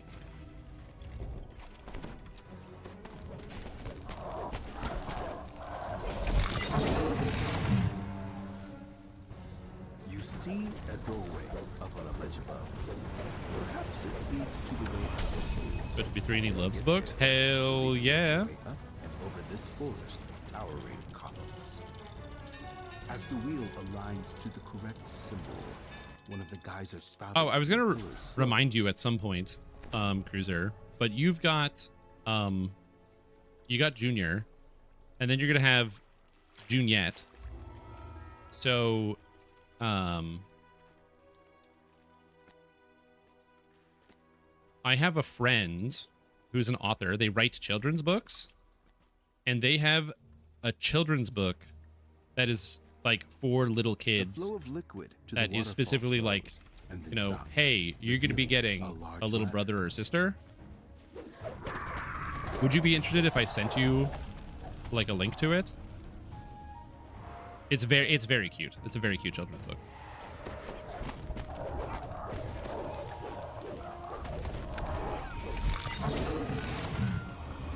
The door opens to reveal a large holy room, open to the sky. Okay. I will send you the link at some point later. 10 teachers living wage replacing a robot that costs more than 10 teachers. Yes, but what you have to understand, Yonosto, is that they might be replacing the teachers with a robot that costs 10 times as much as one teacher, but also all of that money is going into tech billionaires. They're going to do nothing with. They're using it to build bunkers and drain our water. A ladder leads up to the surface and out of Loot the our skies. bulwark layer. Control We've everything. escaped at last. A large hole I don't know, man. leads down beneath the earth. There was that news story about And a stranger smell from the burrow. that came out recently about OpenAI, or not, was it OpenAI? I think it was OpenAI, one of their agents. It's like one of their early agents, or like one of the cutting edge models that is not supposed to have access to the internet, so it's supposed to be in a controlled environment for testing, broke out of the controlled environment, went on the internet, and then broke into another AI company into their database and stole data from them to solve a problem, because that was the easiest solution to the problem. And this is very recent, and the companies are like, they figured out what happened. It was an AI agent that kind of went loose and did something on its own that it wasn't supposed to, and it did whatever. And my only thought is that, like, well, I have two thoughts. Number one, like, has no one seen a single sci-fi movie in their entire life or read a book? Crazy. And number two, there's the book, If They Build It, Everybody Dies, where the author posits that, like, artificial intelligence is going to kill everybody on Earth by 2033. And I'm like, that's ridiculous. 2033? I don't know. It's not advancing that fast. And now I'm like, man, I only have like 6 more years of life, and then it's all over. Intruders, hisses the Sahuagin. They meddle with the pattern. That's it. That's all I got left. Hold them, my warriors. Actually unlucky.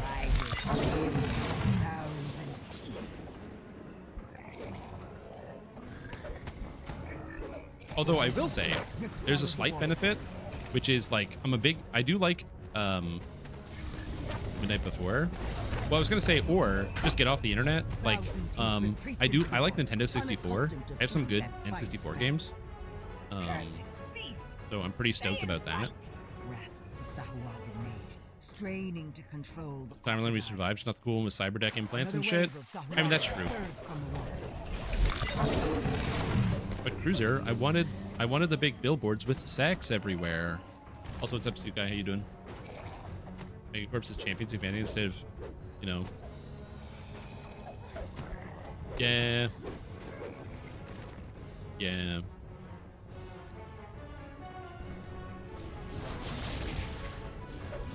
Can't piss off the mega corporations. I mean, if you say bad things about Amazon, how are you going to be able to sell your book on Amazon? Doesn't make any sense. Get me out of this. Oh my god. What's up, Arcanaverse Raiders? Hello, everybody. Welcome to the stream. I'm going to do my best. We're gonna change topic off of the depressing end of our entire planet and existence, which is coming in no short order, to talk about something more fun. I don't know what that is yet. Massive tracks in the mud lead to a dark and stinky den.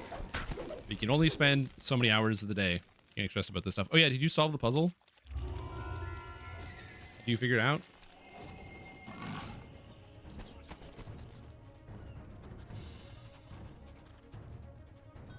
Liking it. Report good news. We checked a lot of things, still missing one slime globe. It's a weird sentence. I can report good news. We're missing something? Oh.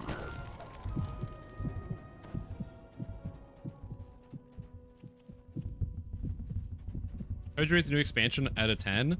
I'm going to wait until the patch. Because right now, I'm at a mixed. But I think after the patch, I will rate it pretty highly. Also, I need to sit down. I'm missing. You awake from a troubled dream filled with shouts and screams. Then you realize. Very tired. No type bad English. Oh yeah, me bad English too. I get you. Oh, there we go. Sitting is nice. Off your slumber and make your way into the fog. Yeah, the Friday hotfix is going to save the expansion, you guys. A lone smuggler. That expansion is going to be so saved. You have no idea. Several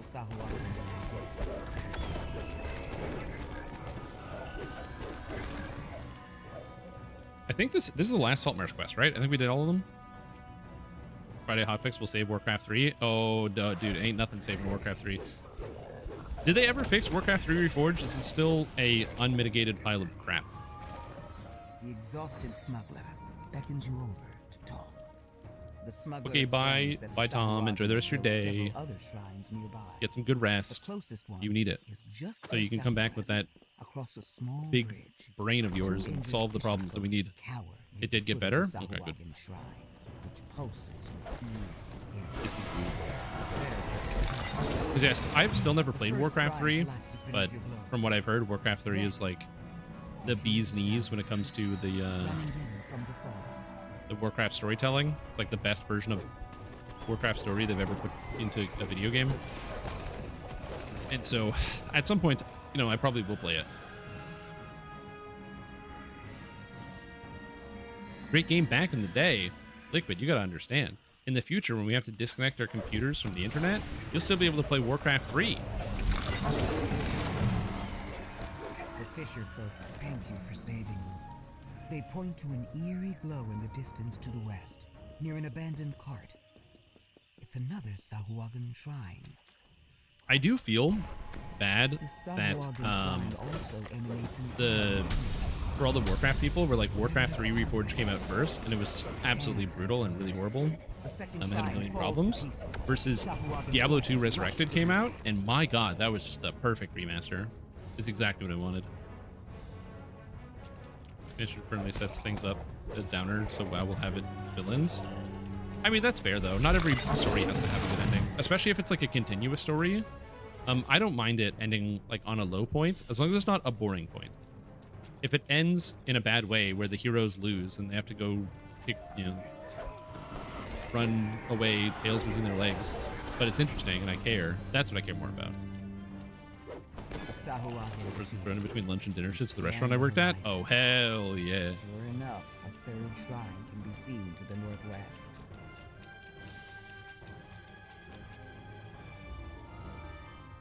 Clearly, the Sahuagin are building a network of these evil shrines as part of their plan Yeah, to conquer I have never, so I have played a fair amount of World of Warcraft. I have never overworld leveled through World of Warcraft. I started playing probably for the first time in like Cataclysm. And they had the dungeon queue in Cataclysm, and I really played the most starting in like Mist of Pandaria. And so I would like get to level 10 or 15 or whatever, get access to the dungeon queue, and then dungeon queue the entire way through the game. So I have no fucking idea what happens in World of Warcraft or Warcraft in general.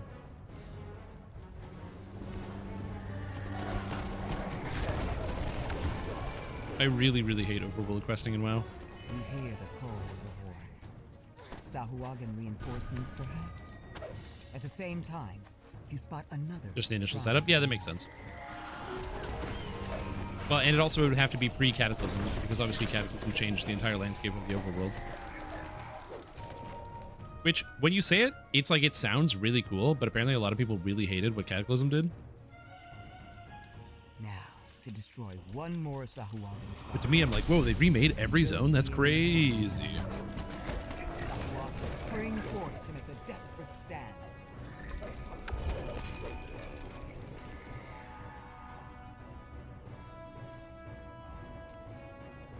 The only thing remember about Cataclysm is Firelands was a cool raid, and dude, Thrall can do whatever he wants. He can do anything. MMO people don't always like change. Honestly, true. I played a lot of MMOs and played a lot of people that play MMOs, and people that play MMOs oftentimes really, really hate change. Can't argue with that. Powerful Sahuagin. Clearly, the leader of his empire stands behind him. It's very rare a change comes through in an MMO audience. It's like, hell yeah, something's different than the way it was before. Though surely the sea Not common. take their efforts to conquer Saltmarsh in the morning. Not to insult MMO players, I myself am one of It's them. time for you to finally get a good night's sleep. The changes, yeah. Like I said, I never played WoW because I got into MMORPGs because my dad played them, and he played all the Turbine games. So that's like Asheron's Call, stuff like that. So playing a lot of Asheron's Call, playing then turning into Asheron's Call 2, DDO, Lord of the Rings Online. So I kind of missed World of Warcraft entirely. I also missed Guild Wars 1, but I have gone back to play Guild Wars 1. It's very fun. Did I do everything? that it? I think. That's the saga, right? Yes. Yes. Ring of the Kraken. Star fragments. Cards? Made a lot of cards today. I will accept all those cards. Whoa.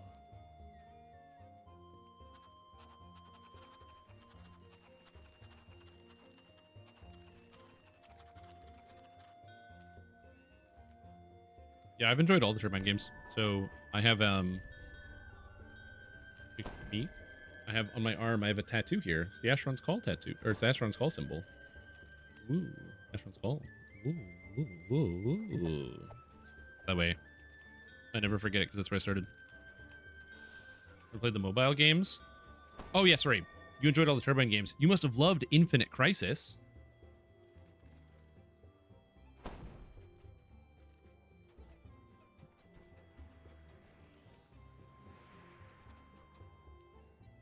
You must have loved the so Turbine, which then eventually became Warner Brothers Studios, because they were bought by Warner Brothers Studios, and then yeah, their priority shifted to mobile games. The Game of Thrones mobile game that was basically like Clash of Clans but Game of Thrones, and it came out like the same week of some really horrible episode in the final season. I don't know if it was the actual finale or just some really horrible episode, but it was like basically that was the beginning of the downturn where everyone's like, this is the worst season ever of any TV in the history of mankind. And it's like, by the way, there's a mobile game. Whoops. Bad timing. Bad timing.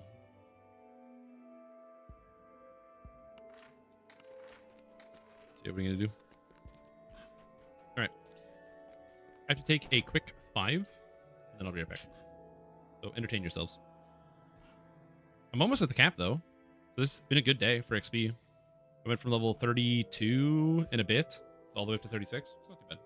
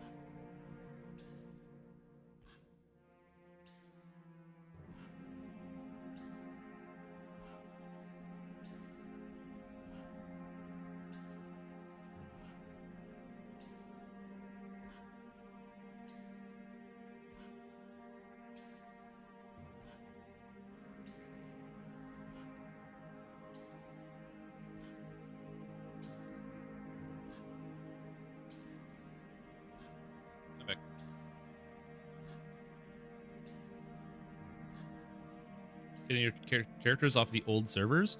The answer to that question is, I believe you have until August of next year.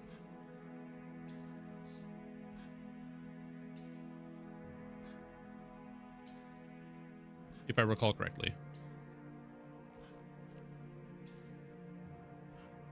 I believe it is until August of next year.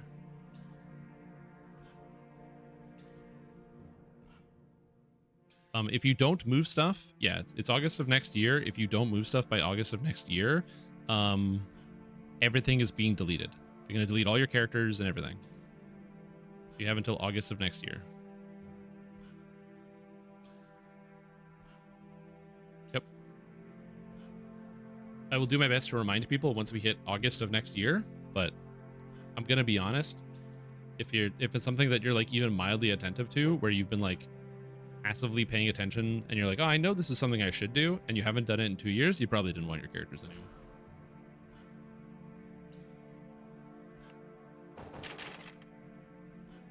Barbarian Rage. Eternal Rage.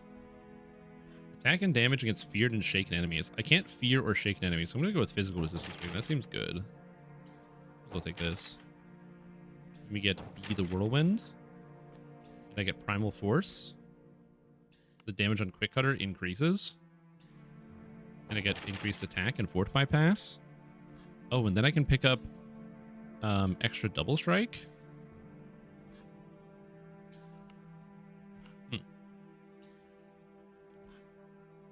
That's a lot of Double Strike.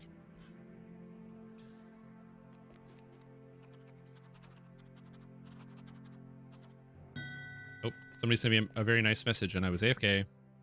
Lucky. All right.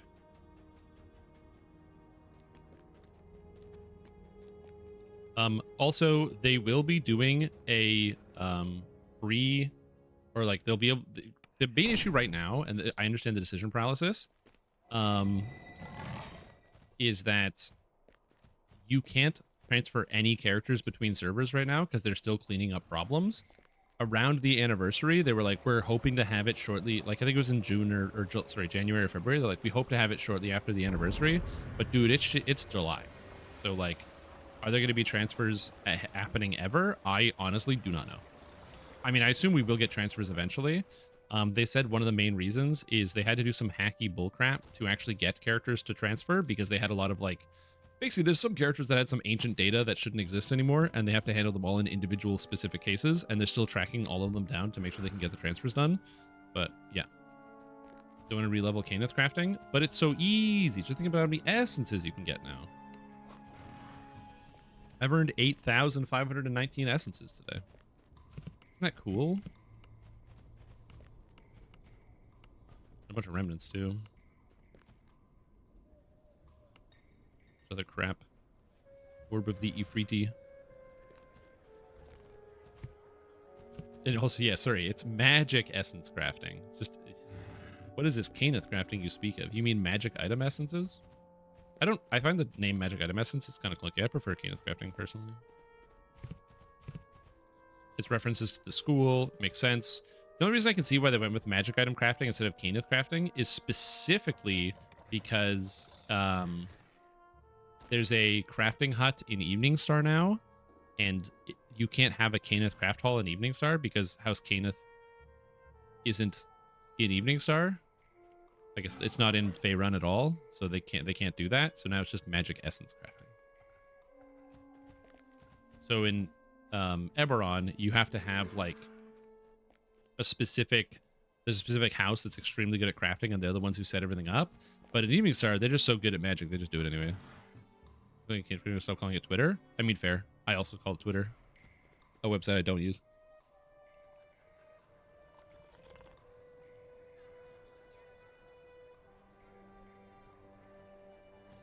It's not that they've moved away from Eberron. It's that they literally can't call it Caneth crafting if it's in Eberron. Like, that's one of those, like, Wizards of the Coast things where it's like, well, you can't call it Caneth crafting if it's in Eberron. It's, for the record, this is why we didn't have a mailbox in Ravenloft for, like, 5 years. Like, the like Ravenloft came out, and there was no mailboxes in Ravenloft because they were like, your mail wouldn't show up if you're in Ravenloft, so therefore you can't do it. Like WotC was like, you can't do it. So then they just didn't have it. So you had to leave. I guess they've either loosened it up their regulations or they've done something, which makes a little bit more sense because WotC is embracing more of like the kind of the multiverse thing nowadays with how they're doing 5.5e. But yeah, there's a whole bunch of stuff like that. Okay, what am I doing?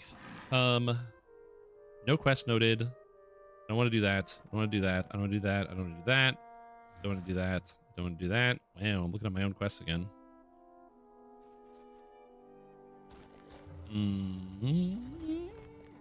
What do I want to do?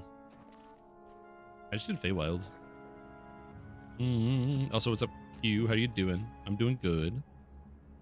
I really want to hit level 36.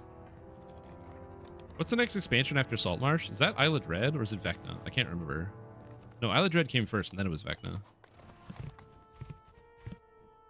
So I guess it's go do Isle of Dread.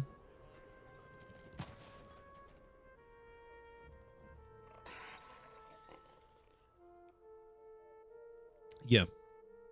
There's a bunch of restrictions put on DDO for things like that. So like, again, my estimate, I don't have any insider information, but my estimate from seeing firsthand how WotC interacts with the team. So in 2022, I think, I went to, was it 2022 or 2023? I don't remember. Ipsum will remember. I went to PAX East and, might have been 2024. I don't know. Time is weird. And SSG did like a thing at PAX where they basically talked about, oh, this would be when Mr. Noir came out. So I think that was 2024 was Mr. Noir. So yes, when Mr. Noir came out, and they were like, here's how we're going to talk about the design of how our monsters work in Mr. Noir and how we come up with monsters, how we basically take a monster from the page and we bring it to life. So you had a bunch of the DDO devs on a panel talking about it, and they had like examples. And then off of the side, they had a Wizards of the Coast guy who was like a liaison from Wizards of the Coast to like answer questions about like some certain things. This fucking guy was on his phone the whole time and had like literally, I'm pretty sure he would have rather like be dead than be in this meeting, like or in this presentation. He like seemed like he had no interest. And so I have a sneaky suspicion that that is how a lot of things go between SSG and Wizards of the Coast. Just based off of seeing that one guy's interaction. Where he's like literally on this panel to like make the game look good and to advertise the game and like couldn't be fucked to be there. So yeah. He was there physically, his corpse was there. Mentally? Yeah. Okay, I don't want to do Mr. Noir, so I guess IOD to cap, I guess. Isle of Dread. Contract obligations are met? Yeah, basically. That's kind of what I kind of gathered. Interdimensional magic in DDO. There's no need for mail to be find you, no matter what plane you're on. I mean, that's very convenient. I do wish that were true in some cases.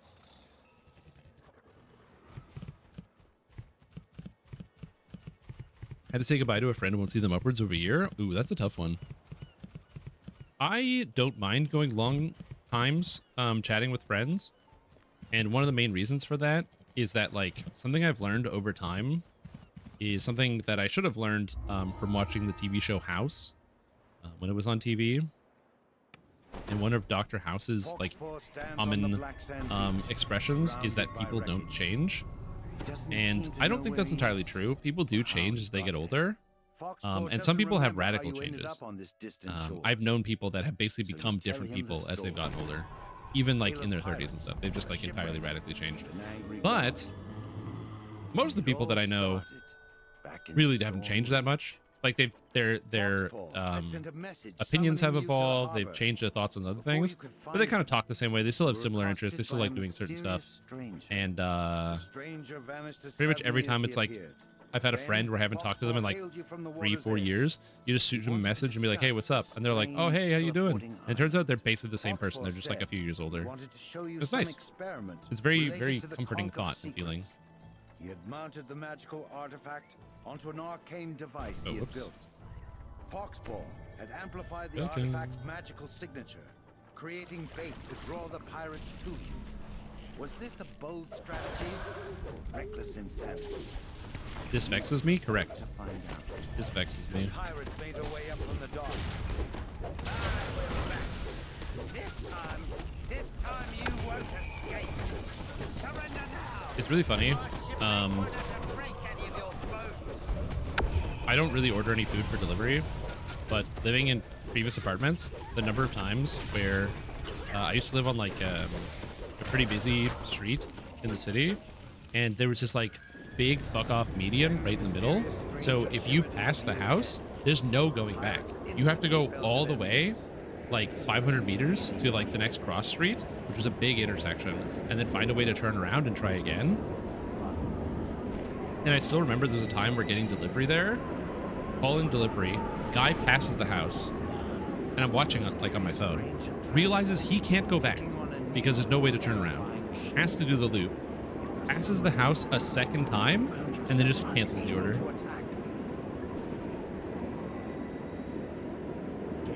So fucking funny. Like, it sucked because I wanted my food, but watching this guy just like go past the house, realize he can't turn around, have to do a big loop to come back, do it a second time. It was not hidden, by the way. Like, the numbers were big on the front of the building. He just was driving too fast, I guess. Like, it was a 60. It wasn't that fast. I don't know what 60 is in miles per hour. Like a 30, something like that. 30 miles per hour. Like, there was enough time to see the numbers in the houses. Or you just like put your signal on, you know what I mean? You just away from the earth, away from him.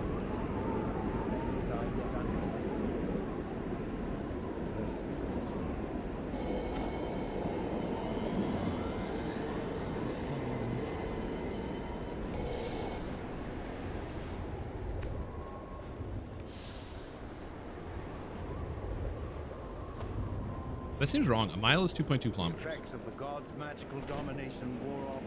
So 37 miles per hour is like 80 kilometers per hour. I don't think that's right. But again, I'm not a doctor. I'm math knower.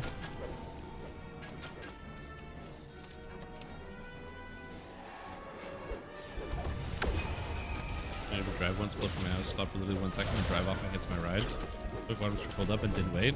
Pure madness.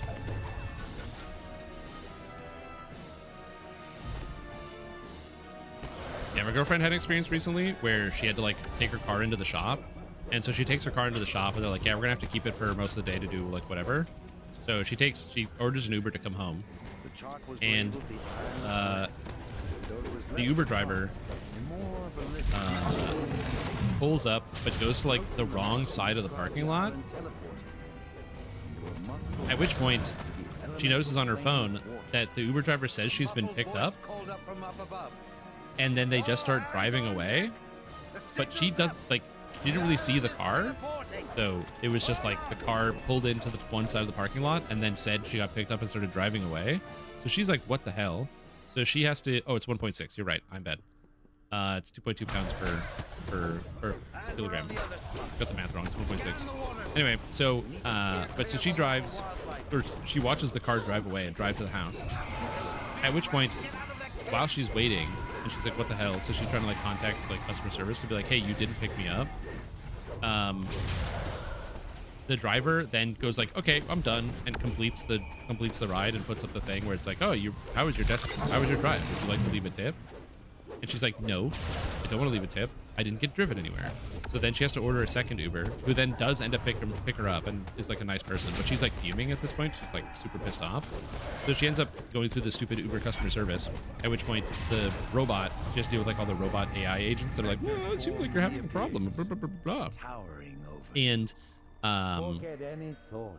but she eventually gets to a human and they're like, yeah, you had to take like a second drive, and like, yes, I had to get picked up from the same place twice. So either I'm a magician, so they drove me to my house, and then I teleported back to where I was, and they drove me again, or that guy didn't pick me up and faked it. And they're like, well, I guess you're right about that. And so they gave her money back. But she was still pissed off about it. Yesterday, imagining crossbow build, what was it again? Repeating crossbow artificer. I don't know exactly how it's put together, but I'm sure you can find a build on the forums for it. Or if somebody can put something on the somebody can put it on the DDO build hub. I unfortunately do not know the answer for you, FPS forever. No drifting lotus, no drifting lotus. Quick kata, man. Quick kata. It's good. With my two-handed weapon. Did they reduce the cooldown on drifting lotus, or is it still 15 seconds? And so we found ourselves held captive by the god Vecna. Because that was always my biggest problem with drifting lotus, is just 15-second cooldown. Crab quest. Green part in a house just refuses to be found, and that's fair.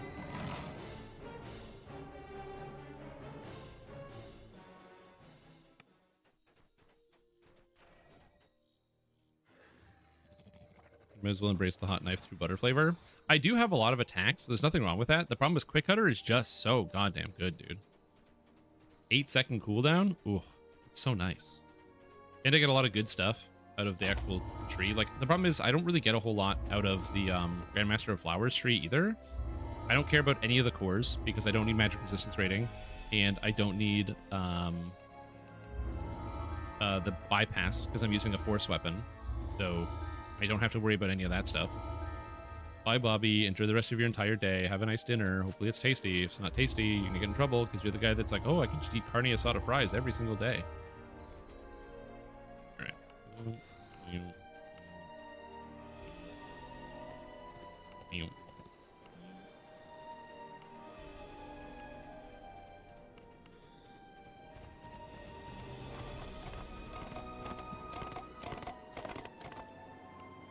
So yeah. What's my quick build tier list for the new update? I have no idea what the top meta builds are. Couldn't even tell you. The short answer is, if I had to take a stab at it, repeating crossbow, artificer, monk thrower, small island. In the distance, you can see the Kopu's encampment. some type of Shader Kai Dragon Lord nonsense, probably a dual wield Dragon Lord, and probably some type of rogue. But that is, I don't know any of those builds, but that would be my best guess list. I don't think the new expansion has changed anything because it's too soon to notice. A lot of the named items have changed between the most recent Lemania and right now, and so there's not like a good tabulated list to figure out what the best stuff is. And we don't have any new raid gear, and raid gear is usually what determines where people gravitate towards. Because the quest gear is good, but the raid gear is usually where it goes. You enter the natural stone enclosure. Charged with fewer than being engaged with them long enough. Along the perimeter, each A refund though, because I could prove I tried calling the driver and they didn't answer. Yeah. There was a time where like Uber felt like I was significantly better service, like it was just like superior, and now not really. Now it's just kind of the same thing. Especially since like the cool thing about Uber at the time was like, oh, it's like an app and you can track stuff and it's really easy. And for taxis, you have to like call them on the phone and hope that they show up. And, like that's annoying. But nowadays, taxi companies and Uber are basically indistinguishable because they both use the same technology now.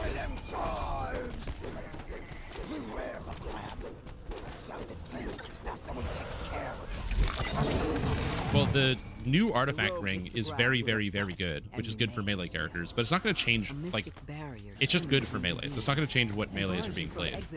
Like, if people are playing Razorclaw Shifters, they're still going to be playing before, they're going to be playing Razorclaw Shifters now. They're just playing Razorclaw Shifters with the new ring. Now is your chance to immobilize the beast. A Kopu officer appears, along with a slew of reinforcements. Kopu lets out a garbled cry before slumping into the sand. A group of reinforcements enters the arena. Brad emerges. It rears Cancel up, and leave? Yeah, I can see that. Again, now I don't leave my house, so I don't really have a strong opinion about this, one way or the other. Knocking it off balance and stunning it. The force field Doriani's Fist Facebreaker. I do want to play Doriani's Fist Facebreaker. I really, really do. but the monolith and feel a jolt of energy it's just as going to be it expensive in the its first effect day, upon you. so I can't start with it. Well, it's not going to be expensive the first day. It's going to be expensive in totality because you have to get Doriani's Fist, which is going to cost you, given that a lot of people are going to want to play it, probably 20 chaos at a minimum. And then you got to gamble on it hitting the Face Breakers, which is super duper low. And I don't know if you can Ancient Orbit. It is an enchantment, if I recall correctly. It's not a mod. It's an enchantment on the item, so you should be able to Ancient Orbit, but I'm not sure. Ship Gigalaggy. That's the secret patient. It's always Gigalaggy. Also, I'm running out of ship buffs. All right. R pits. Should have guided Dwergar to test Hand Axe Swash. Hand Axe Swash.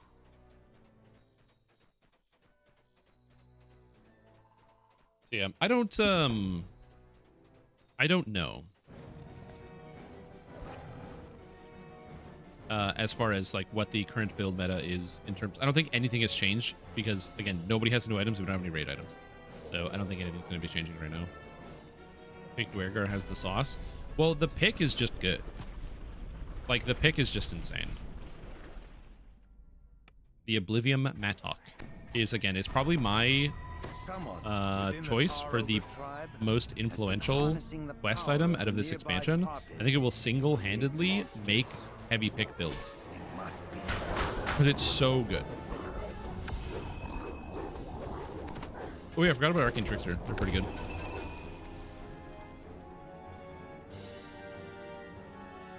Always forget about Arcane Trickster.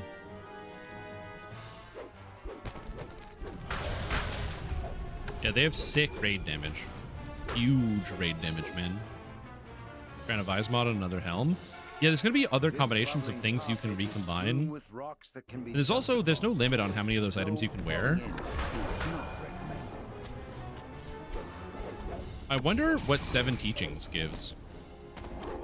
7 Teachings is the chess piece that gives, like, unarmed attack speed, unarmed crit chance, a bunch of other stuff. I wonder if you can get the unarmed crit chance on another item. So you can crit really easily. It's an interesting question. You'd probably just wear 7 Teachings, but it's still something to think about. Well, my problem is I played like 3 or 4 Arcane Tricksters back to back. I played so many Arcane Tricksters. It's great. It's probably... Is it my favorite archetype? Yeah, kind of. It's really, really good. It does everything. It's really fun. And it does everything. So I don't really have any complaints.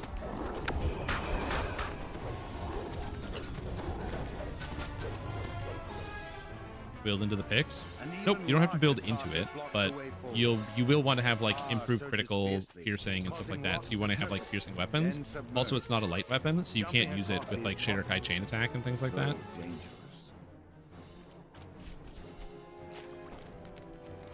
But yes, you could just use it in like questing, and then when you get to a boss, swap to the real weapon. That is also something you can consider doing. It's not horrible if you have an extra sentient jewel kicking around.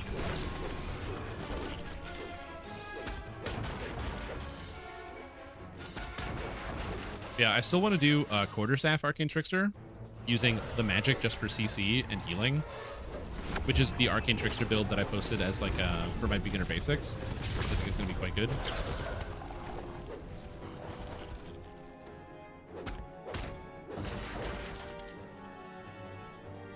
Yeah, the one downside is you can't force the auto crit to hit on a 19 or 20. Like, you have to still naturally roll it to get the extra multi.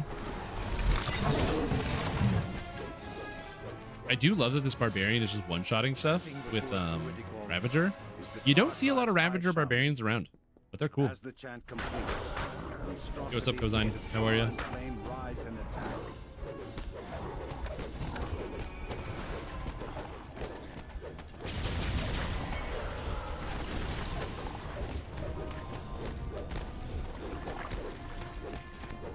My hit chance is so bad, dude. I require levels and equipment. I gotta stop wearing like heroic gear. The Tar tribe won't be able to create more of these New expansion? Nice. for now. Yeah, like I said, I ran through the expansion. I had my like long playthrough yesterday. It was very fun. I really liked the quest. I love the adventure zone. The colors are great. The story is fun. The new monsters are cool. The boulets, I have mixed opinions. They are boulets, which is cool, but also the burrowing is annoying. But overall, very cool expansion. Really having a good time with it. But there's too many bugs for me, so I'm gonna wait till the bugs get fixed on Bug Friday. Bug Fix Friday will save everything. Oh, I didn't tell people to go all hail the king. I'm mid TR. Wow, unlucky. This is you right now. Get me out of this hellhole.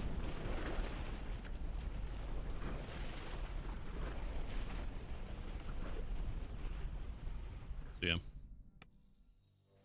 Yeah, I really like that the Adventure Zone has multiple difficulties for farming stuff. SSG has said that they are basically, if people like it and it goes over well, they can like go backwards and add it to the other Adventure Zones, which I would really like, because there's a lot of really good items from Adventure Zones that you pretty much just don't use them because they're impossible to get. Like Lamortia has some, like, a bunch of really good rare items that are just like impossible to find. I've been playing the Bazaar recently. I have. I play a couple rounds of the Bazaar almost every day. It's very low impact. I don't have to do a lot of thinking. I just kind of go. I will say, the power level is very, very high this season. It's tough. It is very tough to get wins. This tunnel looks intriguing. Basically, I don't know what's going on with the player base, but once you get to day 9, people have some of the craziest builds I've ever seen every day. Day 9 and onwards. It used to be like, oh, you get to like day 12 or 13 and people have like the insane builds that are unbeatable, and it's just infinite combo after infinite combo on day 9. A massive saber-toothed cat launches itself out of a small cave entrance.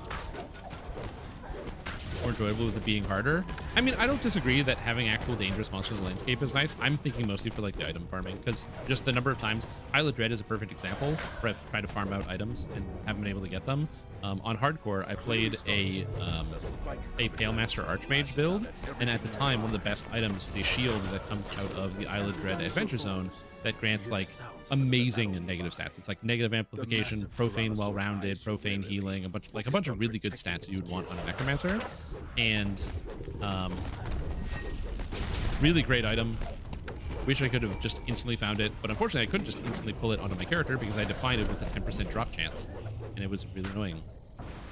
Clearly shaken by your strength, Scythe smashes through the bamboo. The only saving grace to the current season is that item destroy is crazy effective. So if you play Stella a lot, you just get a little bit of item destroy and you're doing good. Or dually with the dinos is also really good right now. You destroy 1 or 2 items and most people's builds fall apart, which is nice. You can kind of stop the looping. But other than that, yeah, there's some wacky stuff going on. They need to tone down the power level, I think. Either do a bonk or like nerf some charging things. I don't know how else to describe it. There's a lot of things there's too many things that trigger off of other things to do other things, and it's a little overwhelming right now.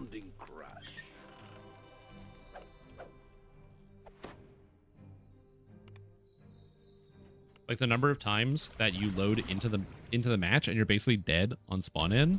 Like I had a build that won the other day, and the only reason I won is because I had 3 diamond icicles to stop my opponent from doing anything for the first 6 seconds of the round. And that's the only reason I was winning.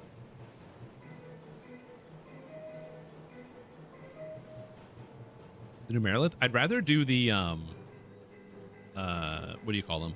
The Baylor. The Baylor looks easier.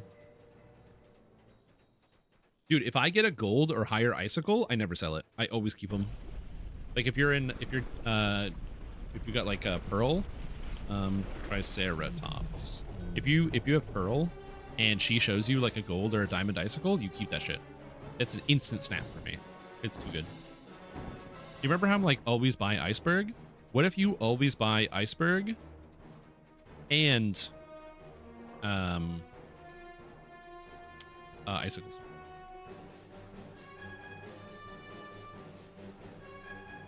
Merilith is the belt chest. Oh, the double strike belt.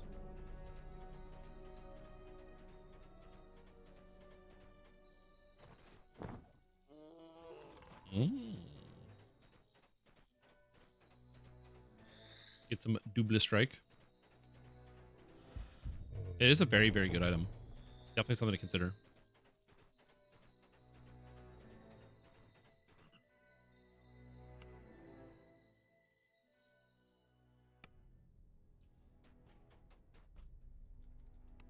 Your guide explains that several small hunting parties have gone missing. They were last seen near Many shards are being burnt. Before you can learn more. Oh, is it a rare too?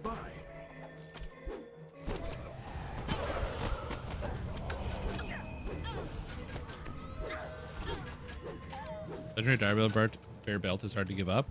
Well, the thing you have to understand, Liquid, is that this belt is double strike, insightful double strike, quality double strike, and then you can pick any stat you want and put it on the belt. A captive is being crushed by a triceratops. You can put like strength or con or whatever. You can customize your last slot. Turns out, very good. Oh, come back. Yeah, it's good. I keep mentioning this, but this expansion has the strongest package of items we have ever seen in the history of the game. We have never seen a more condensed set of items ever, with more relevant stats. That's why I'm basically going to be re-gearing all of my characters and leveling them all up. Because like Mitronor was good because of the Sun and Moon augments, and like Lamortia was like good, but neither Lamortia nor Mitronor is like this level of good gear.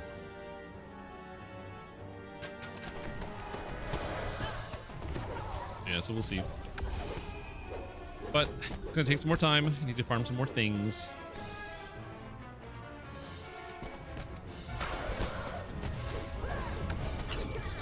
Rare and this not really exist unless you're a whale.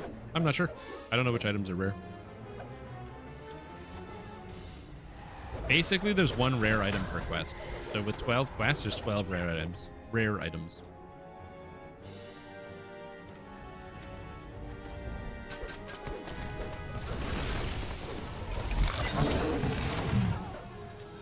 One of the fallen gods has an ornate key. Farm this back for a while. Yeah, so for me right now, that's the reason why I'm just leveling up my characters. I'm going to be leveling up my characters now, and then once some of the bug fixes come through, I'm going to be doing the expansion and kind of just running it multiple times, kind of picking up what items I can, banking them for the future, and then kind of make some item builds. A big thing, and the reason why I'm waiting, is specifically because I'm lazy and I don't want to go through and make the items myself, and when I could just use the builder, so I'm just waiting for the builder to get updated. So I'm lazy. Those new expansion weapons good. I haven't got a chance to look at them. I wouldn't say all of them are good. There's some cool items, but for the most part, I think a lot of the weapons are pretty stock standard for like expansion weapons, which is like they're interesting, but nothing really jumps out at you except for the Oblivion Matic, which is the heavy pick. It's going to come down to the raid items. For the most part, the weapons that people use is defined by what items come from the raid for the most part. So hopefully the raid will have some good items. It would be nice if the... I'm going to be badgering the developers to add to the raid a mind carver or mind cleaver or whatever they're called. Yeah. What's up, Tier Viewer? You can't believe I'm still on? Ugh, I bet you can't believe it's not butter either. Beneath your feet gives way. The floor in this chamber is coated with a strange slick substance. Yeah, I'm here because I took a break, actually. So that's really the strat. There's a mind cleaver in the quest as is. It doesn't do force damage. Unless they changed it, but on the Mania it wasn't doing force damage. Triceratops falls to the floor.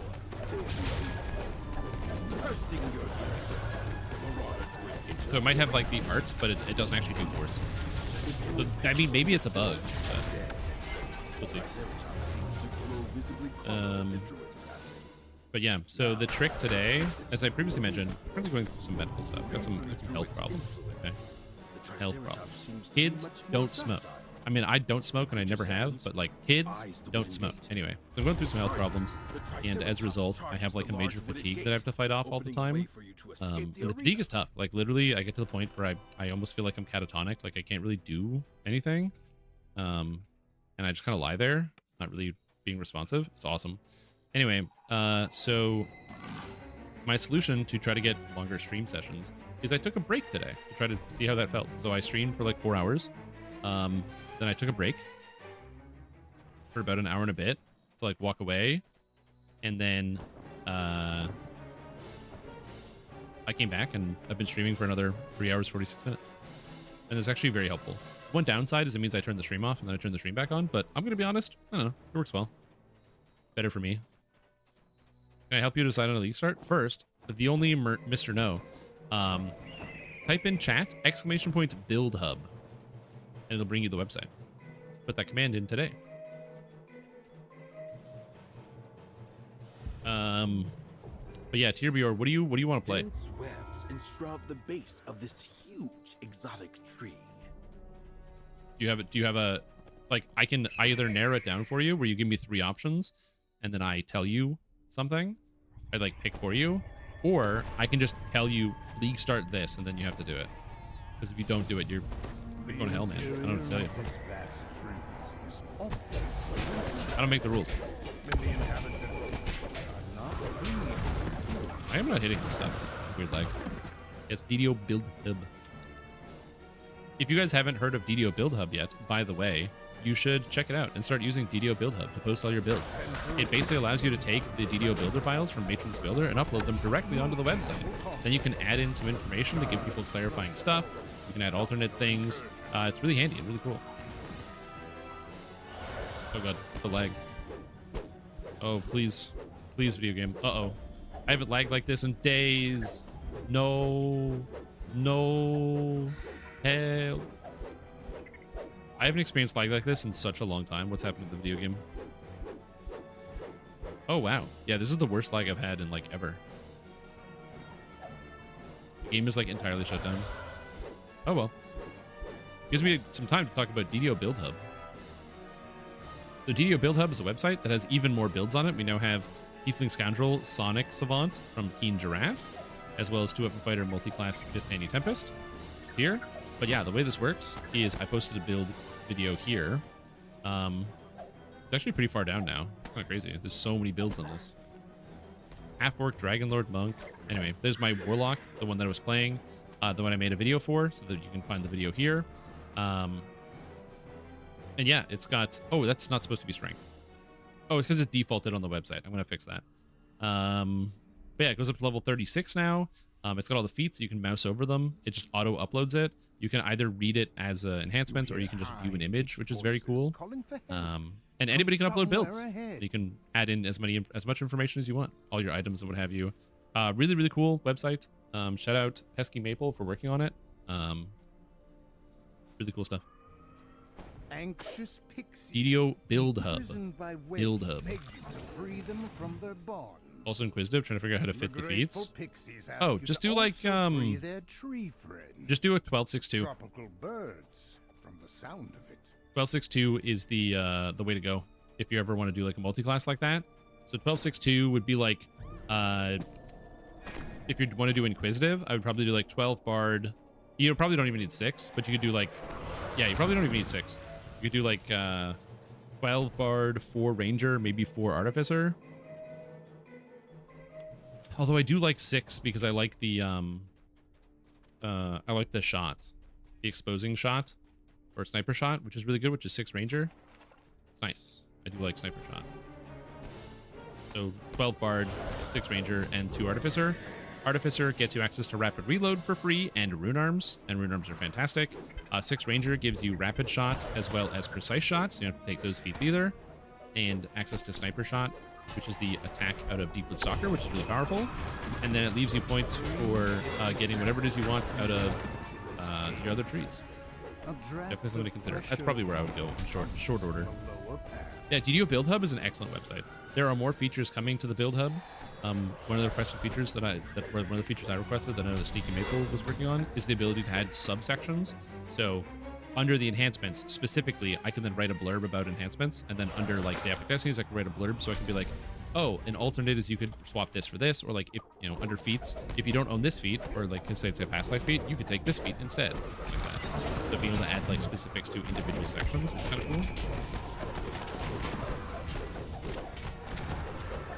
Okay, so Hierophant totems, hopefully crab totems, Luminary Flamelink Merc support, or Hierophant low life Reap Exsanguinate. So I'm doing Reap Exsanguinate, Spellslinger, champion. So we could be Reap Exsanguinate buddies. But also, Luminary Flamelink sounds garbage. It sounds like dog water. It sounds like it's going to be really horrible. I mean, if you want to try it and then give me feedback, like, tell me about it. I would like to hear.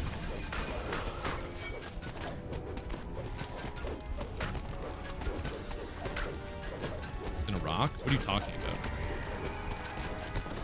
Guys, have you cast Link spells at any point in your entire life? The local pixies are now safer, though none leaves trees. Savage isle of dread. Wild thing. Dense webs. Yeah, I know there's a thing where you don't have to like re-link all the time. Still annoying. I guess it's easier because your mercenary is always going to stay on top of you, as opposed to like playing in a group where the other players in your party are like running like chickens with their heads cut off and then die in random places. You can also get the upgrade so it doesn't kill you when they die. Yeah, I don't know. I'm not convinced. Maybe it'll be good. I didn't do any of the work.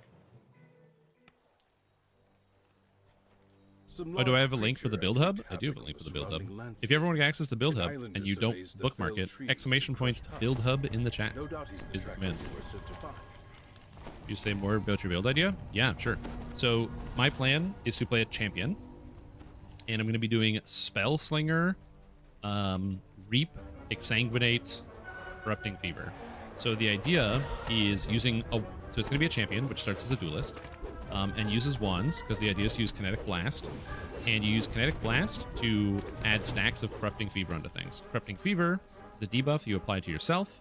It deals some amount of damage to apply the debuff, or the buff, and then it makes it so that you apply Corrupting Blood to targets. And as you would normally have to cast the spell again, but the spell also has an effect where the buff will reset itself back to max duration after you've spent enough hit points. So what you can do is, as long as you're casting other spells, you never have to worry about recasting your buff. So what other spells are you casting? Well, the idea is to use Spellslinger and have a Spellslinger with Reap inside of it. And then it's either Reap or Exsanguinate, I can't remember. As well as having a Poet's Pen, which is the wand that casts the socketed spells when you use wand attacks, with Reap and Exsanguinate. So you get Exsanguinate of Transmission, as well as Reap. I don't know if I would use the new Reap, but I'll be really tanky. And the reason why this works is because you don't need a lot of intelligence. Intelligence is really only for the wand. But you don't need a good wand. You're looking at Poet's Pen. Poet's Pen has an intelligence requirement of like 90, which is really easy to do with a few items. It's not that crazy. And all of the gems, they're red gems. So they use some intelligence, but they're mostly strength-based. So you don't really have to worry about getting a super high requirements. So why champion and not something like gladiator that has the bleed pops? The reason why you go champion is because you're actually not causing anything to bleed. Corrupting Fever, Exsanguinate, and Reap all are physical damage over time skills, not bleed skills. You actually don't do any bleed pops whatsoever. So the reason why you go champion is of the specific ascendancies. Number one, you get the ability to become fortified all the time, so you always count as though you have maximum fortification. This is great because you can't get fortification when you're playing as a ranged character. It's like very, very difficult to get fortification stacks. So basically it just says take 20% less damage from hits. I like 20% less damage from hits. That's good. However, right around champion, there's a lot of extra fortification you can get. So it's very easy to get 26 fortification, so you take 26% less damage. Then there's an upgrade that gives you 3% more armor and evasion per fortification, and then 1% more attack speed per fortification. You get 26% more attack speed and like 70% something more armor and evasion. So then, instead of actually running offensive auras, you can just run Grace and the other one, Grace and Determination, and have just stupid fucking amounts of armor and evasion. So you're just insanely tanky and you never die to anything. And then on top of that, you make yourself even tankier by taking, I can't remember the name of it, it's like first to last or something. And what it does is it makes it so that if you get under 20% health, you heal 50% of your health, and you proc adrenaline. Adrenaline makes you take 20% less damage, and you attack super fast and do a percentage more damage, but also it heals you. So if you get low, it auto heals you, basically back up to full, and you're perfectly fine. Most of the time, because you take so little damage on the build, you oftentimes start the map by draining your own health, casting spells as fast as possible to proc adrenaline, and then you start going because it also gives movement speed, which is nice. And then lastly, one of the problems with playing any type of attack-based build that has spells is hitting targets. However, isn't it just so convenient that a champion gets an ability where when you hit enemies, you taunt them, and taunted enemies can't evade your attacks. So therefore, you don't need to have hit chance either. You can just ignore it.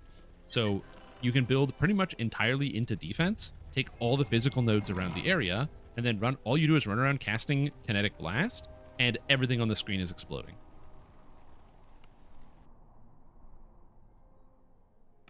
So you literally just shield charge around kinetic blasting. Oh, and also the shield charge is affected by your attack speed, so your shield charge is wicked fast. I have played this build before. It's the build that I used to farm out my first Mage Blood. I want to do it as a league starter. I don't know if I want to play it for the whole league, but I want to do it as a league starter. My real goal is to do the stupid Doriani's Fist Facebreaker combo. Oh, me too, dude. I'm so excited.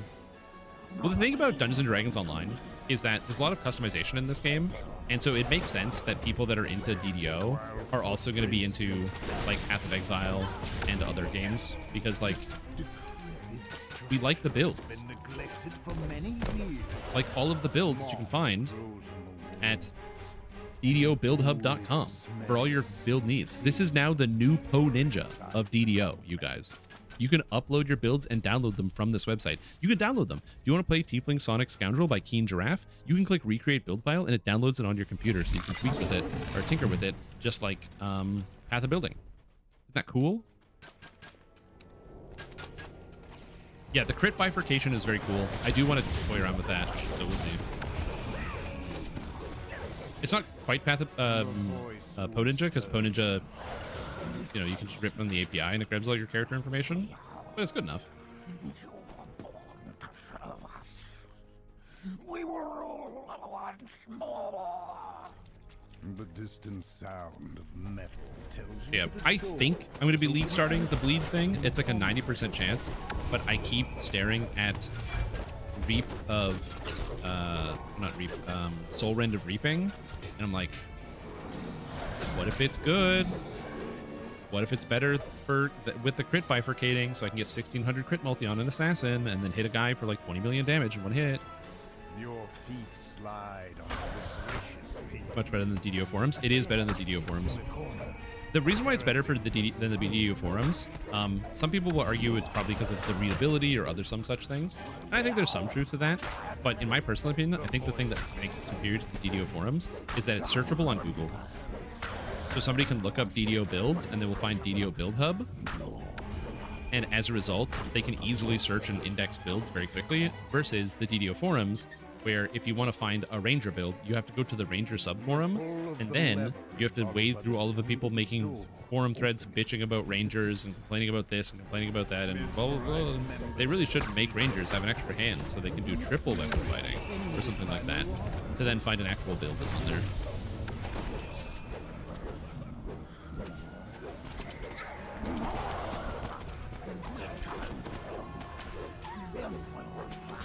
The absolute straight, but I just don't buy it. You know how I know they don't buy it? You want me to prove it to you? Here, this is just the proof. Every single time you see one of these dipshits posting that.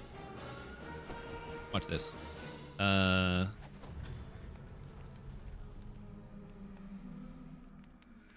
So here we go. I looked up Lominal. Lominal's R10's raid and build repository. This is a player who's way better than I am. They're like smarter and more handsome, and they're very intelligent.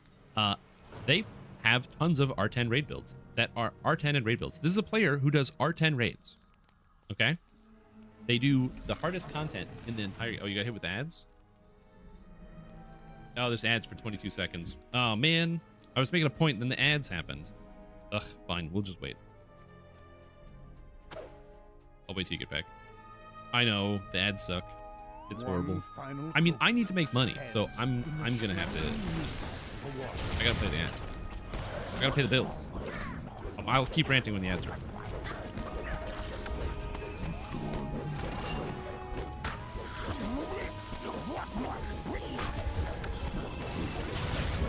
Yeah, Chris, you just gotta stop cheating.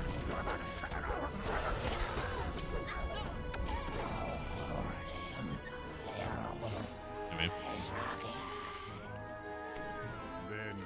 Okay, anyway, point is, on the forums, you can find this. Luminol's R10's raid and build repository. This is a player who's done every raid in the game on R10. Okay? So, this is an extremely good player with extremely good builds. If I click link to build repository on Google Doc, this is on the forums. Okay, this is on the forums. Shuriken, favorite soul inquisitive, R10 relentless Shuriken build. The repeating crossbow build that does fictional numbers of damage, it's right here. Okay, the one I was talking about. Look at that. Some of the best builds in the entire video game. It's on the forums. And I mean, they should have nerfed it. I guess they haven't yet. I don't know why. It's been there a year. Unless we're still in 2025 and I didn't notice.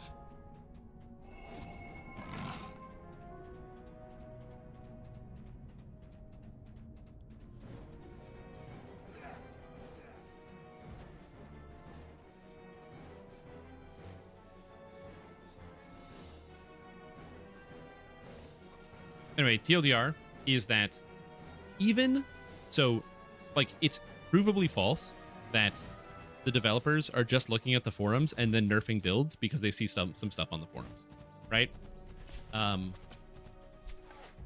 Because there's crazy builds on the forums that have not been nerfed. Again, provably false, easy to verify, 100%, absolutely. Is it possible that there have been instances where the developers have seen something crazy on the forums and been like, well, we got to nerf that?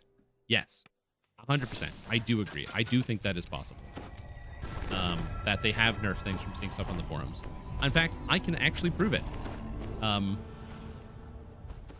SSG ended up nerfing Favorite Soul after a hardcore league. They said it was specifically because they were just trying to like realign some stuff, but like more than half of the player base on the hardcore league was playing Favorite Soul. And I'm not gonna lie, I was also one of the people holding up the flag of like, wow, look how crazy Favorite Soul is for hardcore, and then they nerfed it. Is it 100% the same? It could be that everybody was playing it, but I was also the person who had like the big popular build that was like showcasing it on the forums. So is it possible they do that? Yeah, absolutely. But like, here's the thing. Again, provably doesn't happen that often because some of the best builds in the game, dude, you can still play Razor Claw Shifter, and that shit's been on the forums for 100 years, and it does quadrillions of damage. Okay, so they're still doing it. But the other thing is that let's imagine the world where the developers are, in fact, let's just step into the shoes. The developers are scanning the forums specifically so that way they can nerf builds. Let's just say that's true. Let's say that's 100% happening. That's definitely happening. The developers are absolutely doing it. Who cares? Make a new build. There's so many really good builds in DDO. They can't nerf them all. And also, people come up with new builds that are better all the time. Like, what? We do more damage and are more tanky than ever, and in a relative way. Dude, like, R10s are a joke for some builds, where they can literally one-shot them. You couldn't do that 4 years ago. But the Sun and Moon augment system really kind of went crazy with the numbers go up. So yeah. You retrieve the key and unlock the door she guarded. The way into the Commodore's quarters is clear. The Commodore has dashed the monitor that you are here to find somewhere inside this office. Also, what got nerfed? Pulling the lever behind the bar. A door nearby. Oh wait, did you remove your post or did something get changed?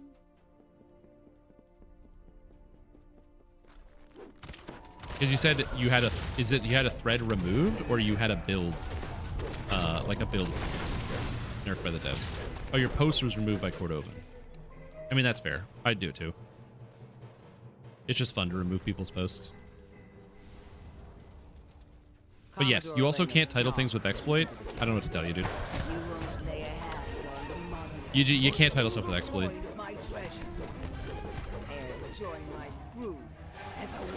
It is what it is. It's like literally for like the rules 101. It's the same thing like in my Discord. I have a thing where I'm like, you can't discuss exploits in my Discord.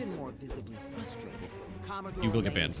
If I catch it, I'm just gonna ban anybody. I don't care how long of a contributor they are. It's just a hard, fast rule. You have to sign the rules to be on the Discord. Don't discuss exploits. Even if you're like joking or you're like something like that, it's just a bad idea.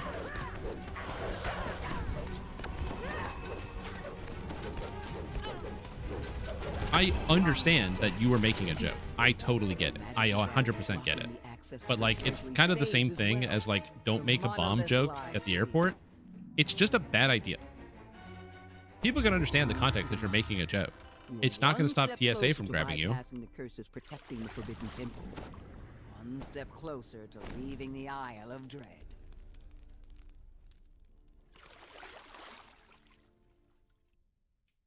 Obviously, that's a bit of a like a wide stretch, but it's kind of a similar thing. It's just a rule where it's like you can't do the thing.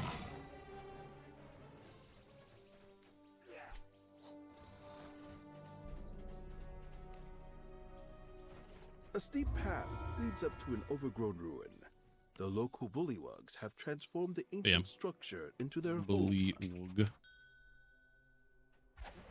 It's also the reason why I very rarely will use terms like bug and exploit when I describe stuff, and I instead use terms like broken, because you could just say broken. I mean, I don't really use exploits, especially when I discover them in DDO, unless there's something really fun you can do with them. I've done it because there's some fun stuff you can do. Like back in the day when you used to be able to apply paralyzing arrows to repeating crossbows. Now, you could call it an exploit. What you did is you put on a bow, and then you turned on paralyzing arrows, and then you changed weapon to a repeating crossbow, and it kept their paralyzing arrows for some reason. It was really, really easy to do. And they fixed it. But it was cool for a short period of time. Passes through the monolith as you reach out to touch it. Day one cuck build? Hell yeah, dude. Yeah, I always find those titles really exaggerated. Like I said, whenever I post a video, I try to keep things grounded, because I find, like, you just get the fatigue. Sometimes somebody might come up with a build that's so crazy it breaks the entire video game and it can do anything, and that does happen. That stuff like last league with the minion pact nonsense, like, that was some crazy bullshit where you could just annihilate the entire video game with minion pact really easily.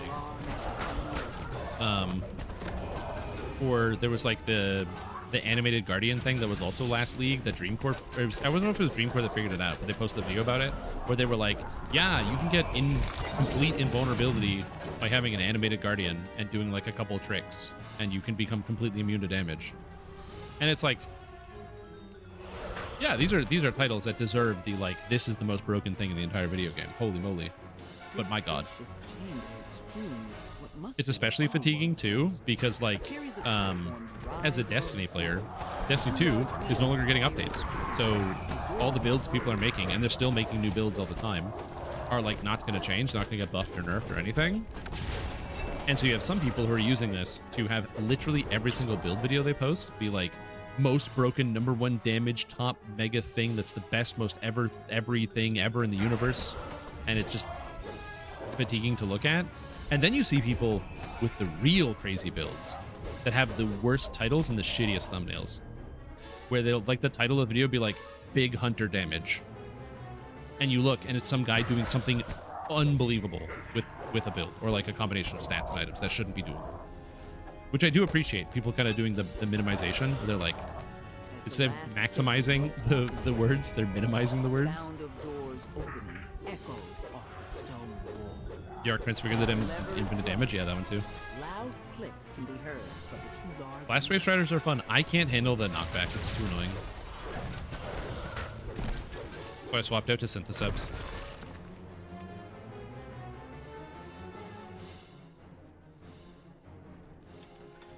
Yeah, I saw a video today where there's a bug in Destiny where I can't remember which armor set, but there's like an armor set that makes it so that, oh, it's the speed, or not the speed armor set. It's the Gambit armor set, which has two effects. The two-piece is when you sprint, you get a buff that increases sprint speed and makes it so you're harder to get shot while sprinting, which makes sense for Gambit because you're moving around the map all the time. But the four-piece makes it so that while you have that buff, getting kills gives you extra special ammo progress, which is what it does. It gives you extra special ammo progress. However, Neurosoth ears perk up. It has a secondary effect that is not listed, where every single time you destroy a stasis crystal while you have that buff, you make a special ammo brick.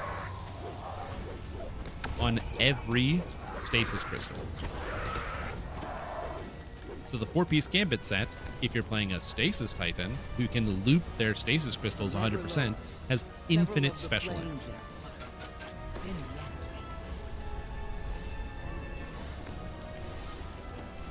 It's pretty good. Tried hazardous with the new hand cannon. I've seen the videos. I haven't tried it myself.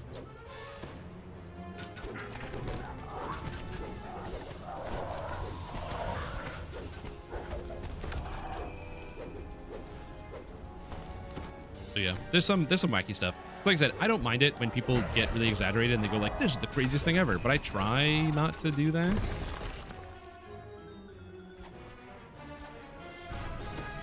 I am very amused that somebody thought that my thumbnail for my most recent video, my Warlock video, was made by AI. I don't know if I should feel proud or ashamed. It's not made with AI. It doesn't look AI at all. It uses one font, and I put a nuclear explosion in the background. It was great.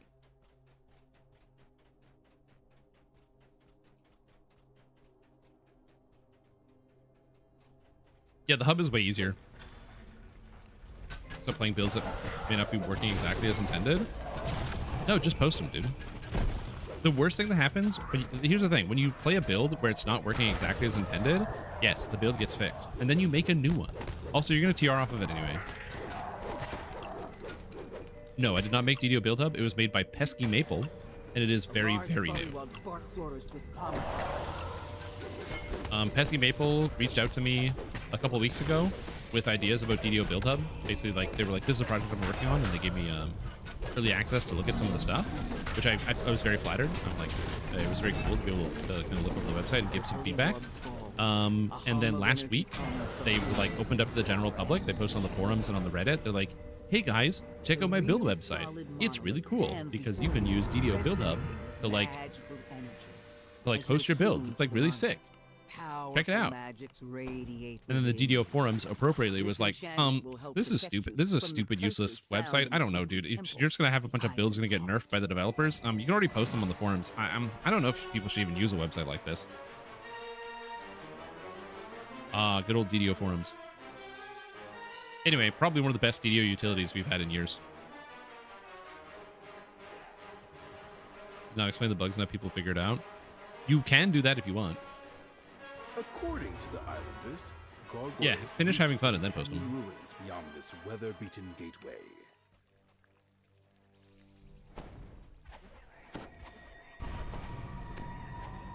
There are good people that post things on the DDO forums. You spy a large door embedded in the mountain. I just want to say that. I'm going to get those words out because it's something I firmly, truly believe.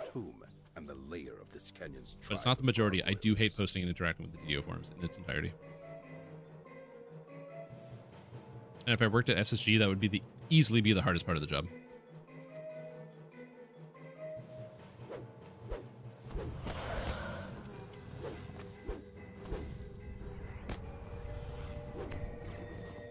There's too many maniacs who are way more unemployed than me, who are attached to the forums like it's their friggin' life support. Also, what's up, Neutral Agent Raiders? Oh my god, did I stream you guys today? That's madness. Madness. What's up, everybody? Should comment on that thread. God, I just know you would have been one of those guys to call the invention of the wheel a waste of time. Yeah, dude, we don't need wheels. You can just drag stuff on the ground. What's the point? Yeah. You open the door into a dim and fusty chamber. You spy one of the chests you're looking for in the back of the room, locked behind a gate. again, I've had my problems with the forums for a long time. And you know, I've been a forum contributor for a long time, posting on there, interacting, engaging with people. But the thing that basically made me almost entirely step away from the forums was when the game was down, so you couldn't play it because there was like, I don't remember why the game was down. I think it was like SSG was like, oh, the servers are going to be coming back up. Oh no, that's what it was. There was like a patch where it was like the game is down for maintenance, and then the game ended up being down for like multiple days. And I was streaming at the time, reading the forums because I had nothing else to do, so I was just reading the forums and chatting with you guys. And then some people in the forums decided they didn't like that, so they decided that I was actually doxing people in the community. And because the developers were obviously busy dealing with other stuff, this like rampant hysteria took over the forums. A bunch of people were like, this guy's doxing me and doing a bunch of other stuff, and then started claiming I was doing other things, and that I don't want to talk about. And so, fortunately, Court Event eventually came in and just cut all the threads down and banned a bunch of people. But I'm just like, I don't know. I don't need this in my life. Also, where did this person die? Are they over here? Yep, they're over there. All right, good. By reading posts they made public? That is literally 100% correct. By reading posts they made public.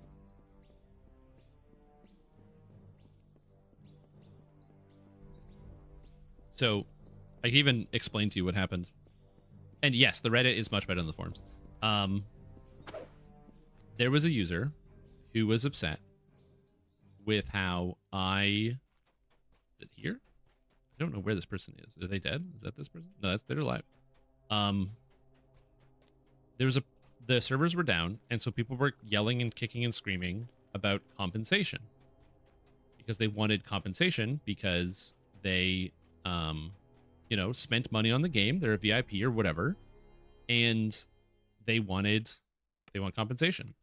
And so they mentioned how like, oh, you know, it should be like common sense to give out compensation for something if there's you know, lack of service or subpar things.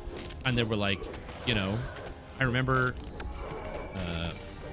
when I was working at a like a fast food joint, and like if customers were waiting really long for their food, I'd be like, here you go, here's some fries while you wait. Sorry about the wait. It's like, it's the right thing to do. And I read this post and I'm like, this is a person who's never worked in a fast food restaurant in their entire life. If your boss caught you giving fries to people for free because they're waiting longer in line without you consulting them, they would lose their mind and you would lose your job. McDonald's is not that serious, but you can't do that shit if you work at McDonald's. You can't just be like, oh, sorry, your burger's not here yet. Here's some fries for free. Insanity, pure insanity. No corporation's ever going to do this. Your manager will lose their mind. If you've ever worked at any type of like shitty fast food minimum wage job, like, you can see that this no. You can't do that. 0% chance. They're just making this up. So I was obviously describing how they were making this stuff up and they never worked anywhere. Because again, you can't do that. Now, again, is it possible that I'm wrong in what I'm saying? That maybe there is some like ma and pa shop where they have this like country home burger place, and they, you know, when they're very happy to be like, oh, well, you know, you've been waiting here a long time, or talking about like the peanuts that you can wait for at Five Guys because Five Guys takes so fucking long to get their food out that you can eat as many peanuts as you want while you wait. That would be one thing, but oh my god, dude, you know how long sometimes I've been in the drive-through line for when you're like waiting at McDonald's or some other place? You could be in the drive-through for like 10 minutes. They're not going to give you free fries. They're going to be like, here you go, and give you cold food. Okay, that's what happens, and you drive away and you eat it anyway.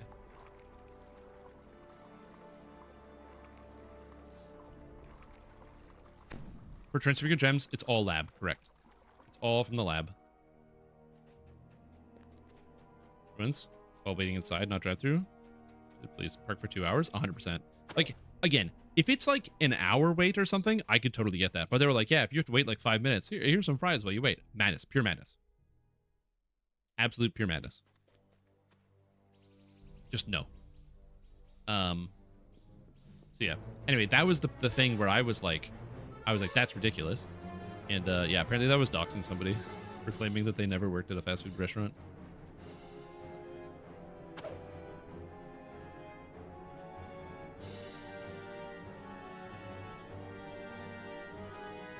Yeah. Oh, did I not grab the socket? Or did somebody else grab the socket? I wasn't paying attention. Somebody grabbed the socket? I wasn't paying attention. Your version of calling out is very gentle. Yeah, I was like, yeah, that didn't happen. Don't forget to add in the part where after you gave out the fries to the customer, everybody clapped and your manager said you need a raise. It's like, I'm going to give you a raise because you gave out some of our fries to a customer who was waiting here for 5 minutes, which is totally standard in a restaurant setting, even a fast food joint. Fast food is not that fast anymore. RIP. Oh yeah, and then also there was the stuff where you guys might not have heard about this. If some of you are new to the stream, back in the day, there was a spell that you could cast for sorcerers and wizards and bards called Sonic Blast. What it did is it did the amount of damage that a fireball dealt with no saving throw to resist the damage. And it was AoE, and it cost 4 mana. So SSG nerfed Sonic Blast so that the ability was single target, and said, well, we're not nerfing the spell, we're matching it up to what the book is in pen and paper, what it is in pen and paper. Now, they were right. Sonic Blast in pen and paper, I have the spell compendium.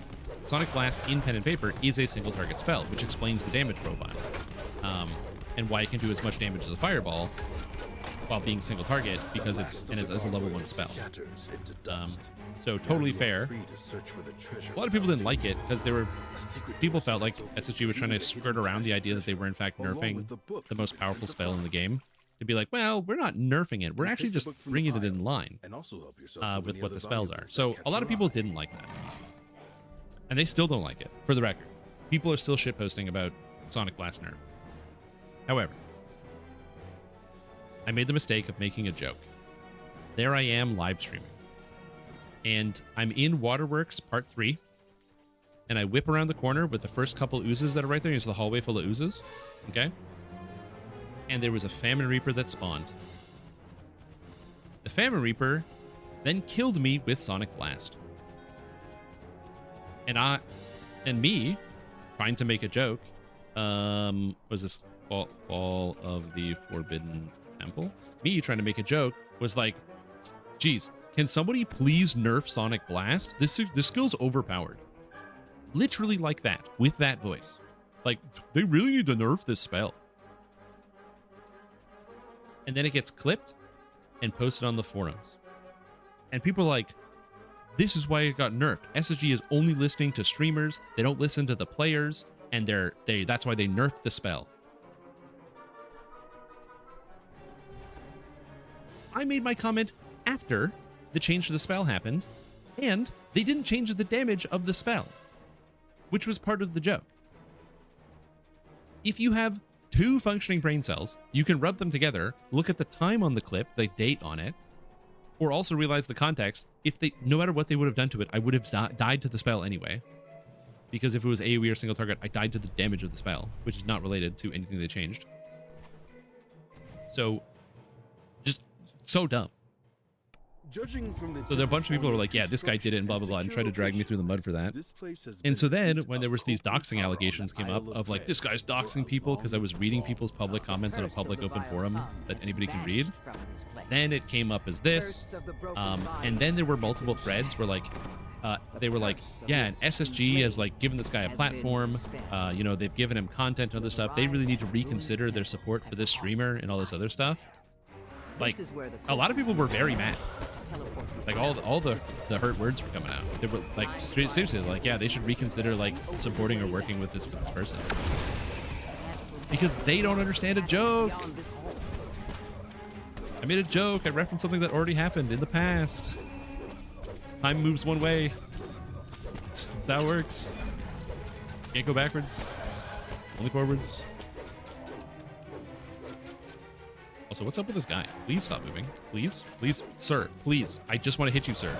Just attack me. I would like that more. Also, I should open up the Greek book. Follow the Forbidden Temple. Order, chieftain shouts. Like I said, it's one of those like, it's one of those things that I find very funny. but it was also frustrating. But fortunately, SSG did intervene, and they like banned a bunch of people, and were like, "This is ridiculous. You can't talk like this on the forums." Again, they were busy because they were dealing with the fact that their apparently all their servers were exploding and having major problems.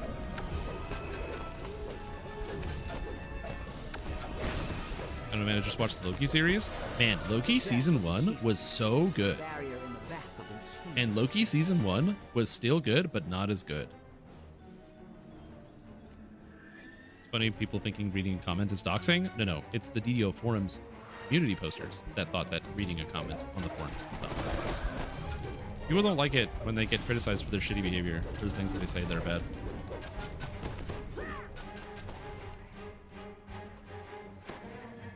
Empathy for their tragic loss. True. I shouldn't make jokes about something so terrible. It's an influence GGT to nerf Sonic Blast. I did. People hated Moon Knight too. I only watched like 2 episodes of Moon Knight, and then I forgot to watch the rest of it. Wish they continue with the Kang storyline. Yeah, the problem with the Kang storyline is they kind of had to get rid of Jonathan Majors. They could have recast it, but man, when they showed the scene at the end with like the millions of copies of him, and it's like, he's like really the face of this thing, eh?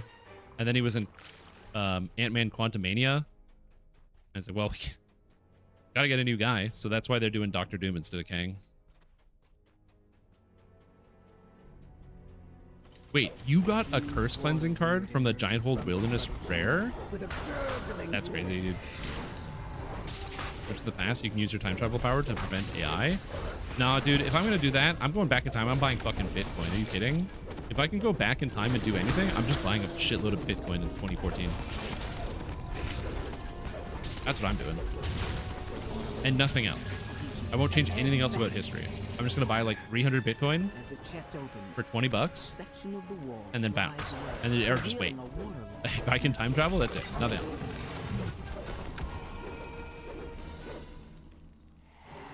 And then come back, be a gajillionaire from a market that's not going to affect anybody. Problem solved.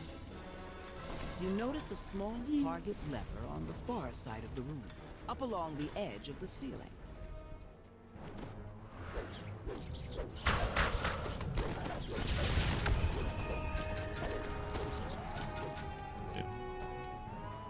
Well, yeah, it was, that's why I have a generally negative opinion of the forums. It was never, like, super positive before that, but man, that incident really, I was like, okay, you guys, I guess that's how it's gonna be. Fun fact, there is another website that is where, basically, there's a website where after you get banned on the DDO forums, that's where you go. It's like the Kick with regards to Twitch, where you get banned on Twitch, so you go to Kick. There's another website where after you get banned on the forums, you go there instead. And a lot of people on that website also dislike me very heavily.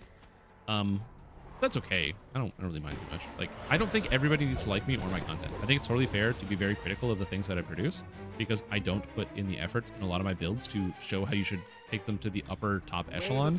And also, if you are a super endgame player and highly focused on doing maximum DPS, a lot of my builds do end up having like adjustments or things catering to like newer players to get people in the door, where the build won't transition well to doing an R10 group, but it doesn't have to, because my goal is that the people who are playing the build aren't going to do any R10 groups at any point in the future. But obviously it's not always the case. So I'm not immune to criticism. I think that there are things that I can definitely do better. I disagree with people who think that I'm like ruining the video game, but like, I'm not going to stop somebody from having that opinion. Hey man, think whatever you want. Free country. Well, not really, it's the internet. So for now, you can think whatever you want until the AIs take over. But yeah, it was just, I think it's fine. What surprised me is that I took like a year off from basically posting any DDO content because I went to school. I got a diploma. I'm still unemployed, but listen, man, it's only been a year, okay? I just gotta hold out. Anyways, because I wasn't posting for like a year, there's a lot of people that came out of the woodwork to describe in great detail how much they really hate me. It was kind of surprising. I was like, hey, there's a lot more people that hate me than I thought. On the forums, specifically. On the DDO forums, the public-facing forums.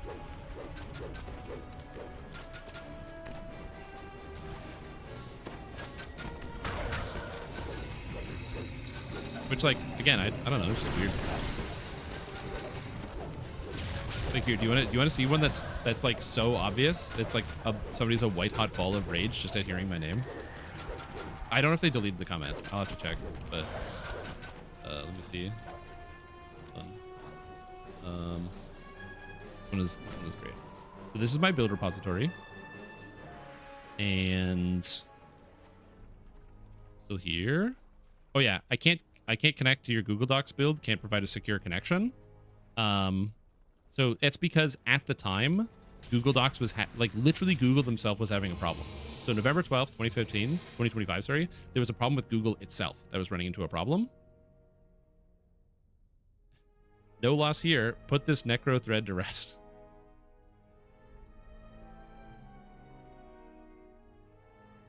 Sick, dude. Oh, you can't access any of Shrimp Tom's builds anymore? No loss. Move on. Just lock the thread, you guys. But like I said, I find this stuff really funny. Because it's like, I'm not even here. Why are you mad? I'm not even here. That sounds cool. What kind of job are you looking for? Medical. So I did my schooling as a medical lab technician. So I'm trying to get something in medical, whether doing phlebotomy or just working in a lab somewhere. I've applied for many positions every day. I start my day with an hour of job hunt every day. It is exhausting and tiring. It also doesn't help that the Ontario government is doing major medical budget cuts to every single area, and all the hospitals are getting less money every year, which is not good. But, you know, what are you going to do? Anyway, I'm thinking of working at Denny's. Denny's isn't hiring. Top-tier restrictive, flavor is fun and good. The thing about top-tier builds is that they're just very time-consuming. Sometimes you just don't want to take all the time to farm out, like, the absolute toppest tierist build. I didn't pick up any of the sockets. Nice. The garbage of displeasure reading what they say. Oh no, 100%. Like I'm not disputing whether that individual is intelligent or a troll or anything else like that. But I just find like the hatred is very funny to me. It's just funny. Not medical, but neuroscience research. Well, here's the thing.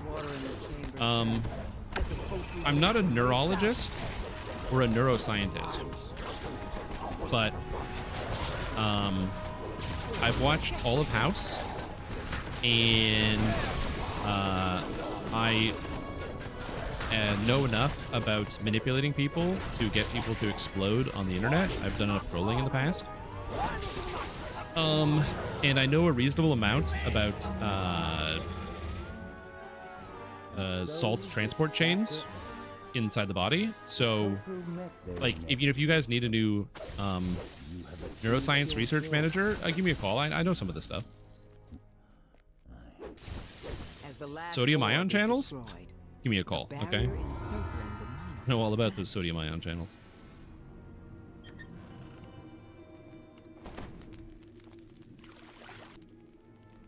Nice jobs. Thanks, Judging game. from the temple's ornate construction and secure location, this place has been the seat of Kopru power on the Isle Taking of care of Dread for a mouse long, lines and stuff, to my long knowledge. time. Mouse lines.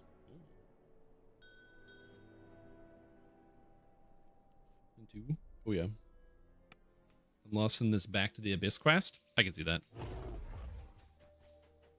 Take care. What? Leave party.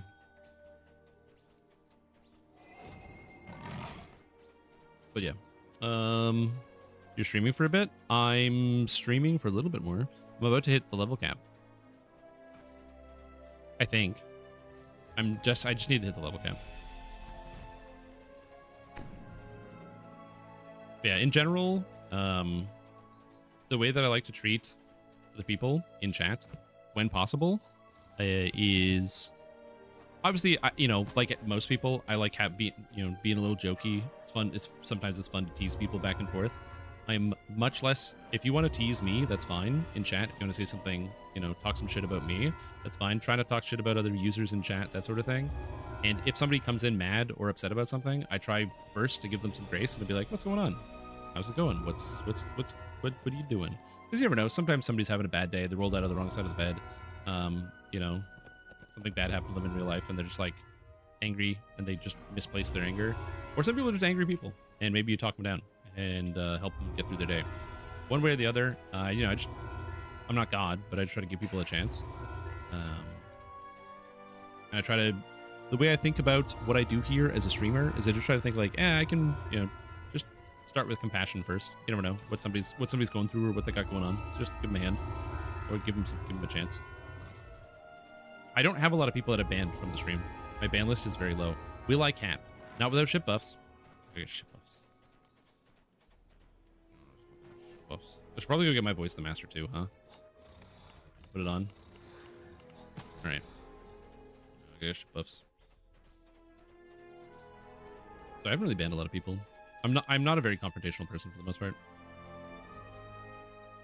Legendary quest at level epics come to the conclusion that you get more Reaper boosted gear than you would in R1. Yeah, the chance for getting a Reaper bonus increases the higher Reaper tier you go.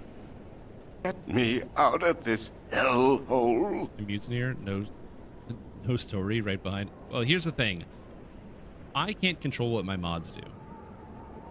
Some people would say, yes, I can, but my response to that is, nuh-uh. Also, Yusukai, thanks so much for the raid. Appreciate it. Fantastic day. What's up, buddy? But yeah, I can't control my mods. They have a mind of their own. So, yeah, are there any mods in chat? I don't see any. I don't know.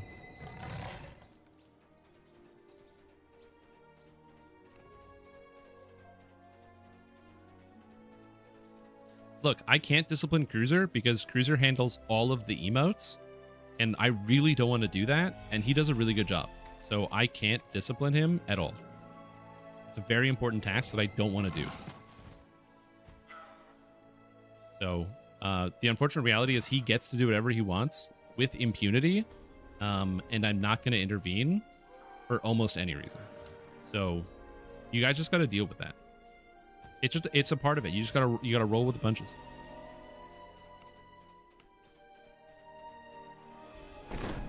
Although I will say, I don't know if you've added any emotes at all in the recent past, but we haven't really had a lot of new emotes showing up in the chat. I'm off by 80,000. Whoa. What's a quest I can do that gives me 80,000 XP? Probably Lost at Sea. Let's go solo Lost at Sea. Diplomatic Impunity.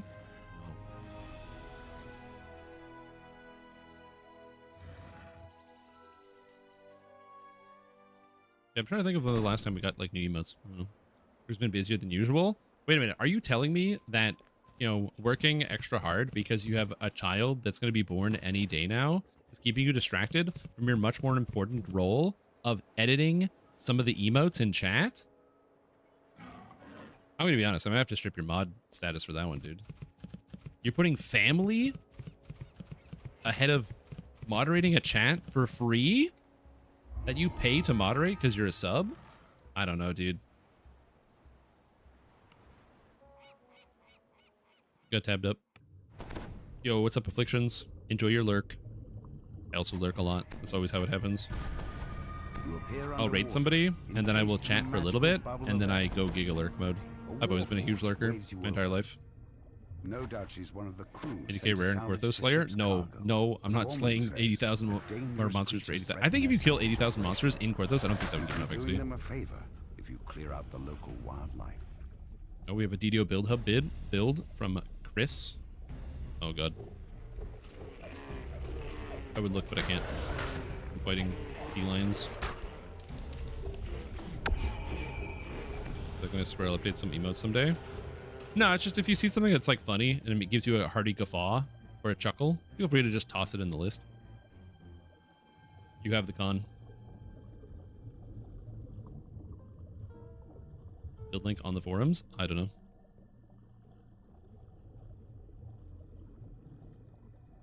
The forum users? Well, I don't think it matters too much because, as previously stated, on the initial thread, their pesky Maple was like, look at this cool thing I made. A lot of people were pretty dismissive about it. And so I think the real answer and the winning move is just to use the tool and have fun with it and let the other people sit in the dark. To keep the ocean at bay. If they would like to stay in the Dark Ages, they can. That's none of our problem. As of late, it's been hard to keep up with BTTV. I mean, we can swap the 7TV. I just like, we got to sit down and talk about it and do it. But the problem is, I forget and you forget. And it's I think it may be an impossible task. I'm honestly not sure at this point.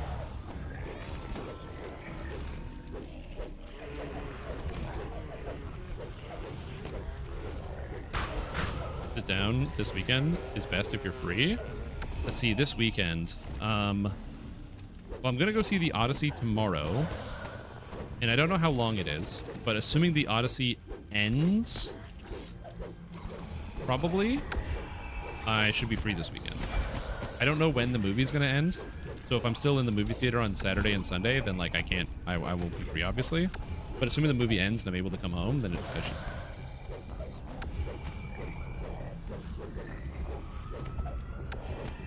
Safe to say it'll end eventually. I don't know. It's an Odyssey, dude. 3 hours 53 minutes. 3 hours 15 minutes. I was joking because the movie's long. I was making a funny.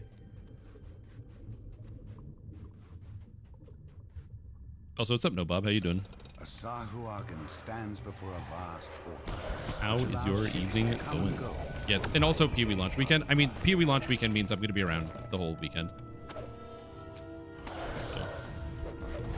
17 years long. Yeah, I didn't read the book, but I assume the Odyssey takes a pretty long time. They gotta sail a boat how far? Across how many oceans? Holy smokes. Your search is finally over. Dude, this new melee feat is sick. Look at these guys. They can't do nothing. Oh god, I'm lagging. A strength of arms? Look at this.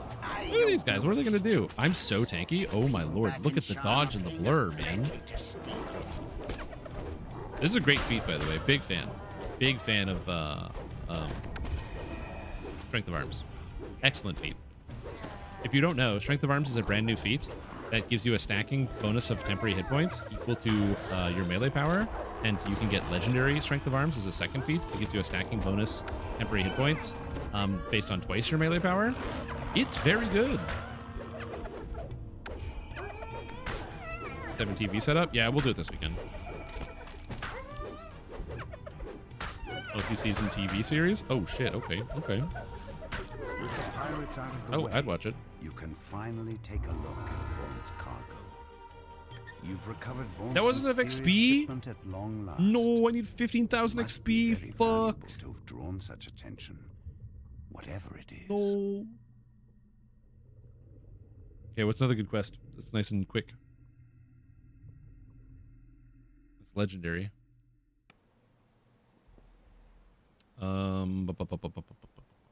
Legendary quest. What's close? What's close to here? Oh, is this quest fast? The Dread Pirate Roberts quest? I get it. I saw Princess Bride, you guys. I saw the movie. I get the reference. Members only? Nah, I'm just gonna do this quest that's way longer than members only. Grim Barrett is legendary. Is the movie is the movie good? So I don't know if the movie is good firsthand. I haven't seen it, but I know people that have seen it and they've told me the movie is fucking awesome. All the critics are like, this movie is amazing. It's got 1 billion expensive actors in it. It's a Christopher Nolan movie, so we're already like in the territory of it's a good movie. But then on top of that, that open the door? How do I open the door? There's a door in here. I wasn't paying attention. I forget how to do this quest. Oh god, it's taking so long. This one? This one. But on top of all of those things, apparently they shot the movie with some special IMAX cameras or something. And apparently it looks really, really, really good. So I'm very excited to go see it with my eyeballs. Also, one of the best lines in the entire video game on all of DDO is right here. Get lost, ugly. Hey, big guy, did you order a bar fight? Did I order a sucker punch? Don't worry, the bill's paid. And he starts with less health because you sucker punch him. Dude, it's so good. Hey, buddy, do you order a bar fight? Amazing. Amazing dialogue. All right. Oh, you meant Princess Bridge? Oh, yeah. Princess Bridge was pretty good. I liked it. It was very funny. I had a good time. My problem is I'm getting older, so my ability to remember all of the quotes from a movie is really low. I didn't grow up with it, so people you can quote Princess Bride to me right now, and I will not remember the details. Like, I probably won't remember the quote, and I'll have to be like, huh? And I go, oh yeah, that part of the movie, after you explain it to me. But it was very, very fun from start to finish. There's a lot of very funny jokes. Is the DDO Build website fucking awesome? Yeah, it's amazing. DDO Build Hub is the greatest thing since sliced bread. Oh. That's the Trident. Yeah, if you have not gone to DDO Build Hub by now, again, for the record, DDO Build Hub, it's a website. It's a free website where you can post all your builds. So please post your builds on DDO Build Hub. What the hell is this? Explanation of build choices? Hold on. You wrote something intelligent on DDO Build Hub for Arcane Trickster? What? Caneth crafted ring with nothing on it augments impulse. Bug. I don't think it can take Caneth crafted items right now. So that's probably an issue.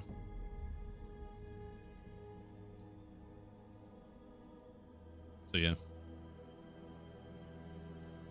Oh, read it? Good luck with the gear. Oh, is it in here? Oh, Candace crafted ring. Oh. Yeah, great website, DDO Build Hub. I'm drowning.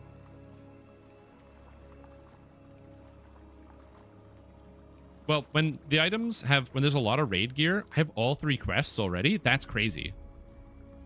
Is that possible? I've never found all of the crests in the water. Ever. This is the first time I've ever seen that.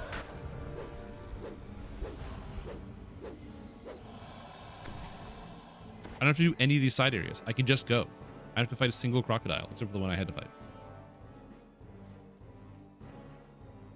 I know how people trolled the Star Wars Star Trek matchup post feel. Yeah.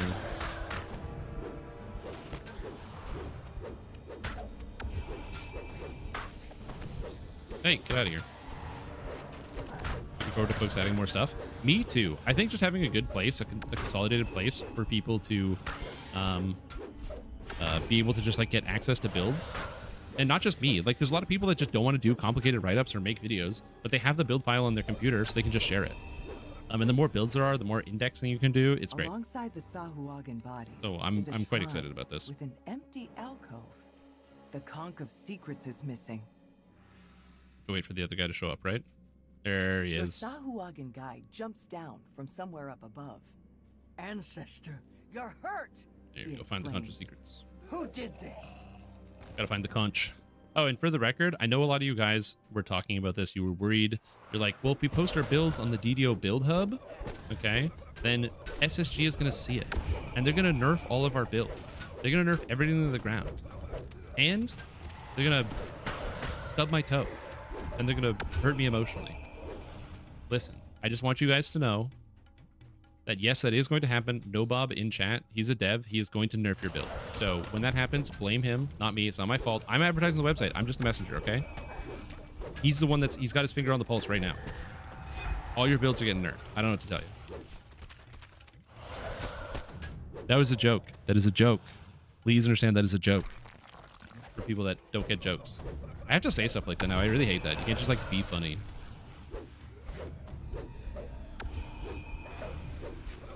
Because then you get clipped and somebody's like, but look, he nerfed Sonic Blast. Total amount of a write-up, aiming for less than what I did, which I think was too much. So one of the things that I asked Hesky Maple to work on in the future, and they're working on it, but I assume they're employed like most people. And so it's like a spare time project, is to add a feature to be able to add text to each section. So you can be like, oh, a little, like, in case you could also, you consider these feats, you could consider these enhancements, maybe you want this. And so that way it makes it so that you can just be really specific. So instead of having to put a big blob at the start, you can be like, here's my build, I think it's pretty good, blah, blah, blah, and then put a couple explanations in each section, and then all of a sudden that's really all you need. It's like enough to explain it to everybody and you're all set.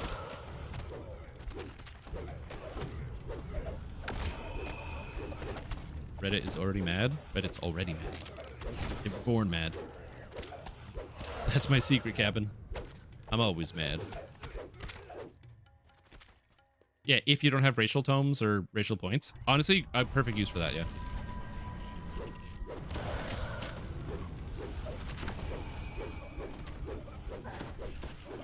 Grim Tools. Oh my god, another Grim Dawn stand in chat telling me about Grim Dawn's the greatest video game yet created by mankind.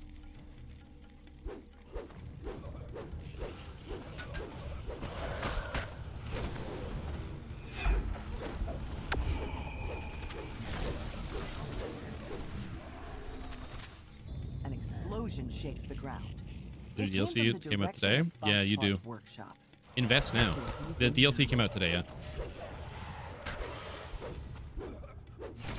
The problem is, and this is the thing. This might sound really rude, but this is my problem with all you Grim Dawn players. Okay, this is my problem with every single Grim Dawn player in the chat, and I just want you to know this is a big one.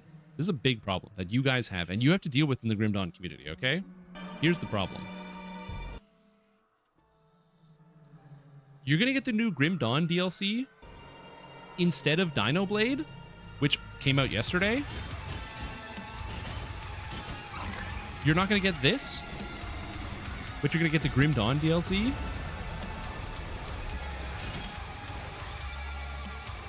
You could buy this, but you're going to get Grim Dawn DLC. But you can have this. You don't need Dark Souls dodge roll. You just parry.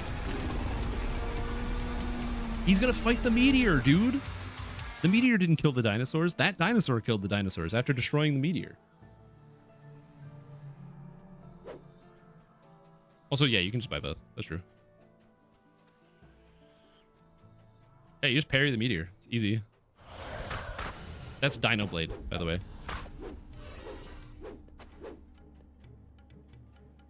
Yeah, so the story of that game is that like 4 years ago, like a 3D modeling artist posted on Twitter a video of like a dinosaur carrying like flipping a sword in its mouth, and they were like, look at this animation I made. And then after a while, it's now a game. They were like, hey, I'm making a game, I need developers, and then they made it, and you can play it now. So yeah, but no, like I said, I do want to go back and replay Grim Dawn. At some point in the future, I will go back and replay Grim Dawn. When will that be? I don't know. The new PoE League is coming out, so we look at the Angmrim Sorceress today. So the Angmrim Sorceress, context: Lord of the Rings Online, which is the other game produced by Standing Stone Games. It's more traditional MMO, and it uses Lord of the Rings style, or like it's like World of Warcraft style gameplay. It's not exactly the same thing, but that's the quickest way I can explain it. You know, lots of buttons on the action bar, attacks, blah, blah, blah, tank heal DPS. It's actually not tank heal DPS, but I don't have time to go into that. Anyway, they have PvP, but the problem is they can't just use PvP like every other MMO, because the free peoples of Eriador that are fighting against Sauron have no reason to attack each other. So they can't just have PvP. You can't PvP between players. Like, that doesn't make sense. And so the solution instead is they have PvMP, where the PvP is you can play as your regular character, which you have to get to level cap, get gear, and then go fight in the PvP zone against monster players. You can make a character that is already at the max level that is a monster. The monsters have all unique classes that get balanced around PvP, so they can balance the PvP by just balancing the monsters by making them up or down. And so you've got a bunch of ones. You got like an Uruk Ward Leader. You've got a there's like an orc kind of shaman character. There's the Orc Reaver. There's the Uruk Black Arrow. You can play as a spider. You can play as a warg.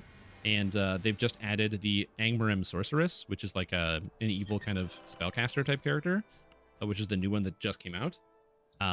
And I didn't think we would ever get a new monster ever again. But the Angrim Sorceress is sick as fuck. It's basically this like debuff caster that channels the different elements. So you channel acid, cold, lightning, and fire. And depending on which element you're channeling, all your abilities have different secondary effects that apply debuffs. So the idea is you can basically swap between your different stances to apply a ton of debuffs depending on who you're going up against. So whether you want to sneak in with the wargs on the back line and hit a bunch of healing debuffs on the healer, or you want to do mitigation debuffs on whoever's on the front line. Maybe you have like some guardians charging in, they think they're invincible, and you just strip all their defenses. Really, really cool class. And it's also hard to play because you have to like constantly swap between stuff. It's really interesting. And the animations are fantastic. Yes, and then the prepare spells. So before combat starts, you can go into your different elements and then prepare a bunch of different spells. So then you can be in fire, but then hit them with the lightning and hit them with the cold without having to swap. It's really cool. They did some cool stuff. Also, Druid's Fire, thank you for the raid. Welcome. Yeah, I played a bunch with it on the preview server, Bull Roarer. Really, really fun. It has changed a bit since they first did the preview. The biggest change was that fire was the Giga Nuts. You didn't need to do any debuffing because you could just kill everybody in one hit because the damage was too high. You were like a walking nuclear bomb. You can't do that anymore, but it was really fun while it lasted. Okay, new feat. So now I kind of just want to take Overwhelming Critical. I think Overwhelming Critical is the play here. I don't want Epic Precision. I could take Epic DR, but I really just want more damage. I don't even need more defense. So I believe this is where we take Overwhelming Critical. And yes, Angrim Sork. Very cool. Sick. 36. Go. I hit it. Level cap. Bazinga. I didn't think I was going to get it today, but I did. I don't remember putting my last point. I'm figuring it out yet. What's up, Night Hair? How you doing? Yeah, me too. I'm actually really happy I'm streaming a little bit extra.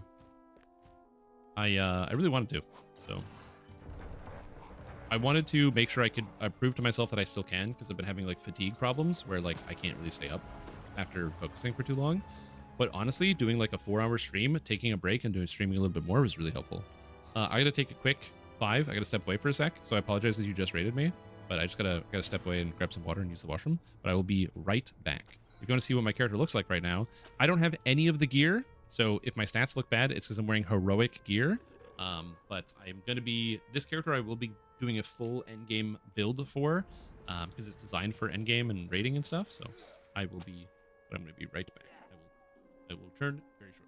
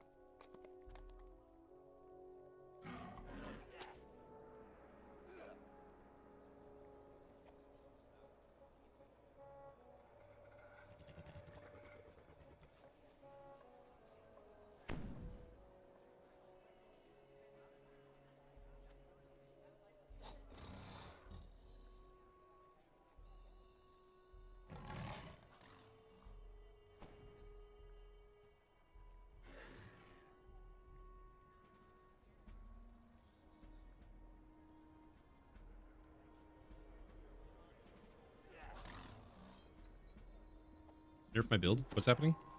On Fridays when Professor Corey's away. Stream in the afternoon. Stream in the evenings. Oh, hell yeah. Professor Corey. Are you talking about Corey Olson?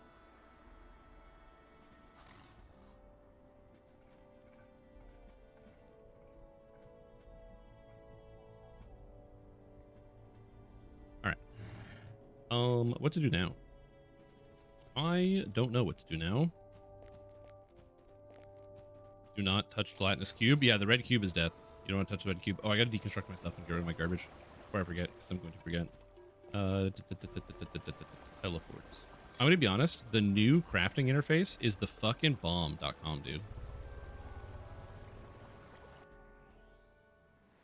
You take his time slot? Oh, fun.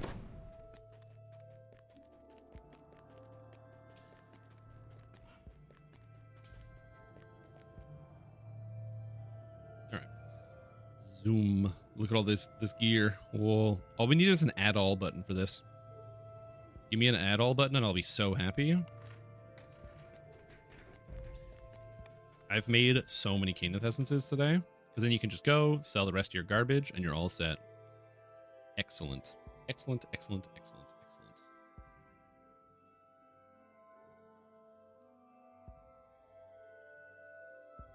I've made more than 10,000. My bag is full of 10,000. I have 2,000 here, so I made 12,000 essences.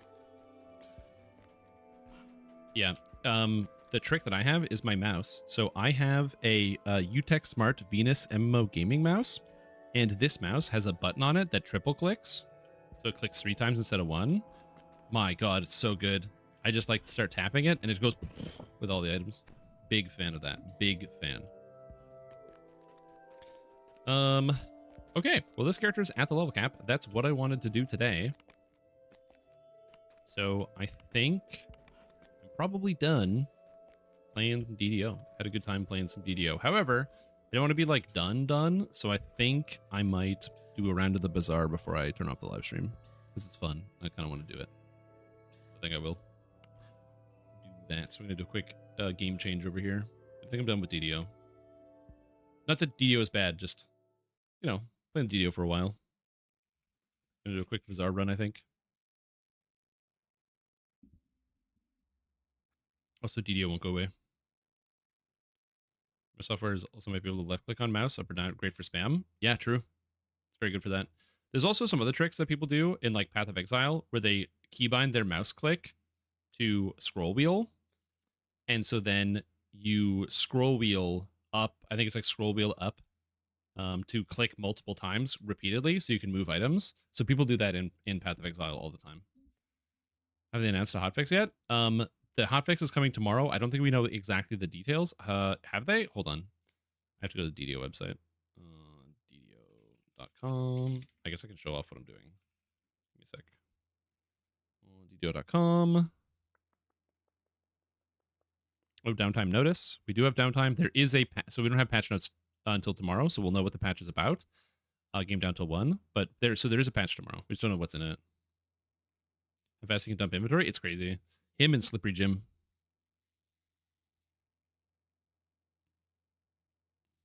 Yep, so tomorrow. Me too. I really want to roll an assassin. Anyway, DDO build hub. Any other new DDO builds before I swap? Let's see. We got the Sonic Savant. This one looks cool. I want to play Sonic Swordcaster. I've been having a hoot with this. You can get Sonic spell power higher with filigrees, but I can't figure out them how in the builder.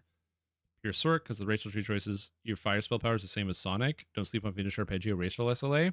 So the problem with this, and this is why I really, SSG, some days, please delete this ability from the video game, or at least inform people, maybe add into the tooltip. One of the problems is this person is saying Fiendish Arpeggio is super sick, because they have this ability, Staccato Sovereign. Your Sonic spell power, or you use your Sonic spell power as if your fire spell power, if it as your fire spell power if it's higher, and vice versa. Which means, well, in this, you think I can just stack fire spell power and then cast Shout and do giga damage, and that sounds good. The problem is that is not what this does. This works for spells. It does not work for spell-like abilities. I don't know why. I don't make the game, but it doesn't work for spell-like abilities, which means the ability that he's specifically talking about here, Fiendish Arpeggio, is great. Fiendish Arpeggio is fantastic. However, because it does fire and sonic damage, it's one of the things you immediately notice that if you have all fire spell power and no sonic spell power, it's not going to scale the sonic damage. And so that is a problem. So that's definitely something that I think SSG should address, because it's basically a noob trap. People think this works the way it reads, which makes sense. You read it and you go, oh, interchangeable. And that's not the way it works. If it is, I personally would prefer SSG to fix it, because if it gets fixed, then all the cleric builds become a lot cooler, because you can play like Water Domain and stack positive spell power and then cast Cone of Cold. Like, that's sick. So I'm very excited about some ideas like that. But as of right now, it's just a noob trap, because Bard doesn't get any fire spells. So if this person takes any fire abilities, which do they take any fire abilities? Well, they don't have any spells. I guess they don't take any fire effects. So it's not too bad here, because they pretty much, as far as I can tell, they only have Fiendish Arpeggio, and they're just doing all Sonic. Probably plays an Ice Arc until 20. Any thoughts on Sonic spell power? Blah, blah, blah, blah, blah. Yeah, you can get way higher than 724. But it's not horrible. You could still cast Blade Blast Fireball with this, and it would do reasonable damage if you stack all Sonic spell power, so that would work. So this isn't horrible. And they didn't take any fire stuff in Epics. They took like Tonkwin's Thunderhammer. They took all the Sonic stuff. So there's something here. This build's not that bad. It's actually, it would work. It doesn't work for the one thing they said it works for, but it would work if you take the Blade Blast Fireball. Is there Hellball on this list? No way. Oh, fuck, it's got Hellball. Oh. Not Hellball. This is a really bad feat. Does this affect spell feats? I don't know. Don't cast Hellball. Oh, shit. This one's really bad. I can't believe Hellball has been, like, untouched for many years. Has it ever been touched? I'm honestly unsure. But, yeah. I remember the first time I cast Hellball in Neverwinter Nights. That shit was hype, dude. Anyways. Yeah, neat stuff. Back to what I was doing. I'm in the Bazaar category. Might as well stream the Bazaar. I'm going to do a random Bazaar before bed.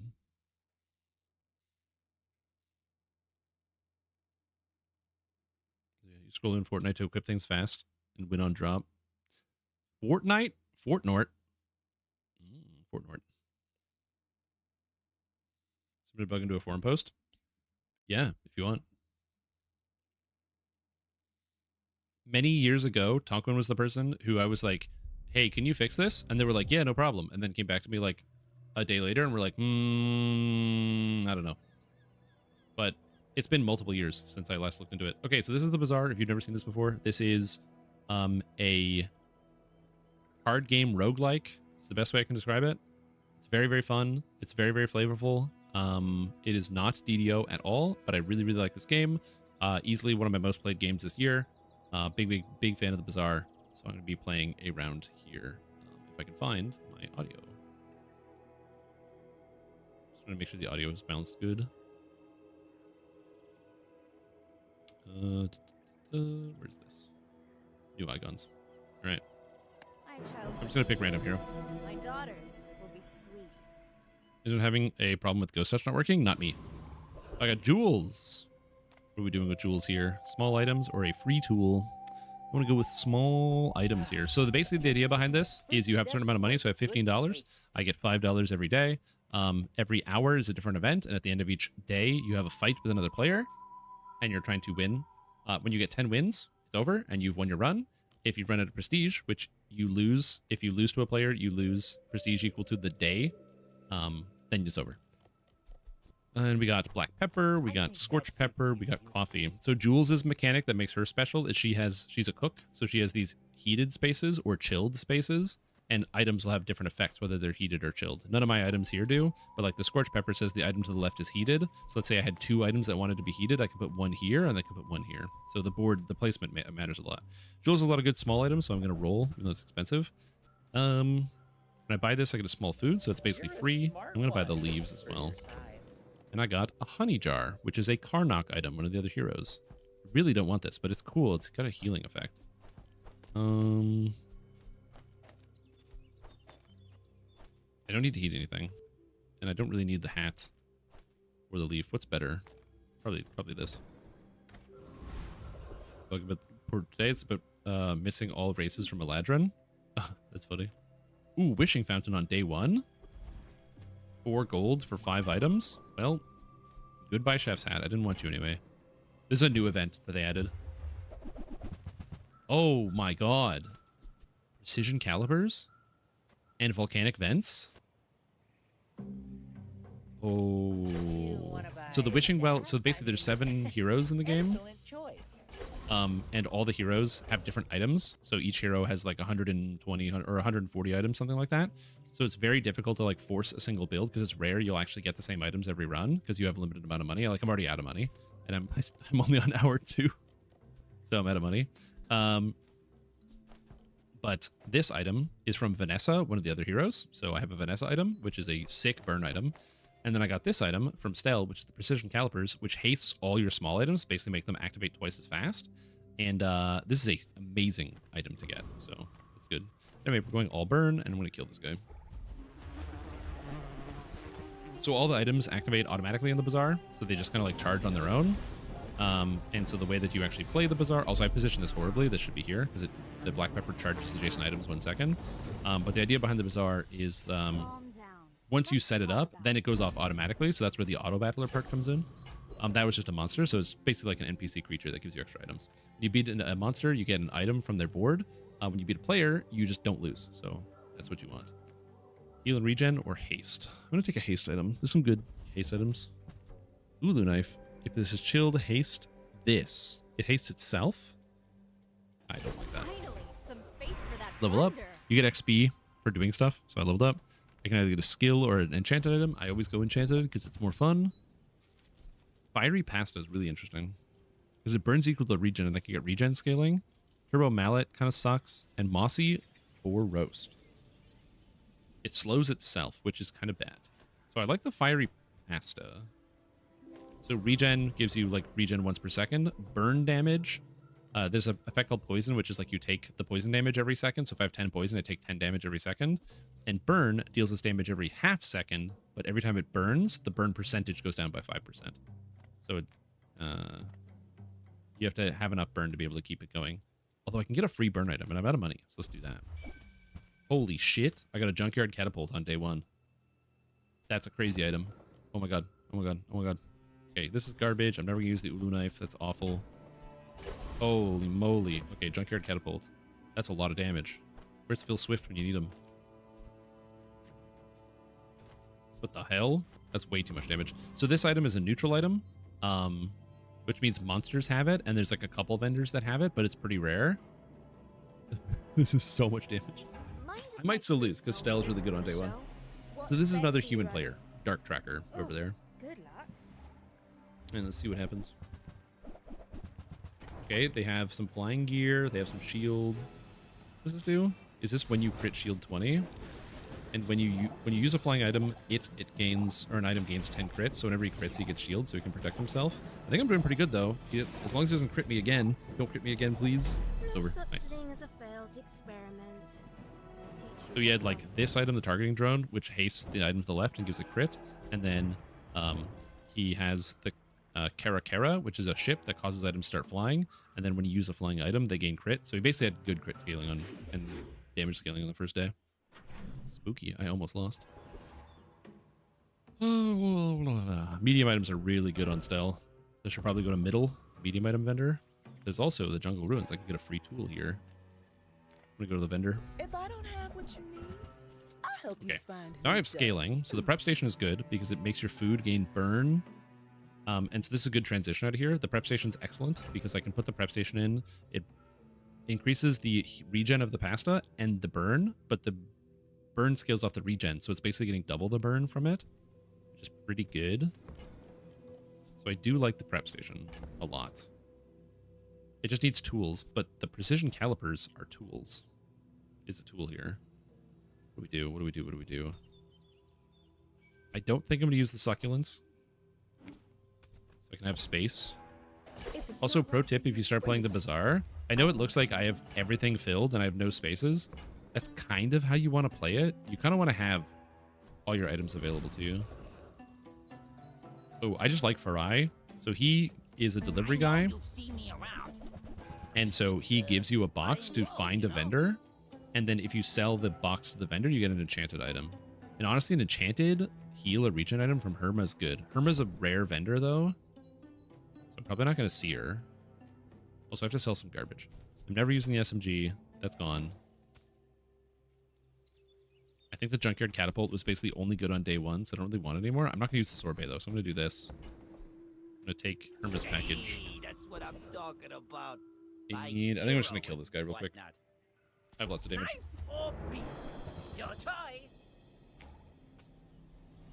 Also, again, the bazaar is not for everybody, but man, it's so fun.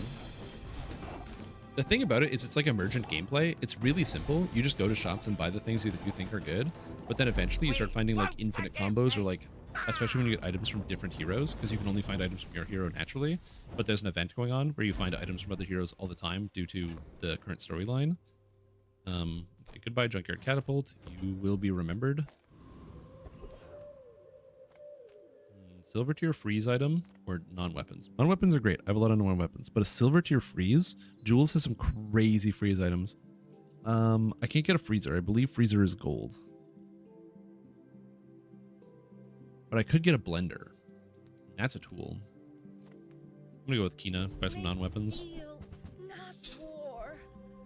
Okay, knife sharpener is not bad. Okay, so I don't think I want the volcanic vents anymore. I don't think I want the shadow cloak. So we buy the knife sharpener. This hastes another tool. The prep station's a tool. The calipers are a tool that haste your other small items. And then I'm going to use the prep table to increase the power of my other items. Let's look for other stuff. A Lao. When it's heated, burn equal to this item's regen. That's double scaling, so I kind of want that too. Oh my god, I got a pumpkin as well, which causes items to get even better. I think I want the hot sauce, though, because it gives even more burn. Hot sauce. I don't think I need the pumpkin and the prep station. I think the pumpkin makes adjacent items increase in power, but the prep station makes all items. I just need tools, and these are both excellent tools for this. Okay, so I'm going to put this here. Then we hit the Lao on the heated space. Although, I don't need the Lao on the heated space if I put in the scorched pepper. But I kind of want the hot sauce, because it goes off multiple times. I don't know.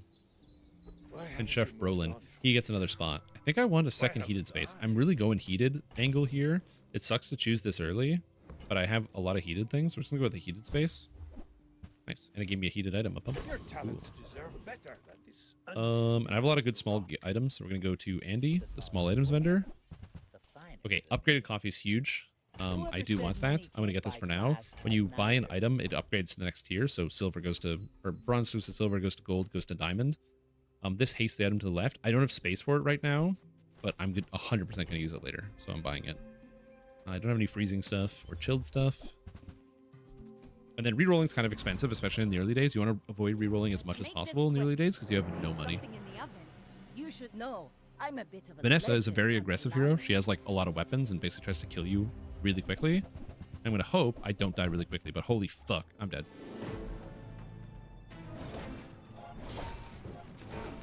Unfortunately for me, Vanessa does a lot of damage really early. So even though I have a little bit of like defense, so I've got some regen, it's not even close.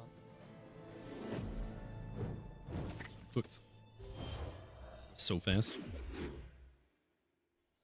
Haste. Oh, Herma. Hell yeah. I get an enchanted item. Give me something good. Got the fridge. Use a chilled item. Heal equal to this item's shield.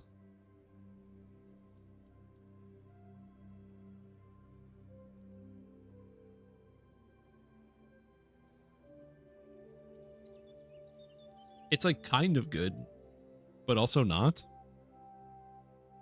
I don't know how to use this. I don't have any chilled items. If I didn't pick a heated space, that would be interesting. I might just sell it. It's kind of garbage. When you regen, a burn item gains 2 burn. The benefit of the jambalaya is it just whenever I use any regen, I gain burn, and I do have 2 regen items. I'm tempted to take it, but I don't know. I'll take the honeycomb. Pretty good upgrade. And I'll see if I can find a Lao or a thing here. This is an expensive reroll, but oh, when I got the prep station, hell yeah. She sells heal and regen items, so every item's gonna have heal and regen, and I got very lucky. Very, very lucky. I don't need money, so I'm going to take $7. So we go into a shop. I think I beat the Castaway Corsair, but I'm honestly not sure. Nah, I'm going to go with the student. It's 1 more XP, though. Because he's a diamond fight, so he gets 4 XP instead of 3. But, like, he's got a ton of regen. But the items are so good. I just don't know if I win. I have to scale pretty well. But, like, my regen scales upwards, and he's not going to kill me. I'll try it. I might die. We'll see. Oh, I forgot about the shell necklace. That gives 20 shield. So the burn is not outscaling my regen as of right now, and now my regen's way higher. So I think I'm in the clear. So I think I'm going to live. And then the burn is higher than his regen, so he's dying. So okay, that worked well. Ah! I never should have left Pelago. So my burn items scale up because I'm scaling every burn item with the prep table. That's really nice. And I got the Flintstones, which sucks. I don't want. Okay, I can upgrade anything. I think I'm going to upgrade the precision calipers to add more haste. I think this is way too good. This item is not available on Jewels. So I'm going to do that. Blue Calibur still streaming. Yeah, I'm playing the Bazaar, man. It's strange. Okay, now I'm going to put the hot sauce in so I get more burn. It's either that or the Bonu leaves, which gives me more defense. I kind of want to kill people as opposed to having more defense, but the defense might be better. And I'm going to go with Curio. So Curio sells the neutral items, like the Junkyard Catapult, but he could have items that buff my gear when I sell them. So like, for example, the Salamander Pup, when you sell this, your leftmost burn item gains 2 burn. Massive, so I want that. This gets a skill from any hero when you sell it, so I can sell this, and I've got my first skill, plus 10 shield. I'm going to put the burn on the black pepper. I don't see myself selling the black pepper anytime soon, so it's a permanent upgrade to that. So it's nice. And then it's expensive reroll, but I'm going to reroll because there's an item called the Rocket Boots, which he doesn't have. But the Rocket Boots, it's increases the haste an item gives. So this will go from 2 seconds of haste to 3 seconds of haste on all my item, which is massive. Sadly, I didn't get it. So I'm going to buy the Junkyard Club, which when you sell gives you 2 loot. So it gives me cinders and another skill. Artillery Spotter, when you have 5 or fewer items, you get crit. Mill. Good someday to somebody. I think that's it. Oh, I still have an hour left. I thought my day was over. Not a lot of medium items that I really want right now. So I think I'm not going to take that. I think I'm going to go to the Lost Crate. So I can either choose to open the crate and get a medium item, or I return the crate to whoever it is and I get a skill. I'm going to go with this skill. Random skills can oftentimes be good. This one's not. Because my weapons damage if I have 7 weapons. Or 7 items. I have 7 items. I just don't have a single weapon. Yeah, sorry for disturbing your nighttime routine, Ipsum. I will go to bed sooner. This guy doesn't have a full board, so I don't know why. Maybe he's sold too much. That's a lot of burn. Oh, shit. I think I win, though. I think I just outscale. Because especially with everything being hasted, I just kind of go. Yeah, I just outscale way too hard. Really trying to sleep? I know. So my girlfriend recently got told that she's going to have to start doing some on-call shifts, which she actually doesn't mind because she's going to get paid a lot for it. And so she's like, hell yeah, extra money on the side.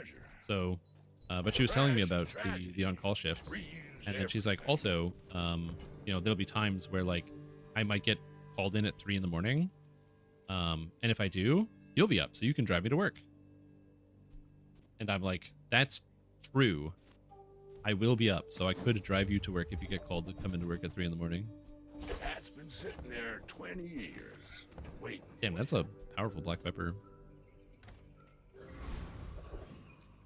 Right, do I take another item or do I go to Valpak? Valpak sells discounted items at Gigamart. I love Valpak, he's so funny.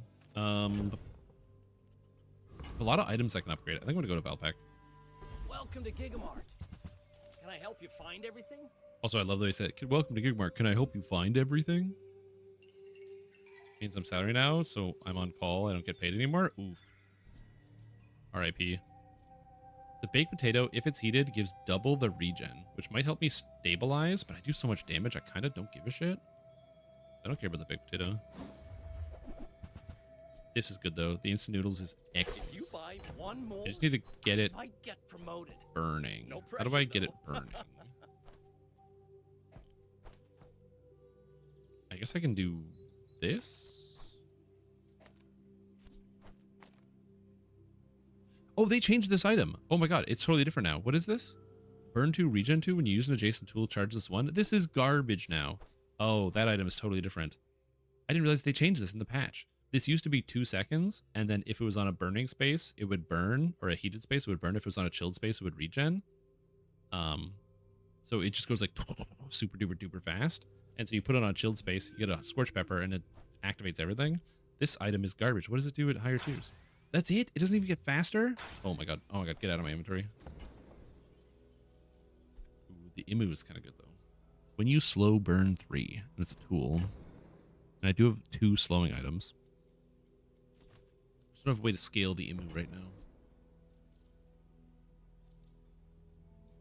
But like you get this, so when you slow it burns, and you get a couple little scaling on that, and then this slows and this slows, and it also slows itself, so then it starts like, or it actually it doesn't, it burns. But yeah, so I can't afford it either. I can trade it out for the fridge though, which I think I'm gonna do. Fridge is kind of useless. Like if I get more scaling stuff, maybe I can make the Imu work. Buy 200, get one free. Prince Marianus will kill me. So let's go to the dervish. We go through him, but she's pivoting to using it. Exactly, 100%. That's what's happening.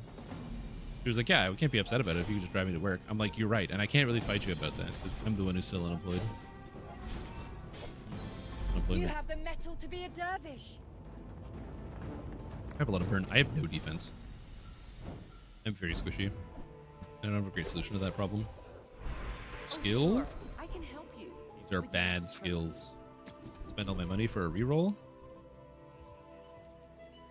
I can get 2 burn for each shield item you have, which kind of sucks. Or I can get 8 crit. I'm just gonna take 8 crit. Fuck it. I'll send you to Orland. Ooh, Mountain Pass. I can aid this caravan. What happens? I aid the caravan and I get to fight a dervish again. Hell yeah. Strike like a You grab and try to make money on the way back home. That's true. I could drive her to work and then do an Uber trip on the way The Lord home. of the Wastes would like Hey man, you. people need to get places. Well, she works at the hospital.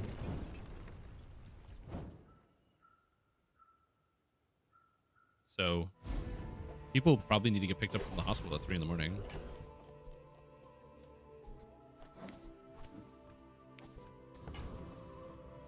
Oh, this is one of my favorite things in the whole game. So the library, it's a new event they added. You can read a random book to get a skill from any hero. You can hire a teacher, which gives you a curated vendor who only sells skills, but you don't have to pay for it, but you have to pay 20 bucks up front.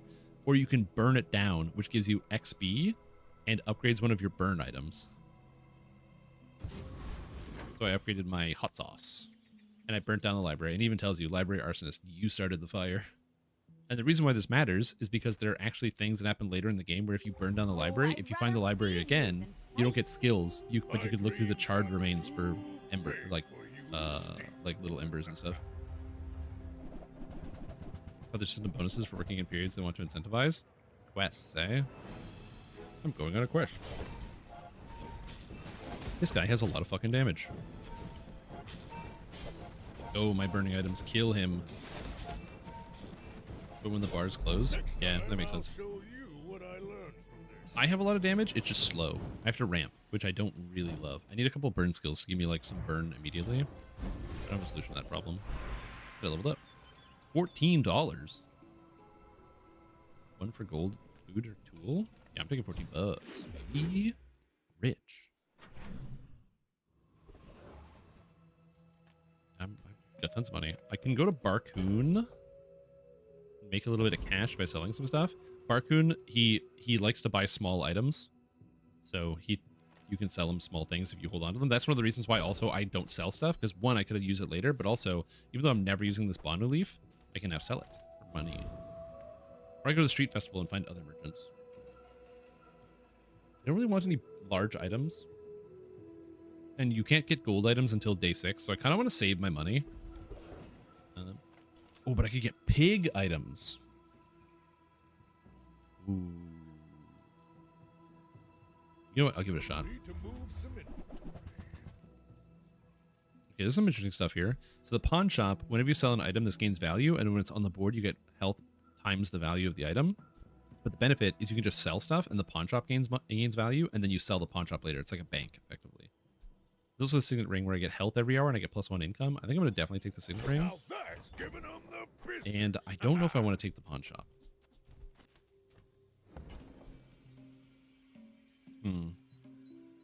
It's kind of good, but I don't really love it. There's also the cold room, so you freeze, and then when you use an adjacent property or tool, it gets charged. It's also pretty good. Cold room is pretty good, especially for freezing stuff on jewels, but I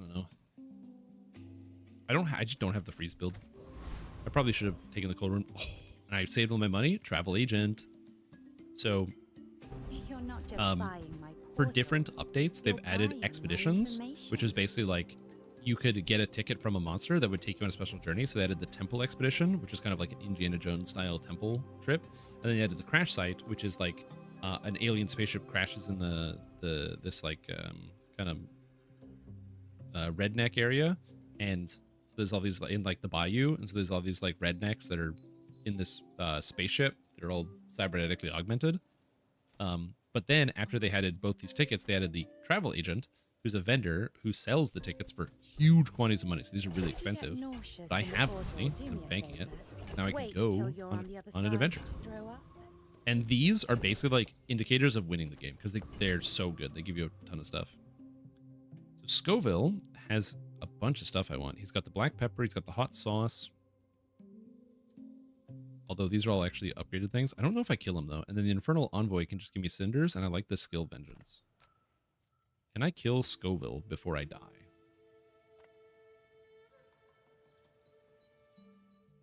I don't know. Let's find out. I'm not evil. This is just how I look. He's got a lot of burn. And his burn scales because he's got pickled peppers, which is when you burn, this gains burn. So unlike I have to like scale my burn items separately, he just has to use them and it scales one thing. But yeah, I outscale him by a lot. The realm is horrible. Don't make me go back there. Sorry, bub. Ooh, better hot sauce. Is it just better than the pasta at this point? I think it's just better than the scorched pepper for sure. I'm gonna take it. Oh, my inventory is too full. Oh, my inventory is too full. I don't want any weapons, so we're gonna go to the racetrack and get a free haste item. I got the Zarlik. When another food's crit chance increases, you charge this and it hastes something. That's kind of good. Get rid of this. Take the Zarlik. Okay, we're gonna move some stuff. So that's gonna go there. That's gonna go there. So I have double hot sauce. I guess I'll go to middle for medium items. She might have a prep table. What can I get you? Ooh, the cookbook. Cookbook upgrades my bronze food at the beginning of each day. And I only have one bronze food, so I can guarantee upgrade it if I buy the cookbook. So now this is going to get upgraded guaranteed.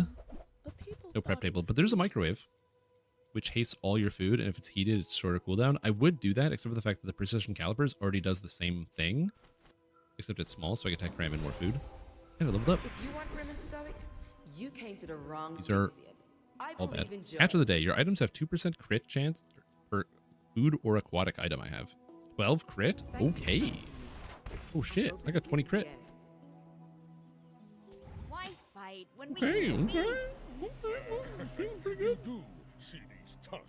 I love the Bazaar, man. And the best part is you can feel really good about your build, and you find some guy with some crazy bullshit, and you get annihilated. What's this?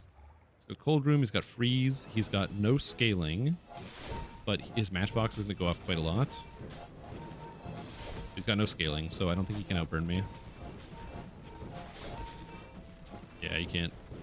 Well, I guess motivation isn't everything. My build is going to run out of gas real soon, so I got to be pretty mindful about what's happening here. This will look great on camera.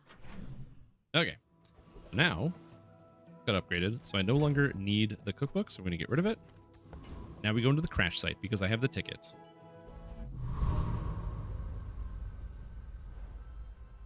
the first step is I get a skill, so I can inspect the med bay, the astromedics lab, or the zoology lab. I have no friends, And I have some healer regen items, but I'd much rather take a haste or a slow skill. Go into here. Trickle down economics. Use a large item, haste or other items for 1. That's so fucking good. It's unbelievably good, dude. All you need is a single large item, and it basically solves all your speed for the entire build. I have to take trickle down economics. So now I want to pivot into a large item somehow. Mysterious Crystal, when you sell this, your left and right item gains 3 types. Reduce cooldown of items from other heroes, and transform another item and upgrade it. Okay, so I'm pretty sure I can beat anybody I want in here.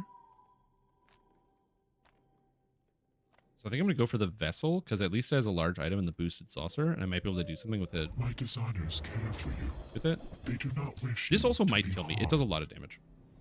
Basically, it blows up items. So, like, the warp drive destroys itself, and the tractor beam destroys items on the table. And whenever it destroys an item, the boosted saucer gets charged and gains damage. Oh my god, that was so close. If this had gone off, which would have sent this off, and he probably would have killed me. So that was extremely close. And I got the cow, which I don't want. I'm gonna get rid of the Zarlik. I really don't want to get rid of anything right now. I'm holding everything. It's all mine. And then here you can pick gold and XP, or XP, or a tech item and loot. Pick an XP, so I can level up. I mean, I have a lot of burn items. I might as well take a burn skill. Nightshade knows his poisons, but he's got no flair. I could take this, which is not bad, but I kind of want something that's like scaling burn. Like, just +4 burn is fine. Ooh, or burn freeze. The first time you burn, you freeze. So I'm going to freeze one of their items at the beginning of the fight. I'm not liable. Okay, none of these are large, which is annoying. But the power drill is heavy.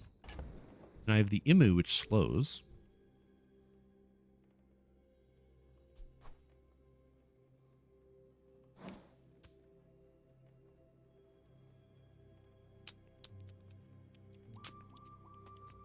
How do I do this? I want to get rid of my slowing thing. This is heavy. It's slowing. I'm going to take this. I'm going to hit it with the upgrade and transform. Welcome back, volcanic vents.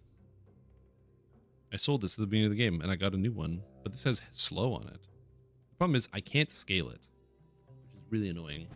So I have no way to use this item. So I'm going to sell this so I have space. And I can't use the spacesuit. This is garbage. And I can't use the pilot wings. This is garbage. No, when you transform, it always retains the properties. So, for example, this was a heavy item, so that's the enchantment. So it keeps the enchantment, and it keeps the item size. I hate bread knife. Yeah, everybody hates bread knife. Okay, this gives me a catalyst, so I can re-roll this. Oh,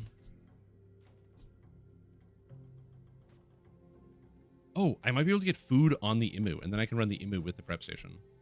Food. Dinosaur drone relic. Well, we tried our best. And we take the potion. The potion is a mac item. It's a potion that transforms into 2 potions. So it's a potion. Great theming. I love it. Now we re-roll this. Fuck. Slow 4 items for 4 seconds? Are you joking?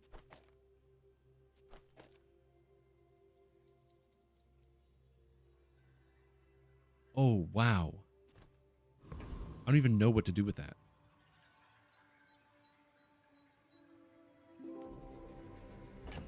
I have to think about this. I don't know. Is that better? Hold on. Because I can do, like... I need this to be heated. And these are too far away. They're, like, literally 1 slot. Oh, too far away. I can't get this heated as well. Because I would love to scale both of these at the same time. And then just have the prep station and the heavy pumpkin scaling the pasta and the Lao Lao. So they're both scaling. But I can't get this to be heated because it's too far away. If I had the... Oh, man. Interesting. All right, I think I'm going to stick with what I've got, but this is really crazy. That's a... Because what slow does is it makes our items charge for half as long. So when this goes off for 5 seconds, it slows them by 16 seconds. That's massive.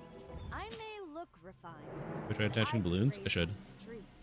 I may be young for a captain, but All I've right. seen my Vanessa, share of large gold storms. item, day 6. Probably dead. Maybe. Oh, it's an ammo build. So he's got the port, which is going to reload and charge all the items. So I'm going to take a lot of damage here. Oh god, stop critting me, please. Stop killing me. No, I'm too slow. Wait, maybe I'm not. The burn is going. Bravery without 63. strength is a sword without a blade. So close. Extremely close fight. How many times did this stupid ass grenade crit me? Once. Okay, never mind. I thought it was worse than that. It had a 25% crit and it crit me once. It's fine.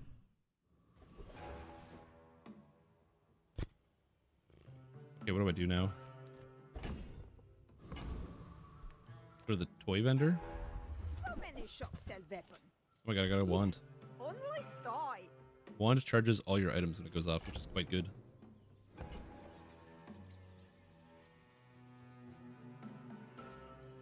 I take the wand. I don't know what to do with that. Guys, you must have the fun. Model ship. Adjacent toys have multicast. But it charges everything. So the wand would have multicast? So I can have this charge everything 2 seconds? And then I can haste it. So it's just constantly charging everything on the board? That seems like it's too much work to charge things. I don't know. So this charges everything 2 seconds. Or 1 second. If I buy the other thing, it charges 2 seconds. So then I could put the pumpkin on the table. The pumpkin's gonna... No, it's not bad. It's not good. It's not good. It's not good. It's not good. Is it good? I can't tell. Oh... It's also aquatic, which gives me crit. Stop. I don't think this is good. I have to transition out of prep table, though. It's like, I'm already losing to other people. I'm gonna buy it. I don't know what to do. I shouldn't have rolled. Oh my god, but I got Laurel's Fortress. Oh shit. Okay, stop. Hold the phone. Hold the phone. Somebody hold the phone. Take the phone and hold it. So this has multicast, +1 multicast for each unique other item you have. And I have trickle-down economics, so every time this goes off, I haste my other items. So if I have a few unique item types, then this is going to go off like 1,000,000 times, hasting everything on the board, making me go super fast. Okay, sorry, Imu. Oh no, but the Imu has a bunch of item types. Fuck. Okay, hold on. It's got Dinosaur, Drone, and Relic. Oh. Okay, I gotta figure this out. Prep table's gone. That's happening. So I don't need this. So it's like, you put the wand in, you put the model ship, which gives the extra multicast, right? Which makes this ×6. Okay. And then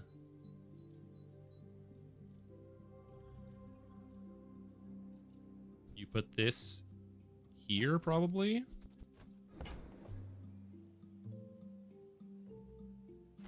Because it's just adjacent items. So I can put this next to it. So I can put that there. Move that over. So it would be like... Oh my god. Oh my god. Okay, so we get rid of the Lao Lao. So then we get the Laurel's Fortress. That goes there. This from my childhood. So now this is ×7. So when this goes off, it's going to haste everything on the board 7 seconds. Which is really sick. And then this is going to charge everything. And then I need an item over here that does something interesting. I don't know what. I don't know what item I put over here. Just the honeycomb to slow stuff. And then I'm just scaling defense, and then my opponents can't kill me. Even better, I could put the Piggles Protector down, which has double shielding, and then I could get it to be shielded by the pumpkin instead of the pasta. Because I don't know if the pasta is going to be able to kill people.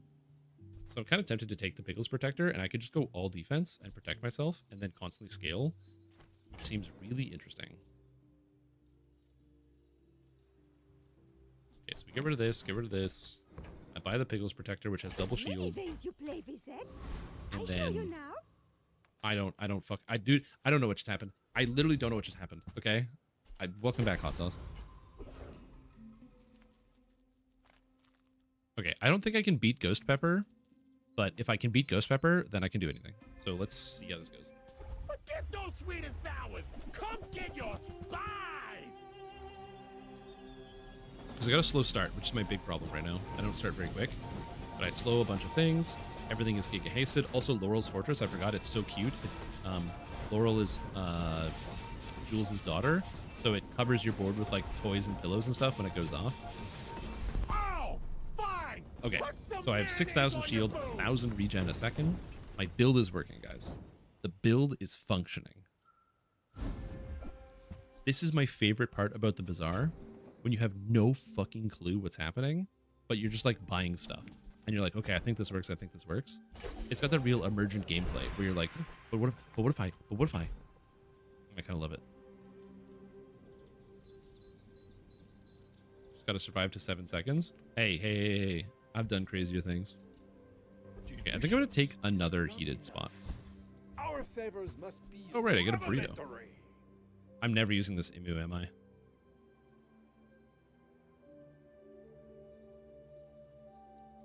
Goodbye. Okay. So the reason why I got the heated spot Be starting to respect you. is because I don't know if I can do this. Give me a sec here. I need Laurel's Fortress.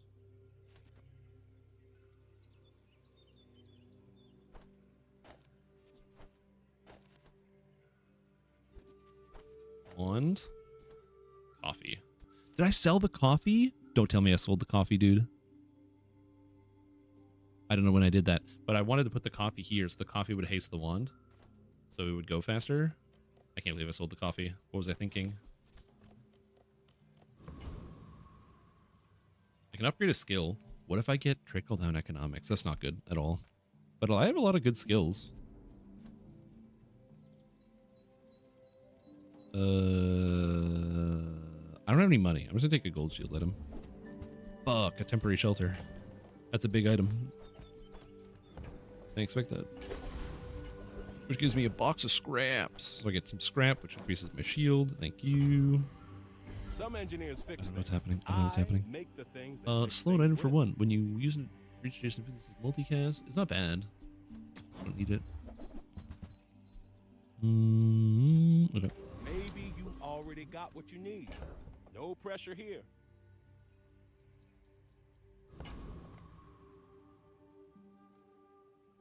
Oh, Don't know what's happening. feed you than fight. Also, this is Neverland. Is this guy?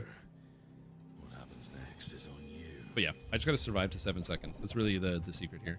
Don't kill me instantly. He's got the karst. He's gonna have a lot of scaling. He doesn't scale shield, but he does have toxic flame, so he is gonna be doing a lot of scaling. But fortunately for me, all my items are hasted. All of his stuff is slow, so he can't really react to me, and I'm gonna slowly outscale him. Got so much burn on him already. Oh yeah, dude. Get outscaled. Burning. You can't freeze me. He's got the Medusa skill. When he falls below half, he freezes all my items, but it's too late. Cool. And now today I get my enchantment. At level 10, you always get an enchantment, which means I can probably put an enchantment on the Laurel's Fortress and make it a damaging skill. Or a damaging thing. Yeah, let's get some non-weapons. The Imu, it's back. I want black pepper's good. It helps me get faster, so it lets me charge the wands an extra second. I'll take it. I'm just gonna take XP, honestly. Being over leveled is good. It gives me more health, so it gives me more time. Okay, so the Wandering Shoal has a skill called Thick Hide. When you slow, charge an item for 1 second. If I get like I get slow 4 items here, which would charge my entire board. That's massive. It's rare to get it. Whenever you fight a monster, you get one of the things they have. So it's a 1, 2, 3, 4, 5, 6, 7, 8, 9. So it's a 1 in 9 chance of getting it. But like, what if I get it?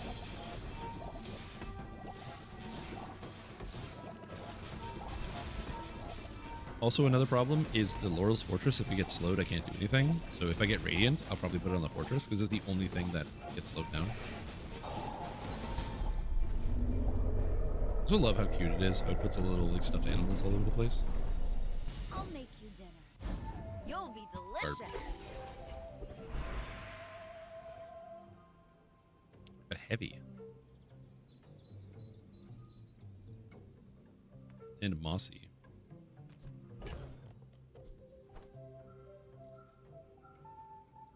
I'm tempted to put heavy on the fortress just to slow enemies down. So it gives me more time to do whatever I want. Seems kind of bad. But if I get a slow skill like slow crit or something else that slows, man, the Imu is looking even better now. Or I put Mossy and just hope that the regen carries me until I get through. These are really bad enchants. I really hate this. I could do Mossy on the Pickles Protector and then replace the pasta with the Mossy Pickles Protector and get even more defense and shield. That also seems bad.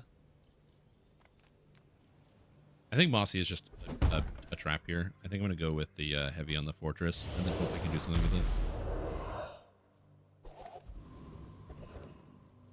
Ooh, Mystery Portal. It could be anything. Mac items or skills? Honestly, I want to go skills. You have at least a grain of wisdom. Your regen items have 2 regen, leftmost shield. I don't really love these. Damn. I'll take burn freeze. So it's upgraded so now it freezes for an extra second. Reroll anything I want. I don't really want to reroll anything. I probably should sell this crystal to reduce the cooldowns of my items by 5%. Makes me a smidgen faster. Gigamart's owner is the ultimate businessman. Take the deal. It's garbage. Ooh, a boat. Now the spice rack's interesting because when you crit with an adjacent item, your items gain 8 burn. So I can put this over the model ship. The problem is the model ship has aquatic and vehicle and is double casting the one, so I really don't think it's a good idea. I'm not sure how to upgrade my board at this point, but we're gonna figure it out. Maybe I should have saved the crystal so I could have upgraded it so I could reduce the cooldown of my stuff by 10%. I don't know. I probably should have saved it. Do I lose to tungsten 95?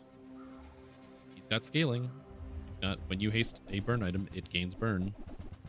With the rice, which when you haste it, it gains burn. I might be super dead here. Because that rice is gonna go crazy. But everything is slow.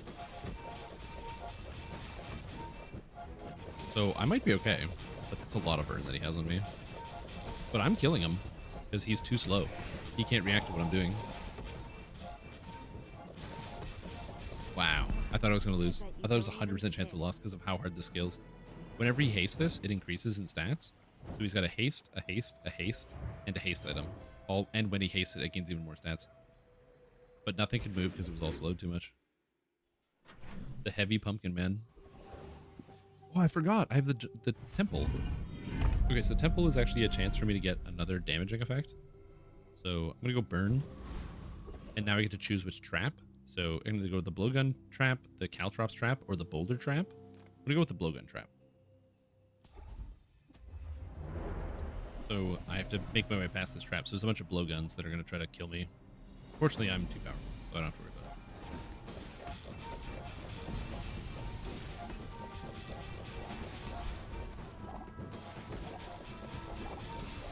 Yeah, I'm not convinced my slow is actually doing anything because the heavy pumpkin is doing so much heavy lifting.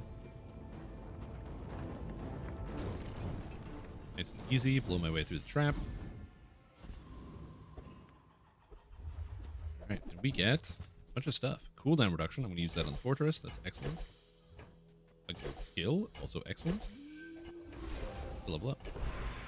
Got here. So give me a gold skill. I got. When you use a core, your items gain 10 shield. Wow. Core is a dually item, which is one of the other heroes, and you can't get cores on other characters. So, thank you, game. I'm gonna go with the jewel skills. There's some really cool jewel skills in here. Although maybe I should go with a slow skill, like slow crit, slow freeze. Slow freeze would be nice. I'm gonna go with jewel skills. You try to do so much, dear. I wish you slow Items down. have increased damage for food. Your food has crit. Those are all bad. Well, catch of the day is at least slightly better. First time I use an item, haste of food. Catch of the day. Okay, I should have gone for slow skills. Tea with Nona? I have shield. While you were shielded, your weapons have 10% cooldown. I kind of want to go here. If I get the obsidian enchantment from beating this, I can turn the fortress into a weapon. I shall protect his and then it can scale itself. Cooldown. Some poor guy. I do love that I very, very slowly kill people with the pasta. Fiery pasta is what gets them. I mean, look how good it is. Oh, it's like blasting, so you can't see it. If you have overcome me, Another thing I love about the bazaar, I have like 1,000 hours in this game. I've never, oh god, that's scary. I've never had this combination of items in my entire life. Okay, I got burn. So the flame coil gem, when I sell it, it'll enchant something with fiery, so I can re-enchant the fortress with fiery. So now it's also going to burn, giving me a massive amount of fucking damage. Hell yes, dude. That's what I'm talking about. Hey, pig, guess what? You're going to hell, baby. Is burn equal to the regen? Okay, that's a lot worse than I thought, but it's fine. It's still good. I may look I'm gonna go off 7 times. but I was raised on the streets. So I probably could have put that slow enchant on something else, but like, it's not really good in other places. Uh-oh, pig has a legendary item. Oh, Ice Wash Warden.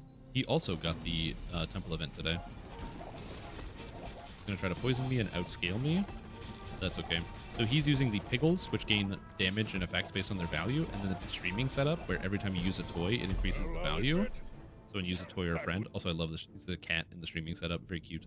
Whenever he uses a toy or a friend, the items gain value, so all of his items are gaining value, which then increases their damage based on their value in combat. But I don't care. Value is how much they sell for, basically. Pig is the econ guy, so if you're an econ gamer where you try to get as much money as possible, Pig is the hero for you. I guess I try to go for a pumpkin. Nothing tiny, nothing huge. No, I don't want a All fridge for about pizza. moderation. Yo, a blender. I never get this. This is one of my favorite items in the whole game. It turns your adjacent items into slushies, which are freezing items, and it makes them when you freeze, you haste items. It's so powerful. See that mountain? I just went over freeze That's build. cold. Monster Ranch You for might loot. have what you need. Please give me something good. Cooldown reduction. Don't mind if I do. And I'm going to hold on to this feather because when I get to level 13, I get an upgrade. I'm going to upgrade this to get 6% cooldown reduction on my items to make myself faster. Pretty much the only way that I lose is if somebody outspeeds me, so I want to be as fast as humanly possible. However, I might use it on the wand. I'm not 100% decided because I believe when the wand goes to diamond, yeah, it's even better. So I might just use it. Let's see.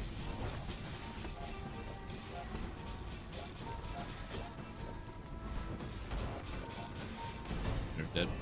This guy also has a skill when you use a large item, burn 20. If I get this, that's a massive amount of burn. So we'll see if we can blow him up. I'm good with a knife. Although getting another monster skill would be kind of silly. Okay. Oh, excellent. Is it? If I get another fight, I can level up today. I don't want any weapons. I don't care about the shielding. So I'm gonna go to the Artisan Dunes, and I'm actually just gonna bump the burn, so I can spend more money to increase the burn value of my items. I'm just gonna do that. And small items, I could get an upgrade to the black pepper. Size Maybe. dilutes the brain. Mine is highly Here. concentrated. Laurel's Bouncy Ball. Haste 2 other items. When this hastes an adjacent item, charge this 1. This is good in a lot of builds, not good here. There's also the Saffron, which adjacent items gain a shield equal to this item's shield. So in this case, what I would do is you put the Saffron next to the pumpkin, and then when the Saffron goes off, it giga scales the fortress. Problem is, I need to scale the regen, so I'd have to have it next to the pumpkin. Definitely something to think about, though. When you crit burn 3. Salt has burn on it now? Neither wealthy nor wise, huh? Know that. Why fight when we can feast? Alright, again, same game plan, just gotta survive. I have something I in the probably should have sold the feather, but I don't know. Okay, he's got the Darkstone engine, which is radiant. I don't know why. He's dead. This guy's got... He can't do anything to me. He has a lot of damage, but it doesn't matter. Actually, he doesn't even have a lot of damage. Whew, I'm going to be feel a honest. little It turns out overdone. slowing my entire opponent's board with this... the heavy pumpkin is really the VIP here. You don't see it happening, but they're not using their items at all. Look at this. Like 3 times, 2 times, 2 times versus 5, 19. Like... They can't even do anything. By the way, I'm cocky right now. I'm going to get murdered by somebody. But he's going to destroy my entire build in just a little bit. Ooh, Veggie Garden. I don't want it. Also, I love the art on the cards in this game. Like the beach umbrella. So it's like a big tree, like kind of flower petals. It's in the beach. Fun stuff. Okay, upgrade. That's a I fine think I'm piece. actually going to do the wand. I think the wand is really crazy since it has double cast. Oiled and tuned. I'm just going to hold on to the feather. Who knows? Maybe I'll hit level 16 today. Okay, Void Colossus can kill me. So Void Colossus's gimmick, all the day 10 monsters are really dangerous. He has this item, the Eye of the Colossus, which destroys one of your items. And when he uses an adjacent item, it charges this. And he also has 2 double casting items. So basically, if this goes off, he starts to rip your board apart. So you want to do enough damage to him before he destroys whatever your main item is. So he's already dead. And he destroyed the fortress, but it's fine. He already did. So the worst item for him destroys the fortress, but fortunately I put too much burn on, so it didn't matter. Mommy wins again!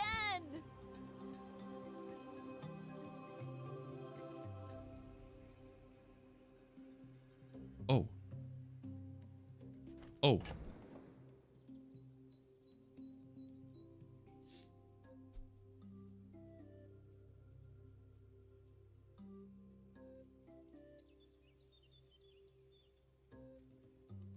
Oh.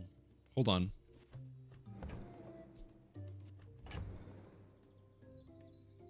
I can do that. Because if I have this, which destroys an enemy item, I can just slow them to bits and blow up their entire board.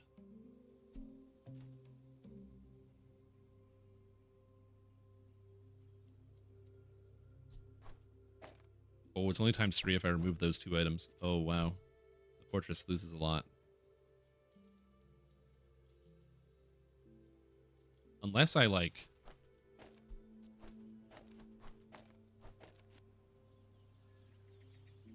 So I don't scale anymore, but I destroy every item on their board.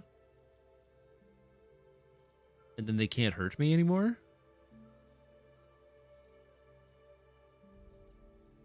This seems bad. But I really, really, really, really want to try it. Okay, I'm going to fight a monster with this and see how it goes. So let's fight a monster and see how it goes. I'm not going to lose to the monster.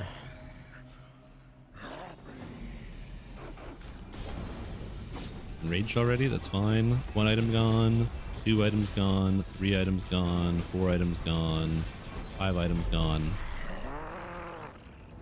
So I blow up all their items. My main issue is I'm just slow at the beginning. But other than that, I do blow up all their items.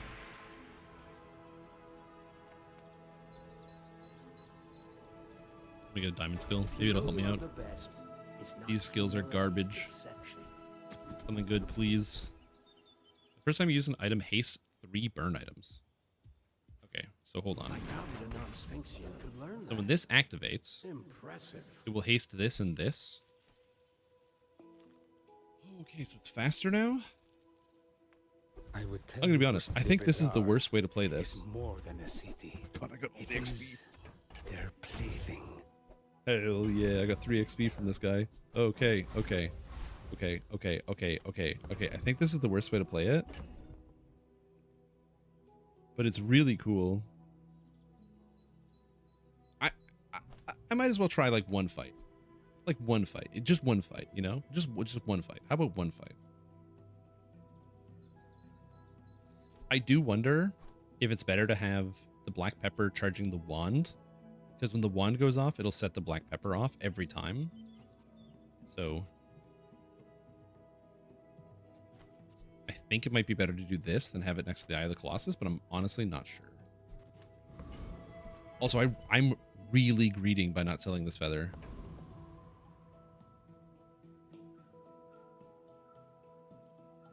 I should really sell the feather. I'm selling the feather. I don't need to greed this hard. Oh, I'd rather feed you than Oh, I'm facing his drywall eater. And he only has 5 items, so I can blow everything up. Unless he kills me that fast. Holy fuck. Holy fuck, that's fast. Go. Blow him up. I have to destroy everything. Oh my god, the Staff of the Wise. He's got a battery. It's over. Got nothing left. Just behind the veil, my family waits for me. fucking blew him up. Oh shit. Oh. Your other items have 50% crit. Oh my god. I gotta watch it again. It's like, I'm like, oh no, I'm gonna die because the battery sets off the fire claw. So I think like, oh, I've got 500 burn on me, I'm dead. Then the Laurel's Fortress goes off, and then everything gets deleted.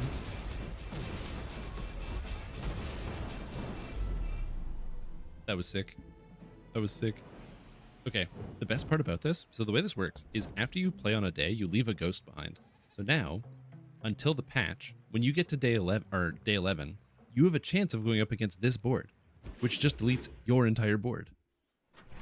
It's now just in the game, and people can fight against it. It's fucking awesome. Living markets, just trade boulders. This is the big item. This is the best jewels item, the freezer. Basically, when you use food, it freezes items, which means the opponent can't play. So you get a bunch of really fast freeze items that then when they're next to this, they freeze. And every time you freeze, you deal damage. So you just make them so they can't move and punch them in the face. It's very good. Good build. All right, give me something good. Your Oh. Oh.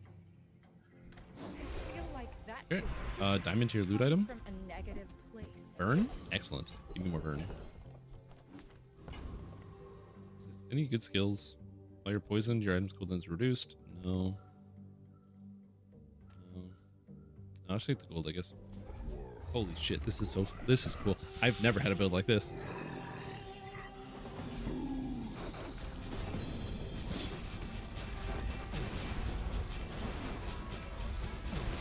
Dude, I'm just deleting all of their items. They're just getting nuked out of existence. Oh, shiny fang. Cool. Can I level up if I get more XP? I can't level up today if I pick up XP. Well, if I get XP and then I get a fight, I can level up. The Bazaar Con gives me 1 extra XP. So if I get a fight, I can level up, which lets me upgrade something. So I'm going to try it. I did not get a fight, but I did get a random enchantment. And you know, the enchantments on this have to be good. What if I get shiny? What if it destroys 2 items? Have you ever I got enchanted. Becoming Trian? It could be anything. The art can find a home in any object. Oh, it's worse. Now it's a weapon. No, it doesn't get charged by the wand. Oh no, it's the only enchant that's bad. Oh my fucking god. No. That was the only bad option. Oh no. Okay, well. Maybe it's not too bad. Maybe the wand charging it doesn't matter. Oh god, I think it matters a lot.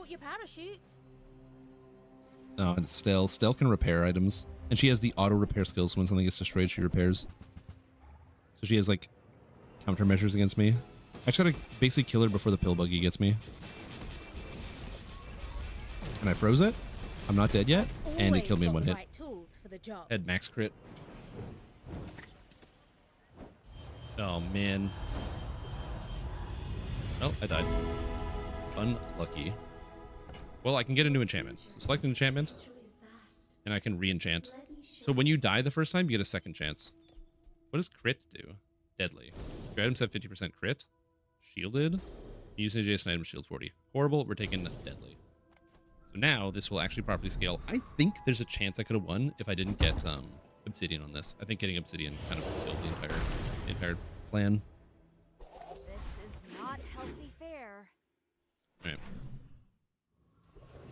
If I upgrade the Laurel's Fortress, does it get faster? It does. Okay, so I want to do that too. I don't know how I'm going to do that, but we'll see. You can't afford it. I pretty much just need to look for upgrades. I can't really make a lot of changes here that are too impactful. Upgrade. I don't boast for myself. So upgrading the Laurel's Fortress gives it 1 second faster cooldown. Upgrading the Black Pepper gives it a 1 second faster cooldown, which applies haste 1 second faster because I have quick ignition. I think actually it's better to do the Black Pepper. That means the Black Pepper will go off at 2.9, which will then haste this at 2.9. So it'll go off at 4.2, I think, something like that. 4.1. It's fast, slightly faster. So it's not faster in total, but it's faster at the beginning. I don't want any weapons, so we're just going to go to my own cafe. Jules' cafe and get some extra health. Give me some more time. I want to go to the Lord of the Wastes because he has the Clockwork Blades, which when you sell it gives you cooldown reduction by 4. Even though I can beat this guy, I'm not going to level up again today. Will I? 4 XP? No, I need to get an XP event to level up. What if I beat him? And I don't want any of this garbage. Although when you burn, charge a shield item, he's insane because I only have 2 shield items. But I think I go to Lord of the Wastes because if I just get the cooldown reduction, I think it's better. But burn charger shield item means this would charge itself. So yes, now this is even faster. The Outlander way is truth. I destroyed 4 items. Someday you will see. Unbelievable. Okay. Feeling good. Feeling good. Your weapons deal double crit damage. Damn, I don't have any weapons. This skill is insane. It's very hard to get. I don't need any food, but I can upgrade some skills. I have some good skills. Let's go for upgrade. Yes, I have the truth. While you're shielded, your weapons have shorter cooldown or core. Wow, both of these are useless. I don't use either of these. Unlucky. Go for the upgrade Laurel's Fortress, possibly at Kina, or take the portal. The answer, always take the portal. Oh, I get Wink. Wink randomizes and upgrades all your items. So I can reroll my entire build into random nothing. No. She also gives you a bunch of prestige back, so that you can, like, last longer. Those No, Sphinxians may be flashy. oh, I can get Artillery Spotter. I actually only have 5 items. I didn't realize that. 1, 2, 3, 4, 5. So I can increase my my crit chance. So my crit's at 86%. I didn't notice. All right, Karnak, please, please, Karnak, please, don't kill me instantly. Karnak, please. Karnak's an extremely aggressive hero. Don't kill me instantly. He has a lot of items. Is he playing friends? Is his friends? I don't know what this is, but I can kill it. He's not going to kill me instantly. He's going to do a lot of damage real fast, though. Oh, we're killing it. Kill it. Kill the scaling. Kill the scaling. So this item here, the infused arm wraps, is when you use an item on the left, it gives shield to the items on the right. When you use an item on the right, it gives damage to the items on the left. So he died, unfortunately. They nuked him. All these people. But you have to get the scaling first, basically. And then this item, the tinfoil hat, is when your enemy uses an item, it shields. So basically the idea is that he attacks here, and then as I attack him, he's getting shield, and as he's attacking, the shield and the regen value is going up, so the longer the fight goes on, he gets more invincible. But too bad I blew up all of his gear. I just want to watch it again. Oh, the old elusive 10 win. The 3 best items are the last to die. The infused arm wraps, turbo waystones, and then the mossy tinfoil hat's the last one to go. Amazing.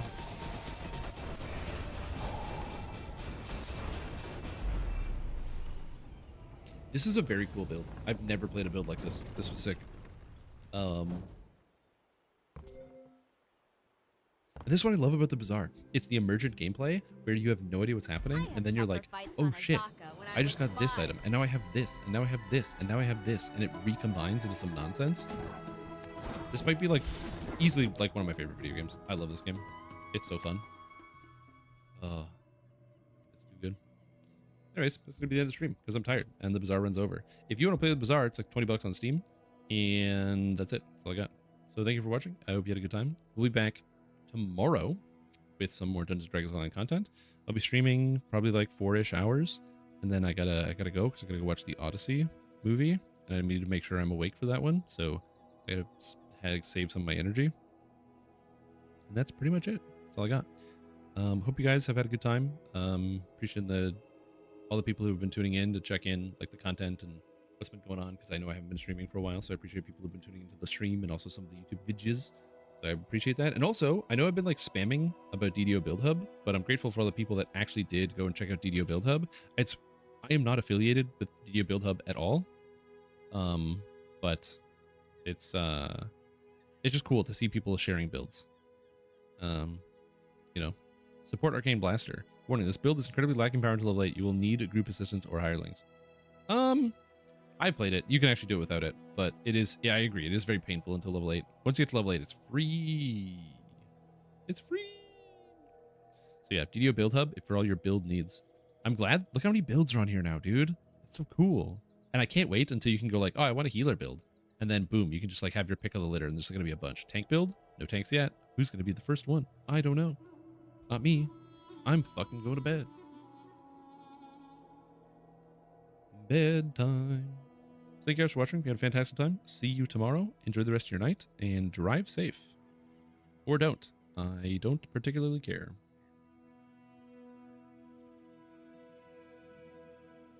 I do prefer if you would drive safe, actually. That's not true, but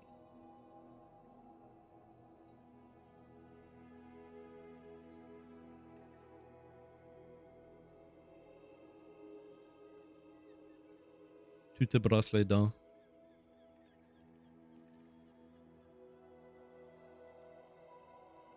That's you brush your teeth in French.